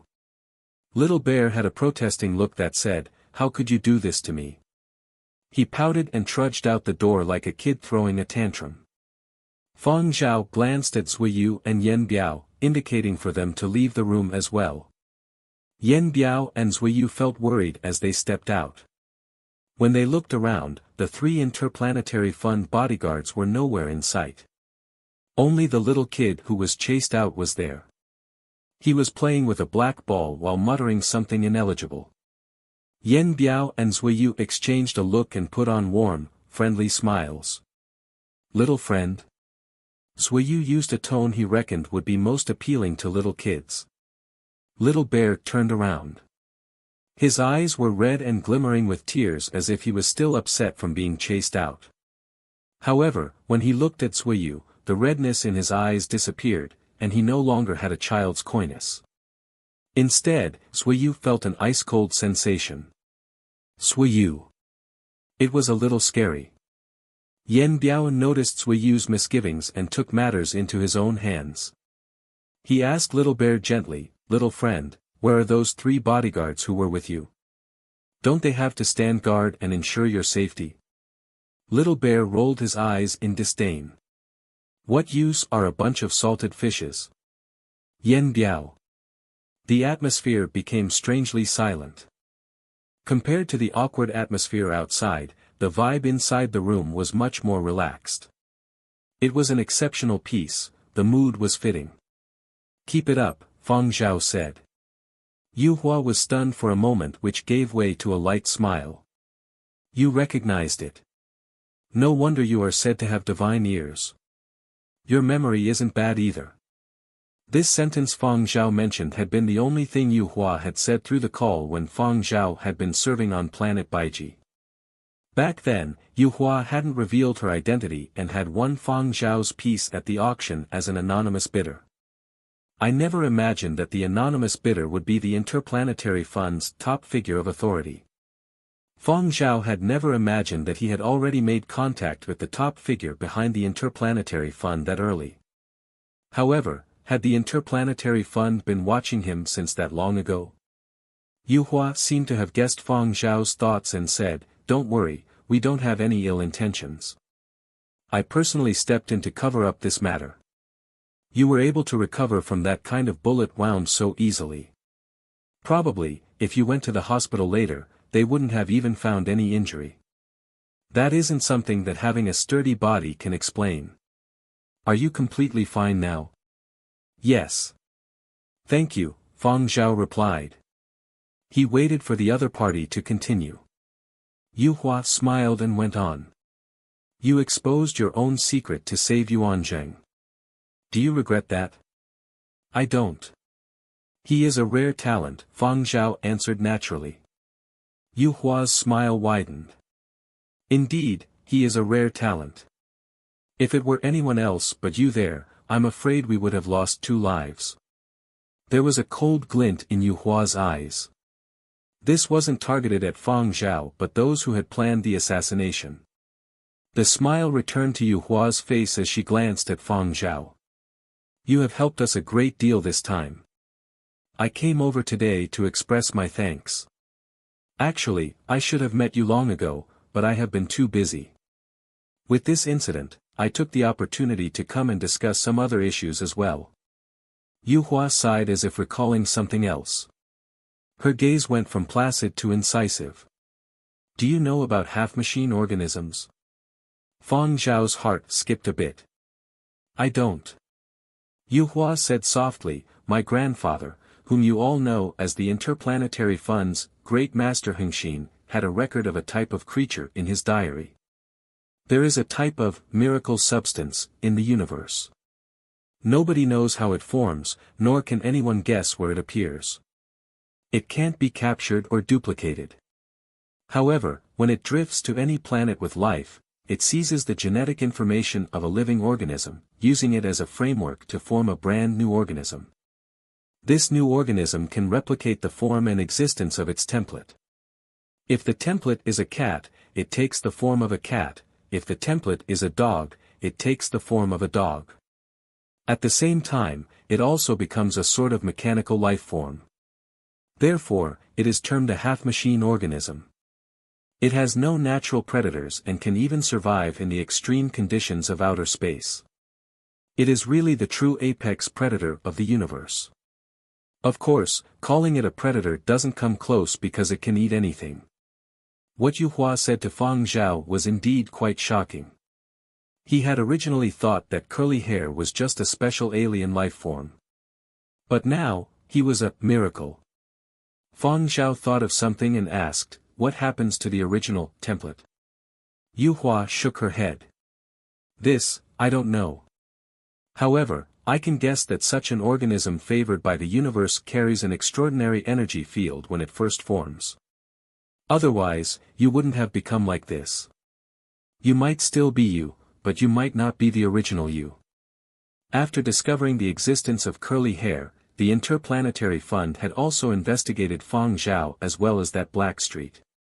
However, the investigations yielded that only Fang Zhao exhibited clear changes. Back then, the apartments closest to Fang Zhao weren't affected much. Fang Zhao understood what Yu Hua implied. She was trying to explain why Fang Zhao's body was much stronger than an average human and why he could recover from that sort of highly penetrative bullet in such a short time. However, Fang Zhao was thinking about the day that he had transmigrated. If that miracle substance had taken curly hair as a template to form a new life, could that mongrel have actually died that night? Had he been substituted by a new life form with the same body? Was that why curly hair had no previous memories?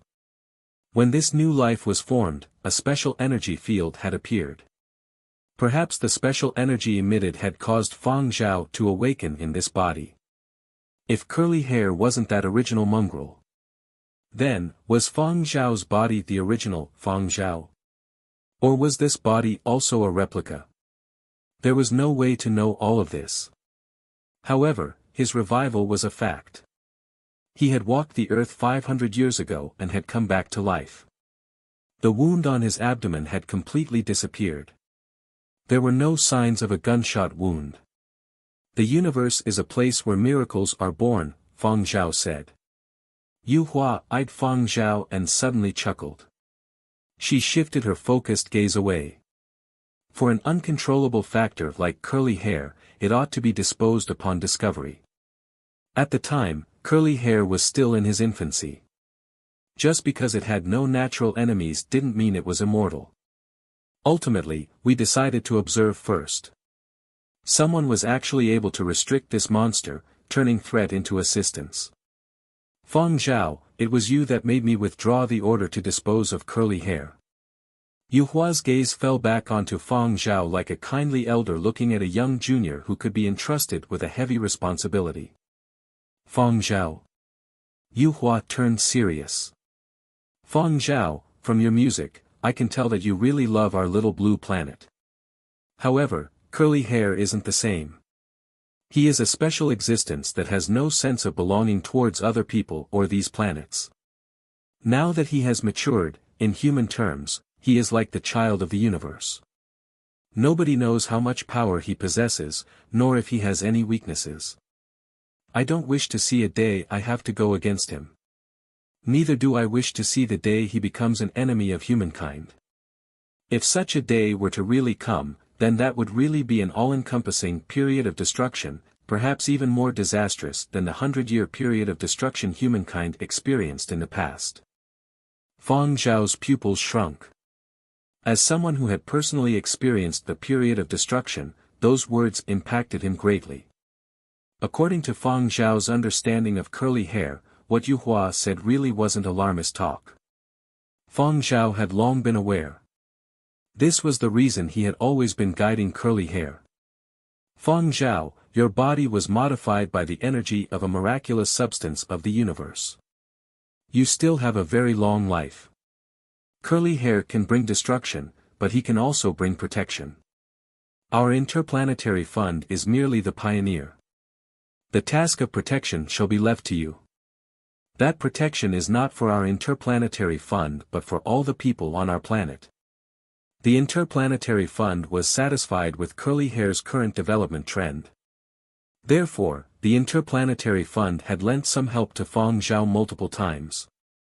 They couldn't find curly hair's weakness nor did they have confidence in controlling this universe's apex predator if he went berserk.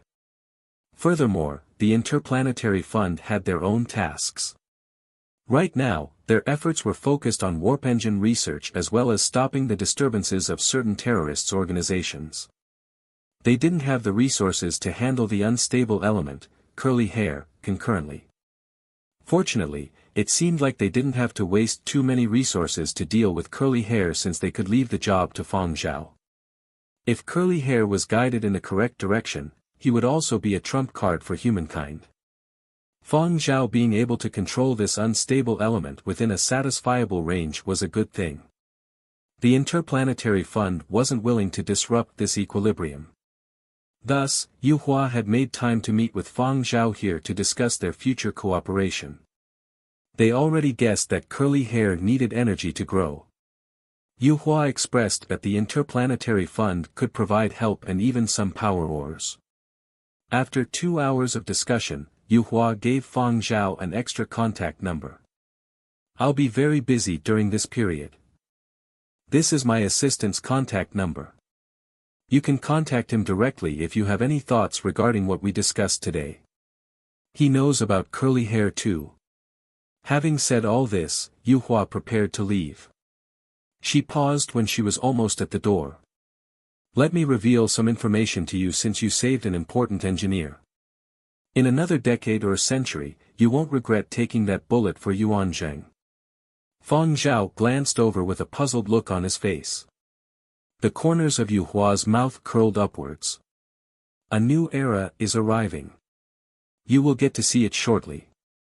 As a celebrity in the entertainment circle, you too will get busy soon. Be prepared. Yuhua left hastily after she said this. Fang Zhao remained seated there, trying to analyze the meaning of what Yuhua had just said. As the top authoritative figure of the Interplanetary Fund who worked closely with the government and military, these wouldn't just be some casual words. A new era? You won't regret taking the bullet for Yuan Zheng. This was a lot of information. Yuan Zheng was one of the core engineers on the warp engine project. Then, did a new era mean that the new generation of warp engines would be successful? A sparkle appeared in Fang Zhao's eyes at the thought of this. Others in his position wouldn't have these considerations.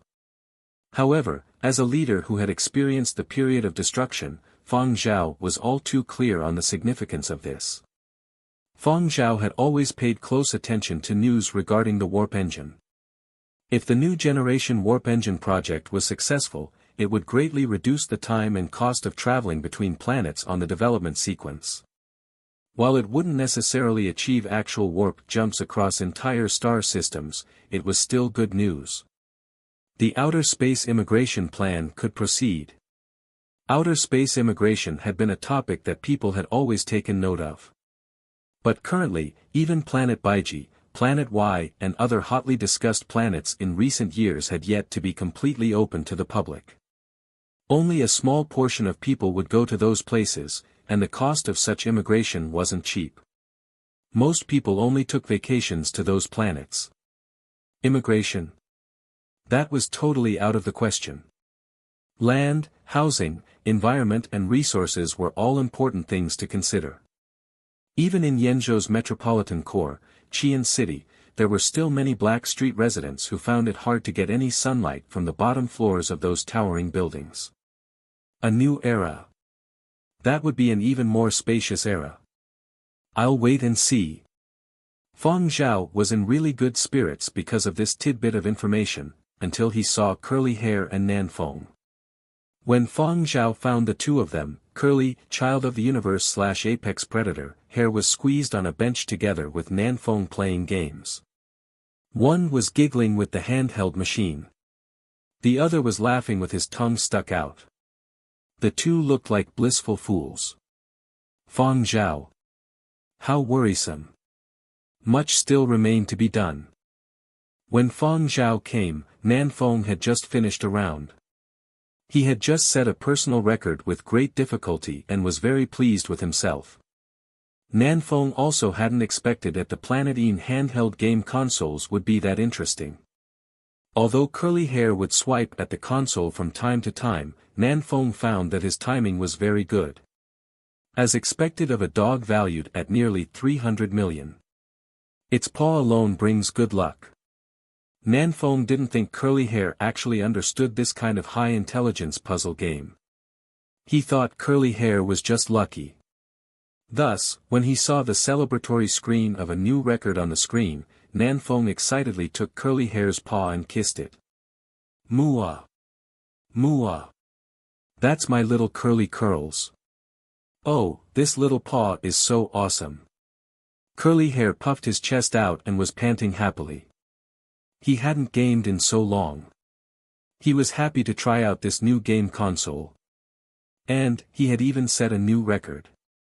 Then, the two of them noticed Fang Zhao standing over there, stony-faced. Cough, boss, why have you come? Nanfeng shot up awkwardly from the stone bench and returned the console to the student. His inner thoughts were screaming, I've always performed so outstandingly in front of Fang Zhao and attained this salary with great difficulty. Why is the image I built up crumbling in just an instant? Will boss think that I'm a two-faced, good-for-nothing slacker? Curly Hair too immediately leaped down from the stone bench with his tail drooped. He eyed Fang Zhao carefully. Dogs were always adept at studying the facial expressions of humans to know how they were feeling. Even though Fang Zhao's face was expressionless, Curly Hair knew from his abundant experience facing the wall that Fang Zhao wasn't all in a good mood. He did still want Fang Zhao to buy him game consoles.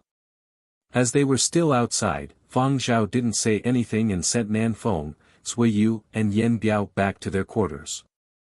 The artiste group would be leaving Planetine soon, and they needed to prepare for their impending departure. While walking in silence towards their quarters, Nanfeng wailed in distress, gaming is my downfall. Boss's evaluation of me will certainly be bad now. He won't fire me, will he? Yan Biao and Zuiyu eyed him with complex looks. Probably not. You are still very useful. Nanfeng didn't believe it and sighed while flopping on the sofa. I never imagined it happening. I had only intended to play for a while, but 3 hours passed in the blink of an eye. What caused Nanfeng the most heartache was that he had been caught red-handed playing games when he was supposed to be walking the dog. Would he ever be assigned to dog walking in the future? Such a lapse. It was too late for regrets now.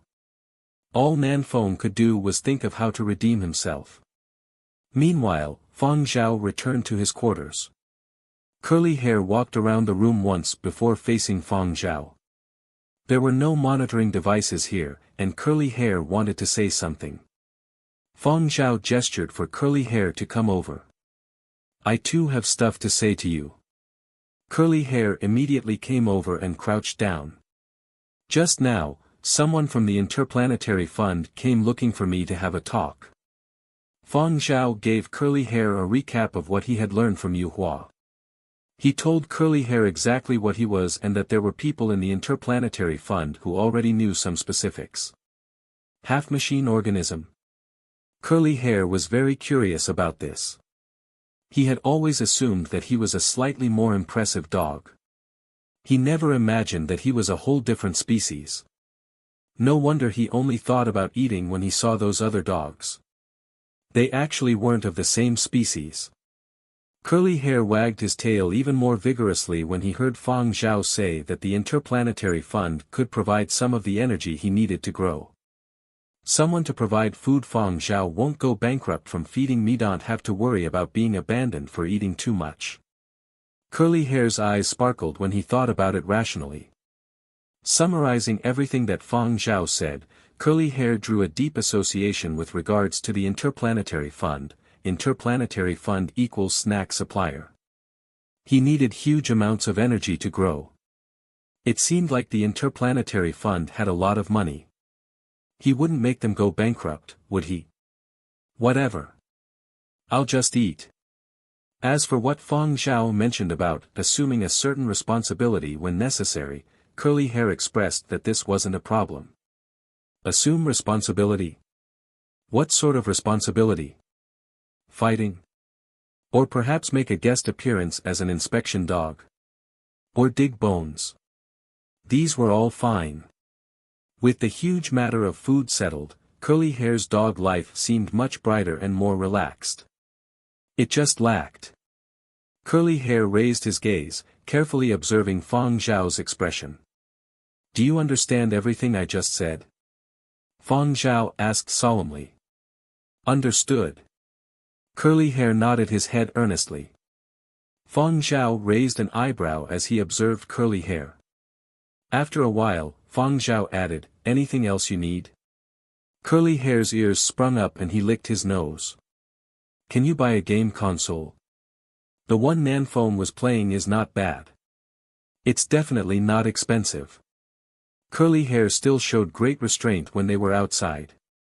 Even though he couldn't help pawing at the game console, he could still control himself to a certain extent.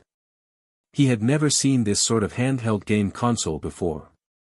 There were many games inside, and although it couldn't connect to the internet, it was very interesting. It was still on Curly Hair's mind even after they returned to the living quarters. Thus, Curly Hair wanted Fang Zhao to bring back one so he could play as much as he wanted to. Non-helmet game consoles that required him to play with his paws were still very appealing to Curly Hair.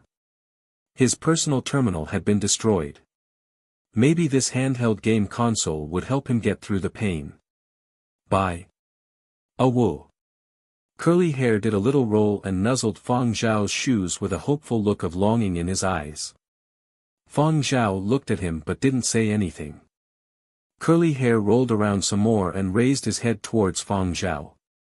He put on his most adorable face.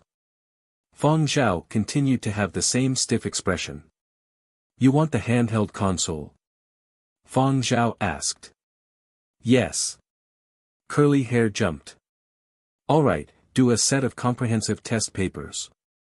Forget about the console if you score anything less than 95 out of 100. Woo.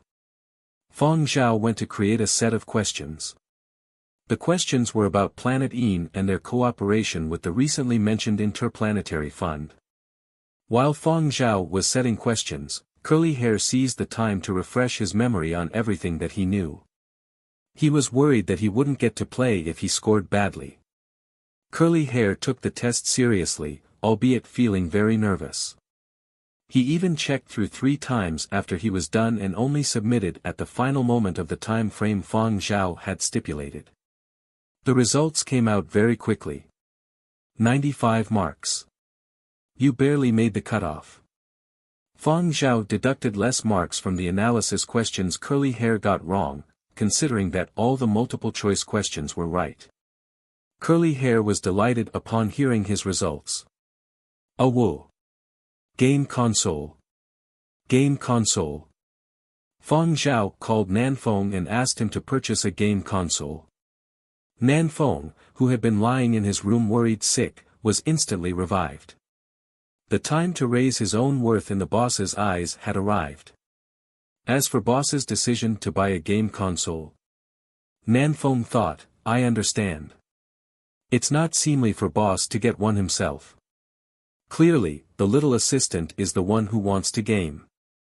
Nanfeng reckoned he could see through his boss's intentions and happily went out to buy a game console. However, it wasn't that easy to purchase a Planet Een game console. Nanfeng had to find the relevant department to proceed with administrative procedures. These Planet Een game consoles were limited exclusives. Any purchase had to go through several audits. Planet Een electronics generally weren't for sale. Nanfeng couldn't purchase more than one unit. After the matter of the game console was handled, Fang Zhao contacted the Interplanetary Fund and provided a list of items. They would be leaving Planet Een soon, so Fang Zhao had to prepare more dog food to prevent Curly Hair from salivating over everything he saw. On the day the artiste group was leaving Planet Een, Fang Zhao saw Yuanzheng among the people seeing them off. Yuanzheng was seated in an armored vehicle, flanked by soldiers protecting him. Yuanzheng had matured a lot and was no longer as naive after experiencing the assassination attempt. However, he still worshipped Fang Zhao. Previously, in Yuanzheng's heart, Great Master Heng Xian was a god-ranked idol while Fang Zhao was a human-ranked idol. Now, I was wrong. My Zhao god is also a god. Yuanzheng held a box in his hand. It wasn't the Poseidon sword model that Fang Zhao had given him.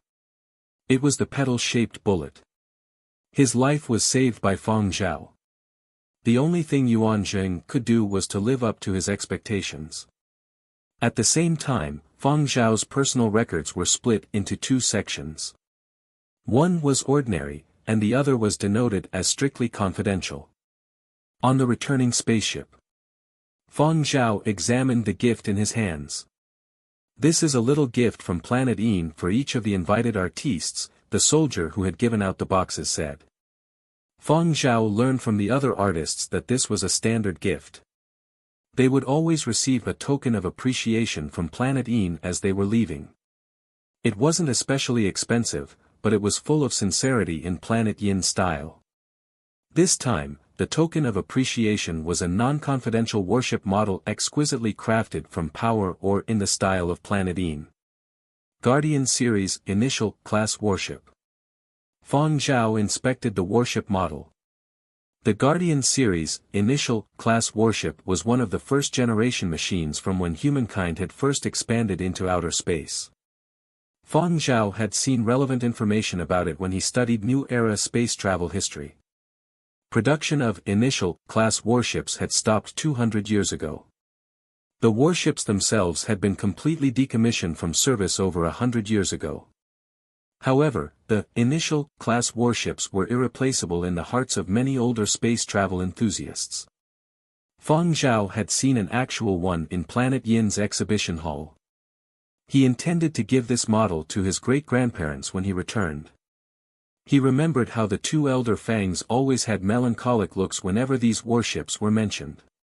While Fang Zhao was appreciating the gift, Nanfeng was busy handling various matters for their return to Earth.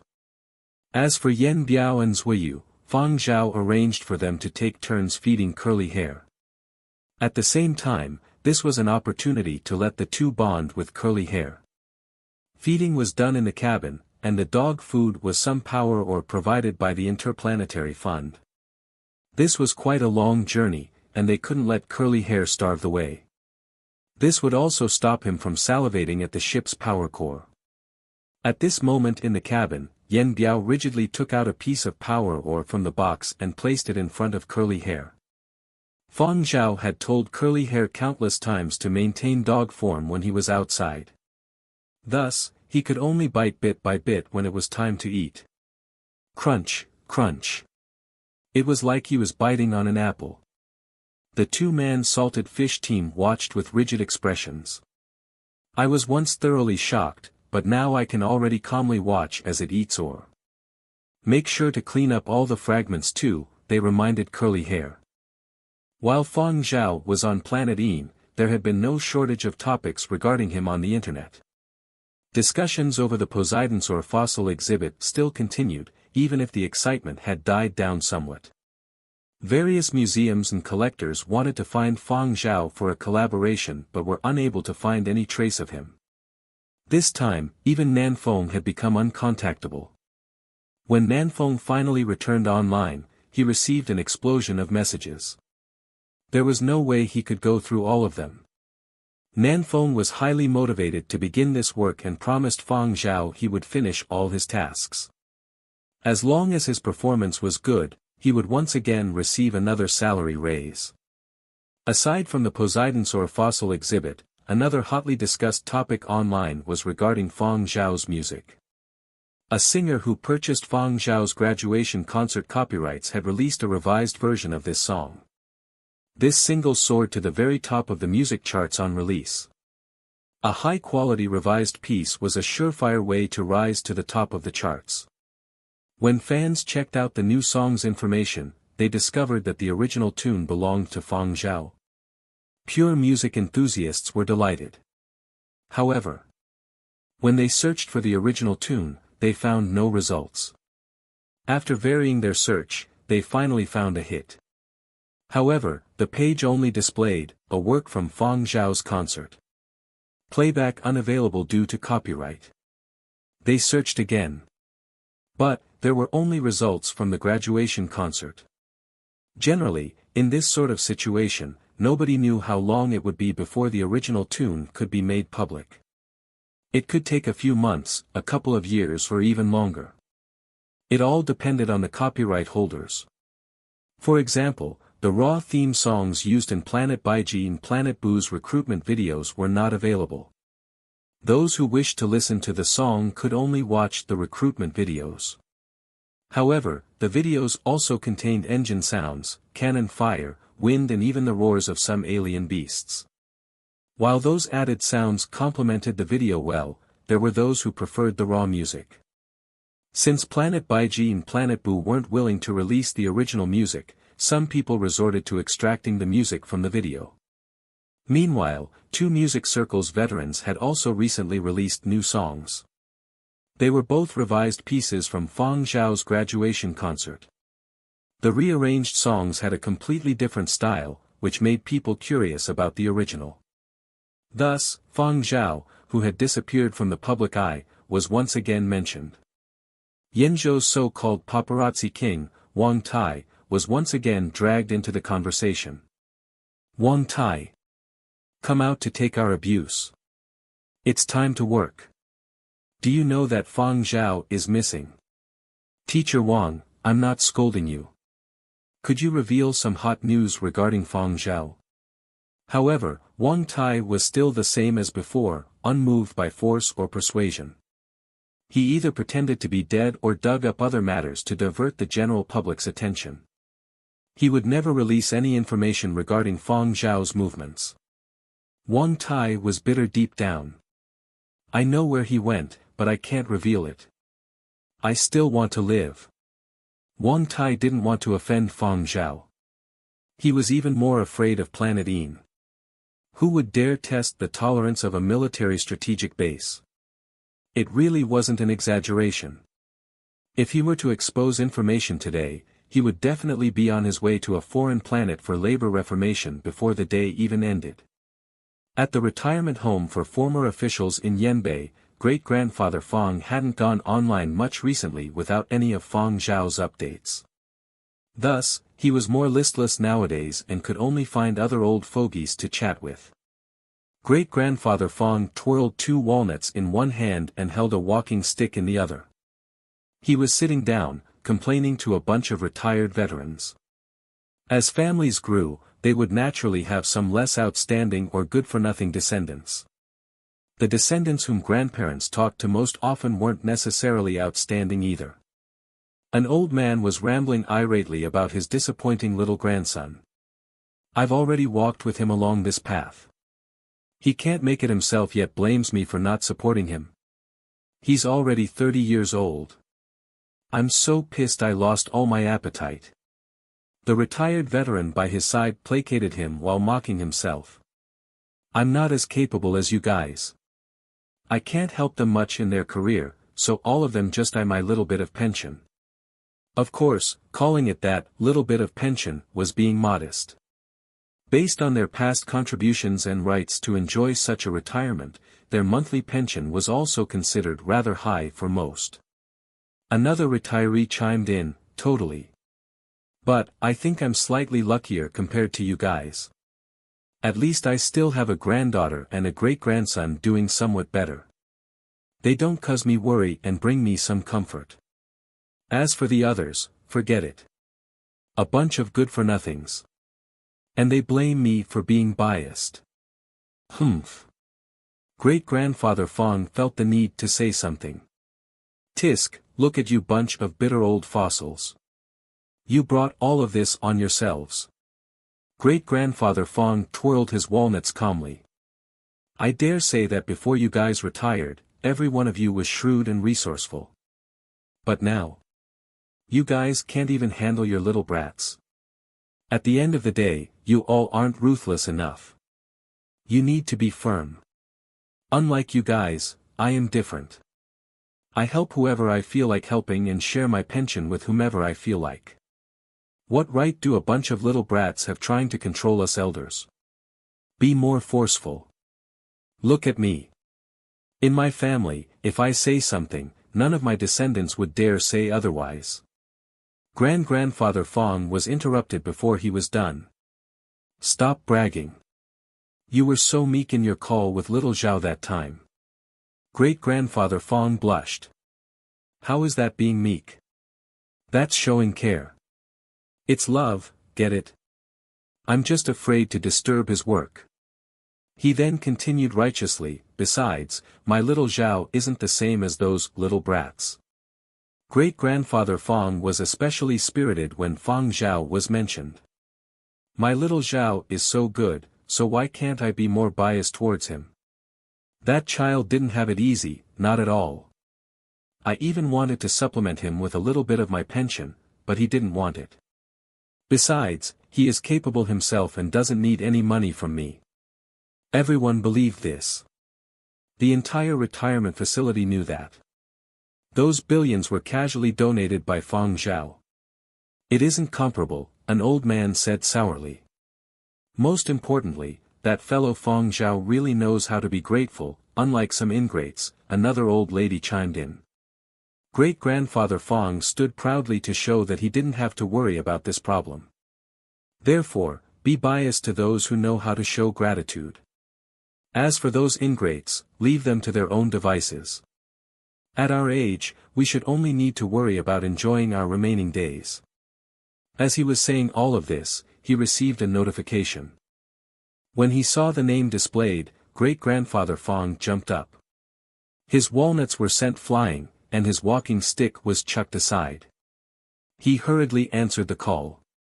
Hey! It's little Zhao. Have you returned? You are going to come tomorrow? Good, good, good. Don't worry, we are in good health. No, there's no need to buy stuff. We aren't lacking anything. We have plenty of money to sustain ourselves. Don't buy anything, just bring yourself over. I just wish to take a good look at you. Really, there's no need. Don't bring anything, cough. That is all right. Great-grandfather suddenly raised his voice. I've even piloted a Guardian series warship before. That brings back memories. First generation Initial. Initial is great. It's the class I like the best. It's a pity that it was decommissioned so early. During my military service time, the Initial class had already been decommissioned.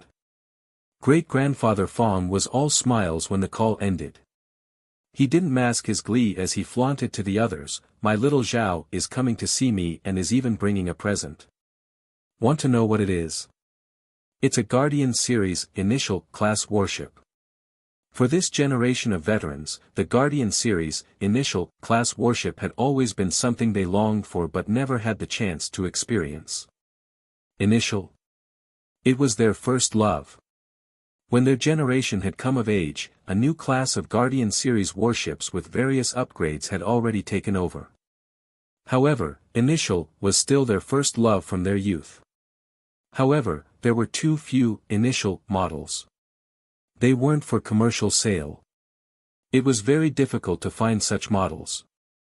The other old veterans watched him enviously and sucked in their breaths. My heart hurts. I'm not coming out tomorrow. He's starting again. Again. Infuriating. I don't want to see him for the rest of the month. At the thought of great-grandfather Fang bragging about his great-grandson, the other retired veterans were sullen and told themselves to avoid this old fogey starting tomorrow. However, despite those thoughts, everyone still waited excitedly for the next day. They weren't waiting for great-grandfather Fang. They were waiting for the Initial. It was the Initial. It was the herald of their dreams for space flight. How long had it been since they last saw an Initial? Just mentioning it brought many fuzzy memories back. I'll just take a look. One look. I won't listen to old fogey Fang's bragging. The next day, Fang Zhao arrived at the retirement center. He would only be staying for half the day. He came to have lunch with the two elder Fangs and to drop off the present. He had too many messages and calls. He also had matters with his company to attend to, like requests for collaborations. These were matters that Nanfeng couldn't deal with. Fang Zhao needed to attend to these in person. The hearts of the two old Fangs ached when they saw Fang Zhao was so busy that he only had 4 bowls of rice.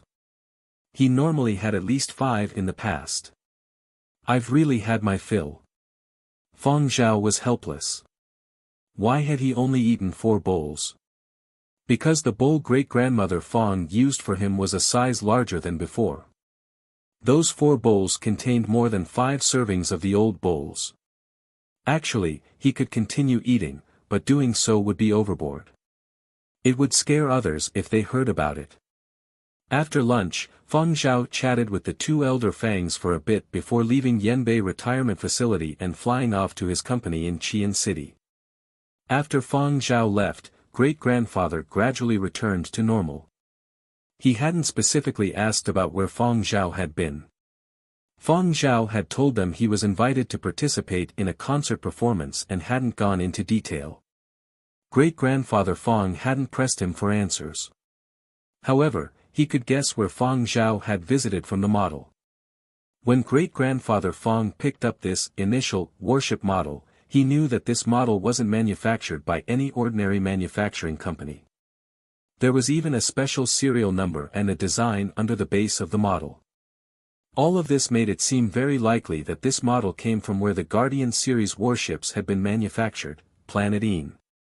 The warship's exterior didn't pale in comparison to the actual one. The material, details and other aspects were exceptional as well. Besides the warship's manufacturer, who else could produce such a level of detail? Who would even dare to create a model of this level? While his heart ached for how tough it must have been for Fang Zhao, great-grandfather Fang was also proud. Our little Fang is just brilliant. Planet Een. Those who could be invited there weren't ordinary people. How many of those invited were prominent figures? It really wasn't easy. It was a pity they hadn't been able to watch his concert live. After his lamentation, great-grandfather tossed his walnuts aside and carried the box with the model out the door. Yanbei Retirement Facility. A group of avid spaceflight enthusiasts and idle veterans were gathered together. In the center of the people, great-grandfather Fang carefully placed the box in the middle of the wooden table and opened it, revealing the Guardian series, Initial warship model. Everyone had a good look at the spaceship that represented a whole era. Forget about the real thing, the model is the same. Its exterior is identical to the original. Great-grandfather Fang said delightedly. It looks exactly like the photograph I keep in my display cabinet. The veteran beside him nodded. Sigh, it's difficult to even find information on the Initial class on the internet now. Even images aren't clear. Let me see. I used to minor in warship manufacturing and maintenance. Why does it seem like this material is like the real thing? Could it be? Old Fang, the origins of this isn't so simple. Where was it manufactured? The old man who took it with both his hands gave everyone else a knowing look. Great-grandfather Fang chuckled. Calm down, everyone. If you know, keep it to yourselves. For real. Let me see it too. Others watching from their sides were itching to get a good look. If it was really made on planet Een, this wouldn't just be any simple model. It would be totally different from the stuff produced by those ordinary model manufacturing companies. This was the true pinnacle of initial models. If other models weren't like this, then surely they were wrong. Oh, be careful. Don't damage my model. It was given by my little Zhao. Stop. You can't remove the components. I'll kill you if any part is missing. Great-grandfather Fang was exasperated. He had intended to let this bunch have a quick glimpse before storing it safely away. I just feel that something seems off. An old man with snow-white hair frowned as he scrutinized the model. Great-grandfather Fang wasn't pleased when he heard this. Where is it off? Don't talk nonsense. This is the genuine article of all genuine articles. That old man hurriedly explained, I'm not talking about yours. I actually don't have that much of an understanding towards the initial warship. But, I watched an online drama series recently, and there was an initial in this serial. The initial from that show is different from your model. I don't remember it that well, but the hull is clearly different. There was such a thing. What online drama was it? Let me search for it. Great-grandfather Fang typed in the online drama's title. While he did so, those eager old fogies seemed to want to dismantle his precious model, so he went over and proclaimed loudly, come and watch this serial. There's an initial inside. It's rare for there to be a drama series that shows an initial. Everyone, come and watch. The group of old men and women weren't too pleased at having their attention forcefully diverted. However, they still gathered around to watch the drama as there was an initial in it. They could neither see the real thing nor touch the model, but at least they could reminisce. It's an idol drama. Oldly, you watch idol dramas. I watched it together with my great-granddaughters. They like watching idols, and this series was very popular during that period, the old man who had recommended this drama series said sheepishly. Fast forward, fast forward. Let's go straight to the initial. I don't want to see all this filler. It's out, it's out. However, the smiles on this bunch of old veterans gradually disappeared. Ridiculous. This hull is used by one of the later classes. It's definitely not initial. An old man exclaimed. What are those capsicum-shaped objects? Laser cannons. The laser cannons on an initial aren't like this. The one who spoke clutched his chest feeling as though his heart was bleeding. In the scene where it flew past, weren't the armor plates of that initial fitted incorrectly? Someone blurted out. Shut up. That's no initial. The first episode wasn't even half done, yet this bunch was already making a ruckus. Great-grandfather Fang was so pissed he was shaking. The initial in the drama only had a roughly 30 to 50% similarity, yet it was able to fool people who didn't know much about the initial class. Fans of the initial class, even if they were old fogies with foggy memories, would definitely find that something was off when watching the drama. Now, comparing the initial in the drama series to the model made everything much more clear. This definitely wasn't their first love. Compared to later versions of Guardian series warships, the initial class was slightly slower and had less firepower. But it had still made them dream. It was something they couldn't forget even though it had already been decommissioned from the military for over a century. Even the initial class warships weren't the prettiest, they were irreplaceable. There wouldn't be those new and improved warships if there hadn't been the initial class. These old people wouldn't normally watch an idle drama, especially this kind of distasteful series that was ridiculous and distorted history. After all, there were specialized personnel to handle this sort of stuff.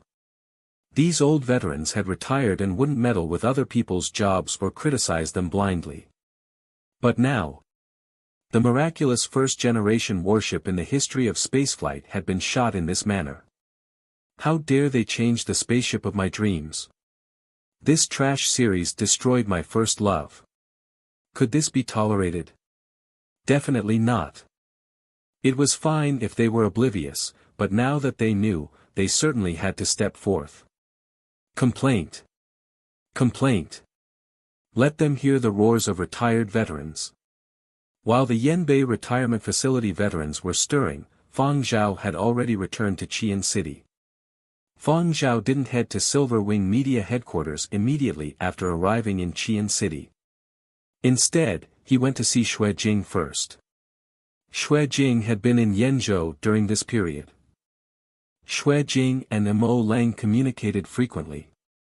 Xue Jing also knew about Fang Zhao being invited to Planet Eam to perform. Actually, they shared information within their own internal circles. Most of them knew who was going over from their own private discussions. As Fang Zhao was a first-timer, Xue Jing was worried for him. Fortunately, everything had gone smoothly. Xue Jing had received the highest accolade, the Galaxy World Medal, in the same edition where Fang Zhao was accorded the Galaxy Supernova Medal. After winning this accolade, Old Master Xue Jing took things easier and even accepted 4 disciples after that. As a fellow artist of Mo Lang's generation, Xue Jing was also rather advanced in age and had limited energy. He had only intended to accept 1 disciple to really be his last disciple. However, in the end, he gave face to other old friends and accepted another 3 youngsters who had real talent and good learning attitudes. Xue Jing's 4 new disciples weren't around when Fang Zhao came over to visit. Xue Jing had had them go home when he heard Fang Zhao was coming over. Xue Jing seemed rather satisfied when talking about his 4 newly accepted disciples. The 4 disciples were all in Qian City. 2 of them were still in university, while the other 2 were recent graduates. The 2 recent graduates had decided to rent a place together so that they could discuss both professional or academic questions. Fang Zhao chuckled when he learned about it.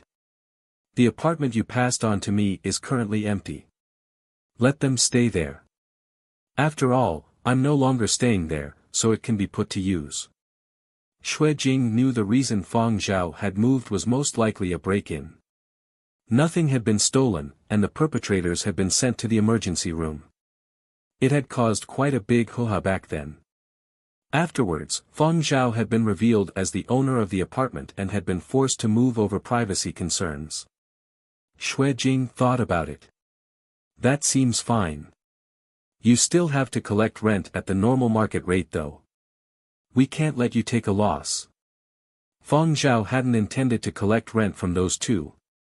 Xue Jing had sold him the apartment at a cheaper rate back then. Now, he only wanted to loan his unused apartment to Xue Jing's disciples as a place to stay. He didn't need that little bit of rent. However, seeing Xue Jing insist, Fang Zhao decided on a rent at half the market value. After all, those 2 had just graduated and had yet to have a foothold in the industry. They probably didn't have much income. Those 2 disciples were ecstatic when they found out that they could rent Fang Zhao's flat.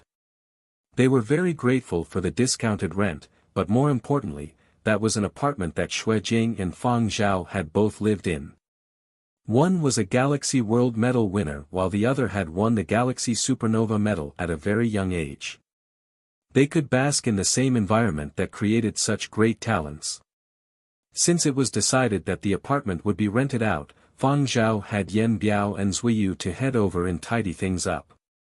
All the important stuff had been moved away when Fang Zhao had moved to his new place, but there were still some daily necessities and other junk in the apartment.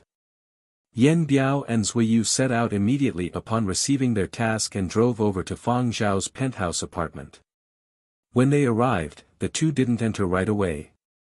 They scrutinized the sign at the door that read, "Ferocious beasts inside. Please keep away unless invited." "Do you remember when this sign of caution was placed up?" Suiyu asked. "Seems like it was a very long time ago," Yan Biao mused. "I was wondering what boss was feeling when he put up this sign." Suiyu stroked his chin. "It feels like every single word on it is laced with deep meaning. The burglars who tried to steal stuff should be glad that boss had brought curly hair to Huangzhou at that time. Otherwise, what was the big deal about getting stung and lying in the hospital? It was better than disappearing right away." As for their tasks today, were they really sent over to tidy up the old property? No. As qualified bodyguards, they needed to help their boss dispose of some little things, like some claw marks on the floorboards, the suspicious bite marks on the metal wooden frame, and any other marks or traces in the apartment that didn't seem normal. That way, those young friends moving in wouldn't be scared. Fang Zhao headed straight for Silver Wing Media's headquarters after leaving Xue Jing's place. Fang Zhao kept a low profile en route. He noticed many more flying cars coming and going. The midair flying paths were also more congested. It seemed as though the whole area was busy. "I don't know what's going on. The entertainment circle seems to have become much more lively. Those at the top of the golden pedestal are especially active." Nanfeng told Fang Zhao what he knew from the latest reports as he drove the flying car into Silver Wing Media headquarters' underground parking space. Recently, all of a sudden, a lot of A-list celebrities are trying to become superstars. Superstars are trying to compete against global megastars. I can't help but get the feeling something is brewing. "Boss, if you have connections, you should ask around," Nanfeng said. "No need. I'll also be busy soon," Fang Zhao said as he exited the car. "Oh. Does that mean that you know the reason already, boss?" Nanfeng heaved a sigh of relief. Although it appeared Fang Zhao had no intention of telling him anything now, at least the boss was aware and had plans. "You find somewhere to rest for a bit," Fang Zhao said before he left.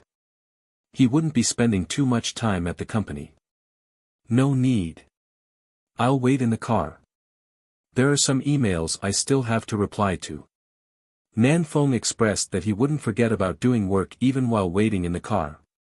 He needed to show he was completely different from the two salted fishes Yan Biao and Zuiyu. Having improved his image in front of boss, Nanfeng became more spirited.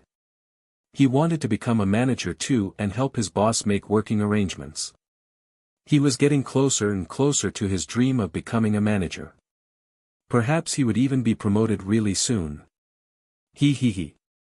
Two other company employees joined Fang Zhao to wait for the elevator. However, they faced away from Fang Zhao while waiting. The two employees had noticed someone already waiting for the elevator, but other than that, they didn't pay any more attention. Nowadays, most of the big shots would have their flying cars land on their own levels in their personal parking lots. Those who squeezed in the underground parking space were either small-timers or on the downturn. Even if anyone of importance was forced to use the underground parking space, they would at least be surrounded by assistants and bodyguards, right? The two cast a sweeping glance at Fang Zhao when they got close. They didn't take a good look at his face and first surveyed his body. This person wasn't decked out in any branded goods, so he could be ignored.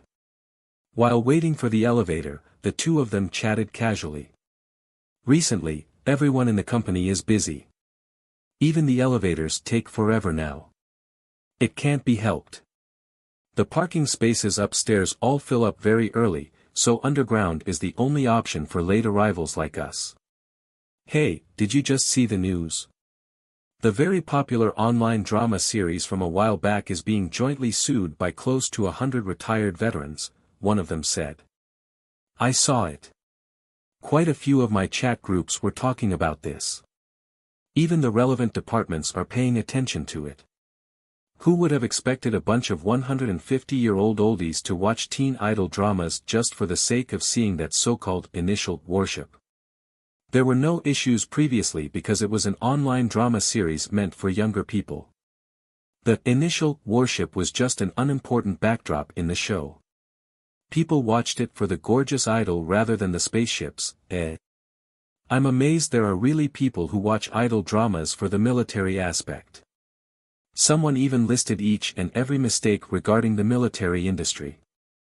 The arguments contain a lot of research. It's a hot topic now. The employee relished over the controversy. The investors of this drama series had earned bucket loads and were very pleased with the series before. It had been a great return on a low-cost investment. However, things had suddenly turned for the worse. It's actually understandable. The era of the initial warship ended almost 2 centuries ago. Most of the information online was removed, so it's hard to tell whether the remaining information is real. Only the true veterans would be able to tell the difference. Actually, the production team got scammed too. For the series, they hired a consultant who is a reputable professor in the area of space flight. It looks like that professor is a phony. It's hard to fault the professor though. A lot of people will embellish details, particularly for an entertainment series. Is it even possible to always be accurate? What's the point of being so fussy? Discrepancies in the appearance of a warship are very normal. 200 years have passed. Who knows what the outdated stuff looked like? They're just making a mountain out of a molehill. They must have too much free time in their retirement. It's hard to say. Actually, I feel like someone just doesn't like the series and wants to cause some trouble. That might be possible. This series stole quite a bit of the limelight some time back. Tisk, that's deep. There's suddenly so much havoc for the production team to deal with. I bet they're anxiously trying to do damage control. Those behind this must be giggling in delight. Experts. Fang Zhao, who had heard the entire conversation clearly. He searched for this on the internet. The matter had started with Yanbei Retirement Facility taking the lead. Fang Zhao was silent. It was highly likely that the spark for this whole matter was because he had given great-grandfather Fang an initial model. As he was in thought, another group of 5 came over. The 2 standing in front of the elevator stopped talking and turned to the 5 newcomers. Brother G. They smiled and exchanged greetings. Brother G casually acknowledged them and strode past them to Fang Zhao. When did you return, Zhao God? If I knew you were coming, I would have invited you to have some tea. There's a newly opened tea house near here that is really good. G. Poland had gone out for a meal with a few colleagues. He had noticed there were many cars heading to the mid-level garages, so he came to the underground parking space. He wasn't in a rush for time. He had never expected to see Fang Zhao here. The 2 who had just greeted G. Poland. Fang Zhao. The person behind us waiting for the elevator was Fang Zhao. They sneaked another glance. Indeed, it was Fang Zhao. Ding. The elevator arrived. Fang Zhao walked into the elevator. G. Poland and his 4 friends followed behind. G. Poland had intentionally lagged a step behind to block off the elevator doors.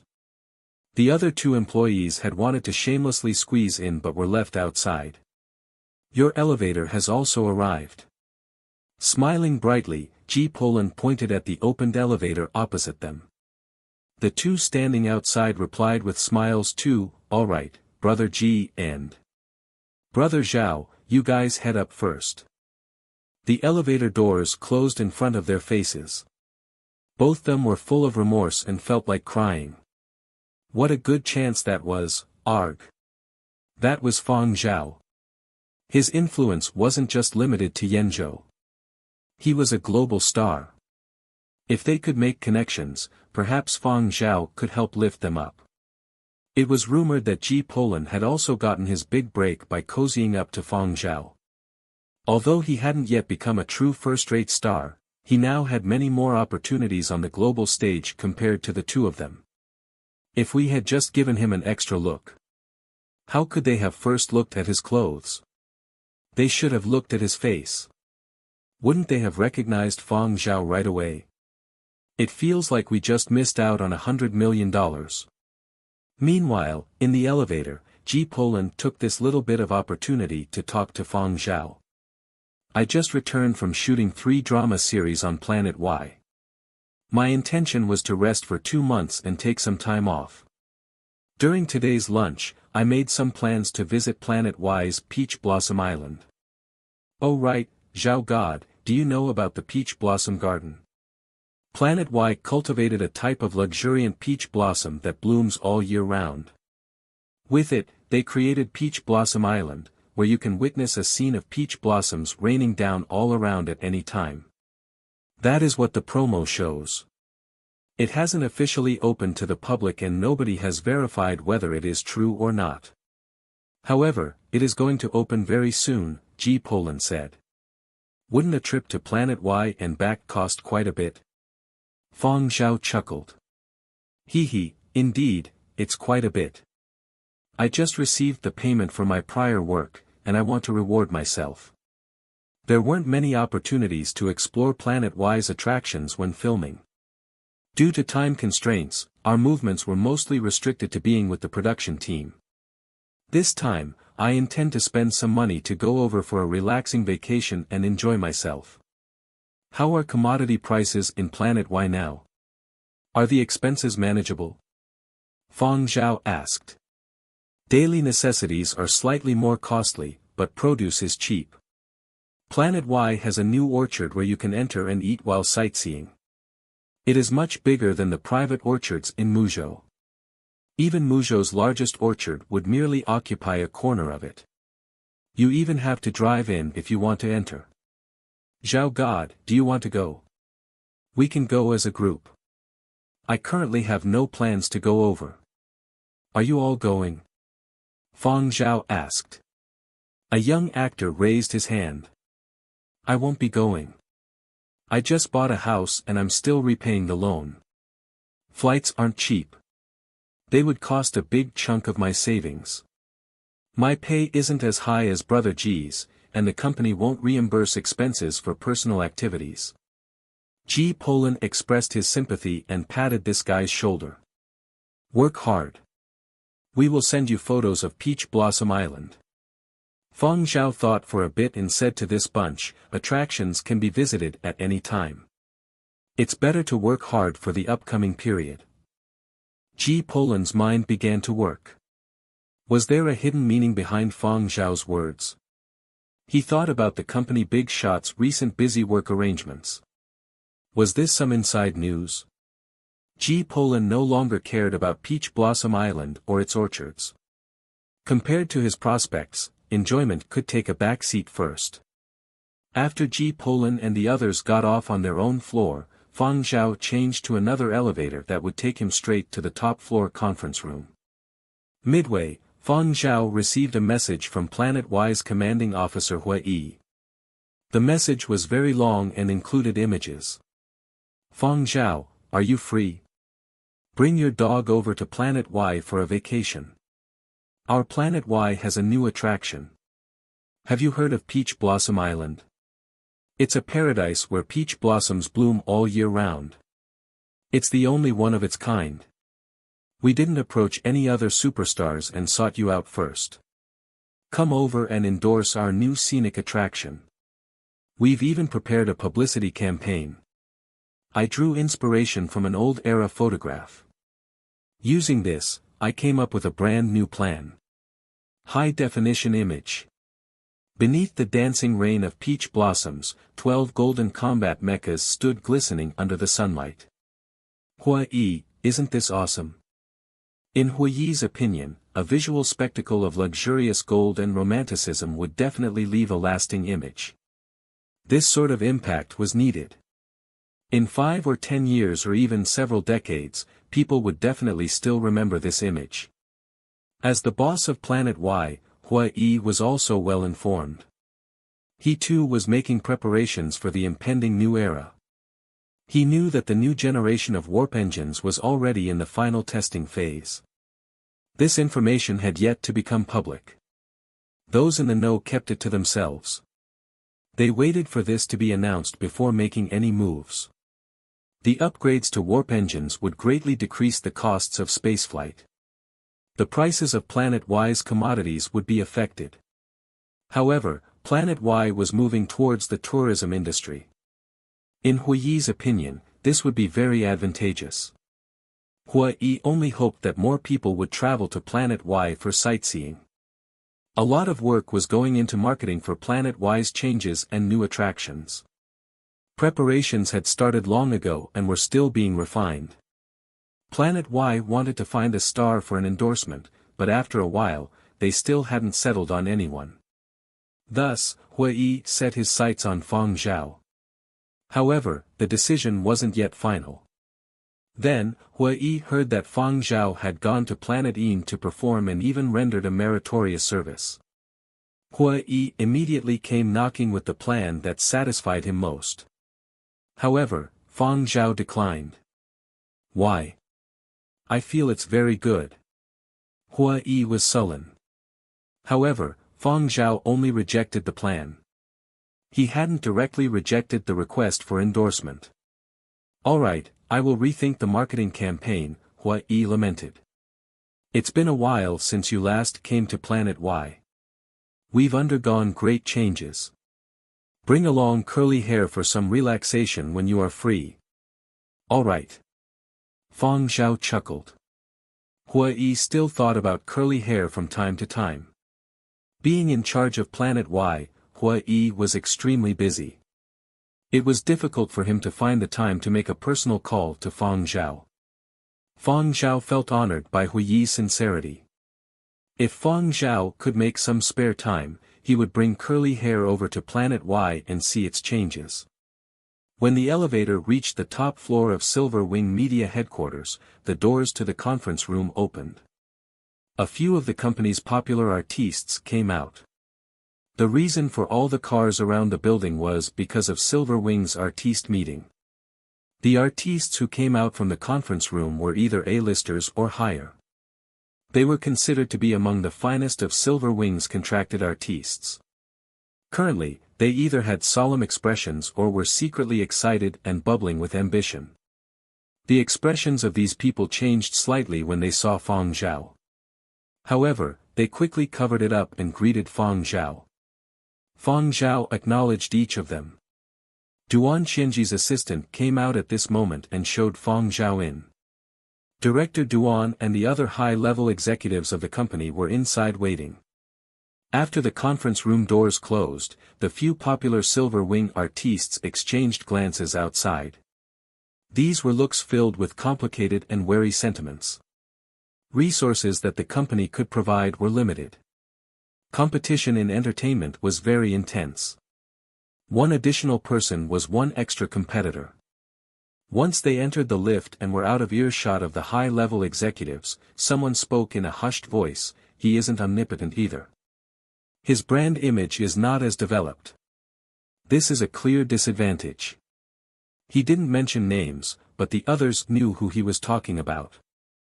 Everyone understood that Fang Zhao had chosen to focus on music and was behind the scenes most of the time. He didn't have many endorsements and rarely made public appearances outside of concerts. But, who knows for certain? He has strong control of his global-level niche. The company won't neglect him, someone else interjected. For sure, he'll take some resources. The question is, how much? Given Director Duan's ambition and daring, he'll definitely take quite a lot. The clash of the titans has already started to unfold. Resources and engagement will depend on ability. An intense blaze appeared in the eyes of everyone present. At this moment, in the top-floor conference room. Fang Zhao, you are one of the trump cards of our company. You aren't like the other company artistes. Strictly speaking, we only have a collaborative relationship, and our contract is limited to music. However, the upcoming period is a really crucial phase. The entire entertainment industry is going to heat up with competition. Our competitors will go all out with their accumulated strength. The company is also very concerned with your future development. Fang Zhao, what plans do you have lined up? Silver Wing's big boss Duan Qianji used a very gentle tone. Fang Zhao was a collaborator. Most of the time, the collaboration was led by Fang Zhao, not Silver Wing. Furthermore, as the director, Duan Qianji owed Fang Zhao some personal favors. Fang Zhao pondered. In this coming 2 months, aside from some interviews and program invites, music-wise. Fang Zhao briefly spoke about his scheduled itinerary. He would be participating in 2 global academic conferences and attending the concerts of 3 reputable artists. He also had to give Mo Lang a report every month. The few high-level executives stiffened when they heard this. All of these activities were indeed related to music and sounded classy. But did these activities have anything to do with Silver Wing? What benefits could it provide them? How much attention would it garner for them? In the past, they would have been grinning from ear to ear if they had company artistes in high-level academic circles. It would be useful for their reputation. But, with the winds of change blowing, they wanted popularity and traffic. Who cared about reputation? Could reputation be exchanged for more money? As long as it wasn't illegal, the company didn't mind using any sort of means to garner benefits in the short term. This was what they were seeking. Towards other artistes receiving priority development, their request was: get busy. Increase your exposure. Feature yourself more prominently. The activities Fang Zhao spoke of were indeed high quality. But, what use were they in the eyes of Silver Wing? A few high-level executives shot boss Duan Qianji glances. We don't like the sound of what Fang Zhao just said. Hurry up and think of ideas to help him arrange more gigs. Duan Qianji rubbed her temples. Without any change in expression, she said to Fang Zhao, whether through concerts, variety programs, or any other activities, you have to be more aggressive to capture the public's eyes. Fang Zhao, the company has very high expectations for you and has other arrangements for your consideration. Of course, if you have any ideas, let us know so the company can help you. Fang Zhao thought about the interviews and variety show invites Nan Feng had mentioned. There were invites for other popular online activities, but he wasn't too familiar with them. Fang Zhao decided to list them out and let the company help filter through them. After all, Silver Wing would definitely know more about the great changes that were coming to the entertainment circles. Just as he was about to speak, his communications device vibrated.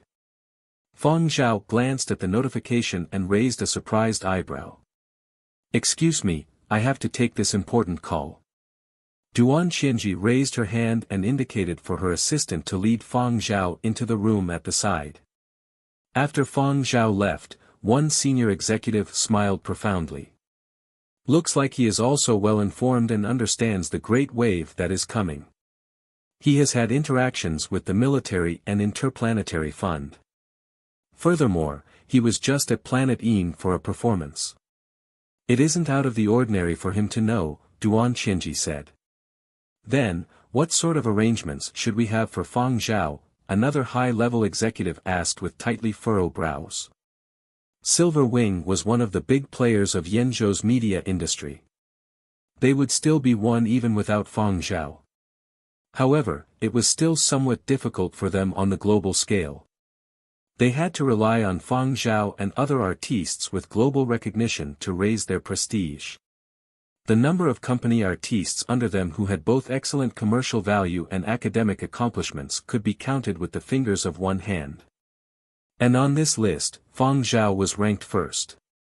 But, the company had limited resources. Every senior executive had their own biases, and the resources they held would definitely skew towards their trusted personnel. They had yet to decide how many resources could be diverted to Fang Zhao. Some of these executives flipped through their electronic files to determine what they could arrange for Fang Zhao. As the big boss of the company, Duan Qianji also had considerable resources at her disposal.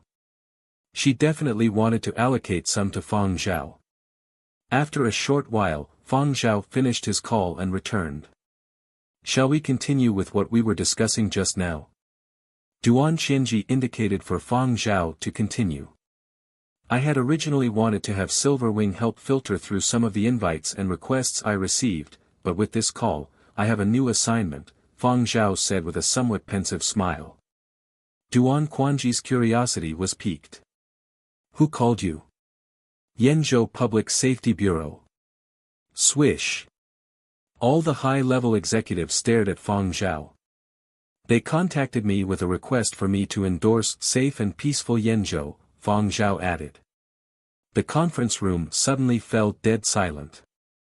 All the burning gazes lingered on Fang Zhao.